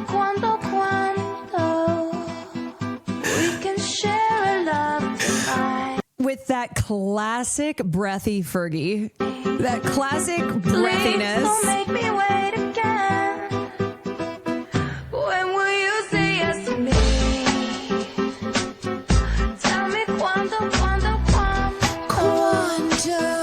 You mean happiness to me. I should do this for one of Cutie's concerts and just be uncomfortably sexual. A very like, happy birthday, Mr. President. Quando.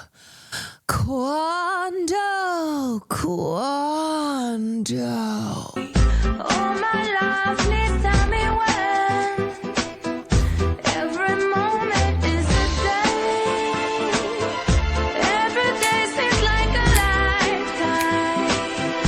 Let me show you the way. Oh, it's amazing. To enjoy beyond compare. Oh, I'm obsessed. I'm obsessed. I can't wait, I love baby. it. Oh, shit. Oh, please tell me cuando. Wait, oh my God. Will.i.am coming in with the rap. Say it's me that you adore. And then darling, tell me when. Gobbledygook. Thank you for the 3 months. Solitary Man in Black. Thank you for the gifted sub. Hey girl, yeah, you my Bella. You make my vida feel better. I write you lovely love letters. Me and and sing Austin. for you a cappella. My Bella. Me and Austin. If I can't come near. Except we're going to, Austin and I would fight over who does Fergie's part. I love you forever. Every moment is a day. Every day is like a lifetime. Let me show you the way. I am the better rapper, which doesn't say much. I can't wait a moment. I can't wait either. Tell me cuando. Now. Say it's me that you adore. I vibe with this.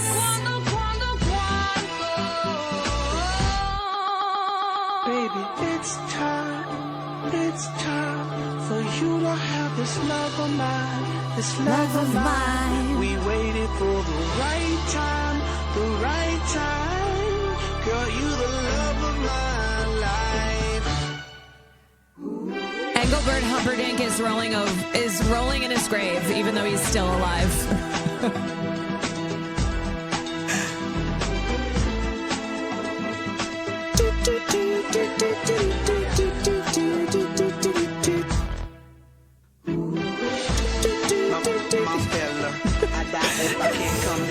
Even though he's still alive.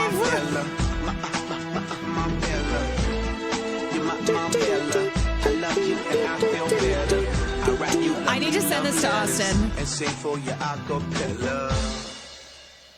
I need to send this. Oh, shit. My phone's 1%. I don't know if I'll be able to make this in time. Wow. Thank you so much for sharing that with us. My life has changed. I mean it. There's me before the Fergie and will.i.am Quando version, and then there's me after Fergie and will.i.am. Is this it? Let's see.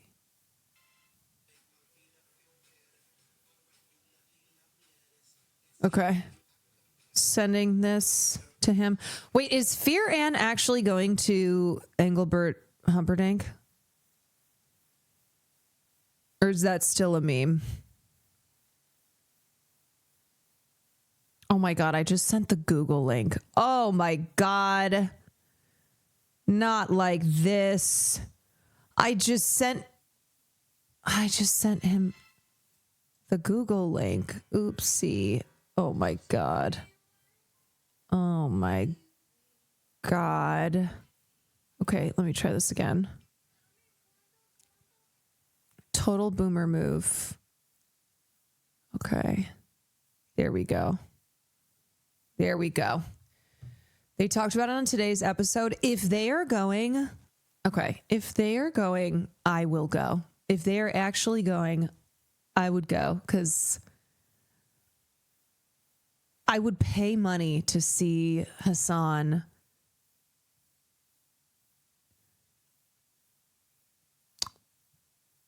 witness it.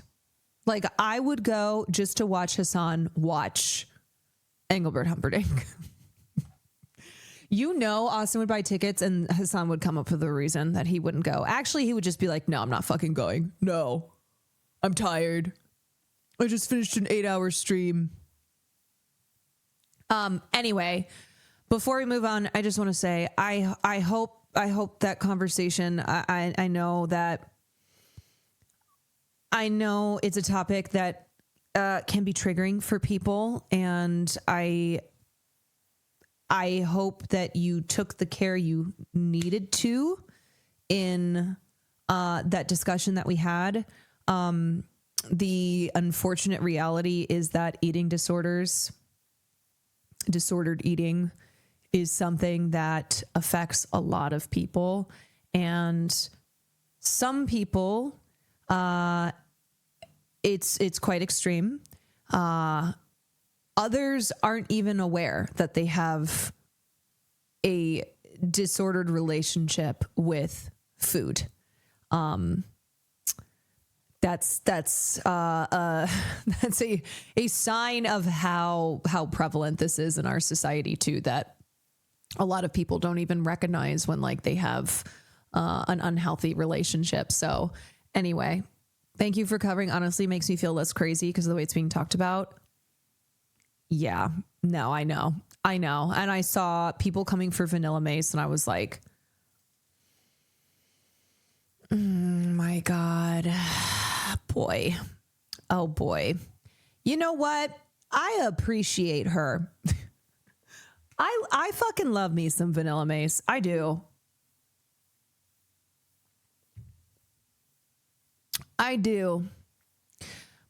Because I feel like there's not a lot of women who are the creator size, as big of a creator as Vanilla, who talk about topics that I also talk about here. But I don't know. I always wonder, like, what if I, in my first year of streaming, like, went from a couple hundred viewers to, like, at one point she was doing like 10, 12,000 viewers, which is just a lot. I mean, really, she's the Chappell Roan of streamers, I would say. And yet she still has been consistent in her morals and doesn't back away from talking about stuff, you know? Yeah, integrity is few and far between on this platform. I mean, really, in an industry that I think you're reliant on either the masses loving you or reliant upon not if you ruffle any feathers, then it will have an effect on your success. I don't know. It's good to see someone like her blow up on this platform. Yeah. Kept Nice, thank you for the gifted. Anti-corporatist, thank you for the 6 months. Okay, we're already almost at 5 hours, and I had a couple other things that I wanted to talk about. I didn't get to talking about the student who sucks at writing, and yet the trans teacher has been punished for it. So I'll probably talk about that tomorrow. Also didn't talk about Scarlett Johansson. Also didn't talk about SZA. Okay, wait. Actually, one quick thing. Well, I don't really want to go into the full topic because I'll talk about it tomorrow, but there's a part of me. So I think that girl just sucks at writing. She's just a bad writer. But there's also a part of me that's like, did she know that she could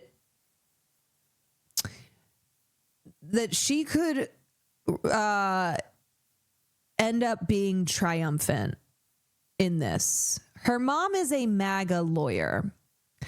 Right. There's a part of me that's like, because of the state of culture and because of the influence that organizations like TPU have, and just really overall how universities have capitulated to Trump and to the right, there's a part of me that's like, I don't know. It's a little conspiracy. It's a little conspiracy theory-esque. I think she's a plan who knew that this kind of shit would go viral. Something along those lines.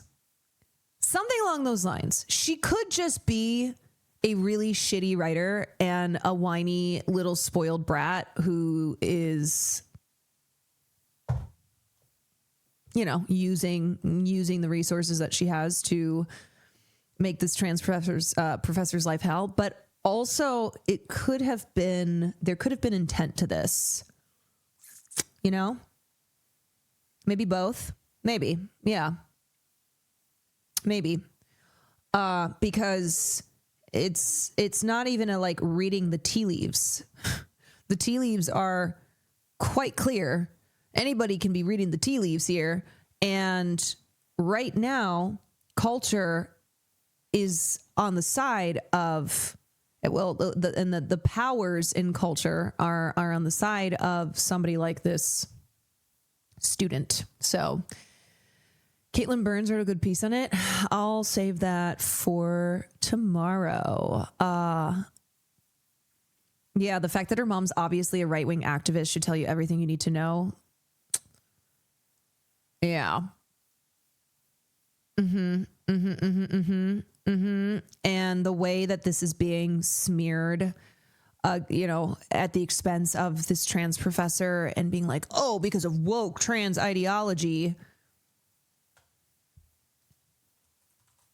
Something, I mean, the whole thing stinks, but something is rotten in Denmark in a way that maybe even more than just how the university, how Oklahoma has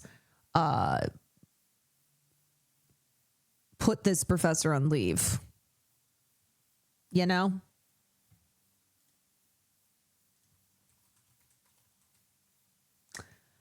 Something is rotten in Denmark because she didn't even cite the Bible. Exactly. The way that it's being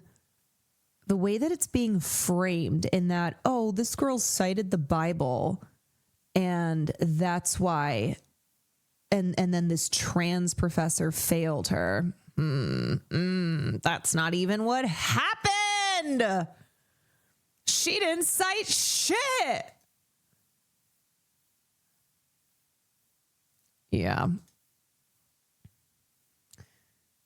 Yeah, while searching for this story, Oklahoma U had a professor with valid papers get detained by ICE for 3 days.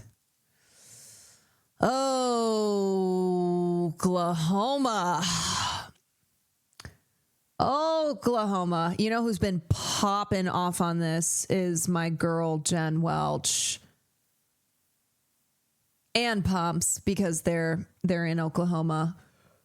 But I saw them popping off on this. Yeah, she's the trans professor is also a TA. Yeah. Yes. And TAs, of course, have less power than full-time professors. So that's why I'm like, this feels like a hit job. Are you a fan of the musical Oklahoma? Not really. Oklahoma! No, not really. Where the wind comes sweeping down the plain. Every time I think about the dinner I had to miss with Jen, I know. I did tell her via Will, I'm like, next time you're in town, please can we go to dinner? Because I'm very sad that I missed out on that opportunity. Oh, did you hear the download sound? Yes, as I've been talking.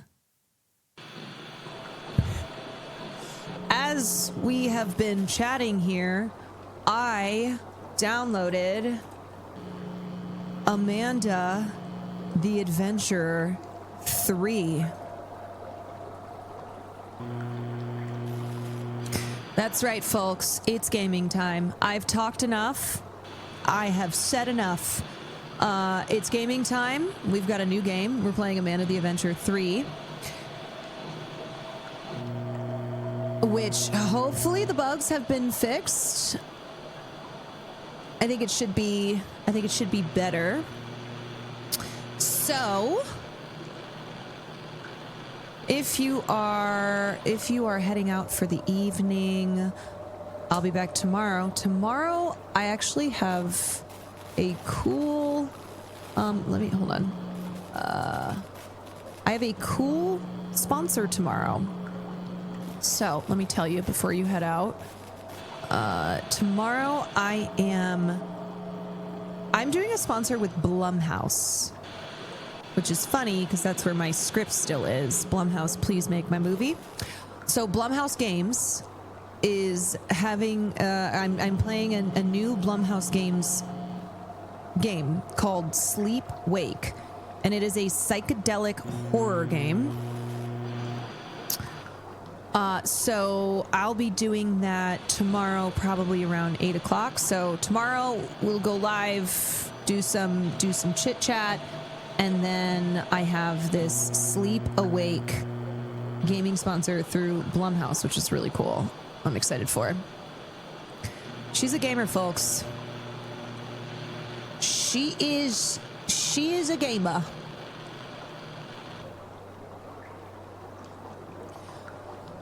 Okay, let's turn off the lights.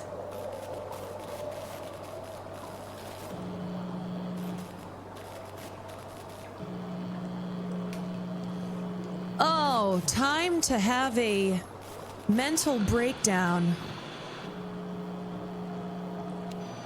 Playing Amanda the Adventure 3.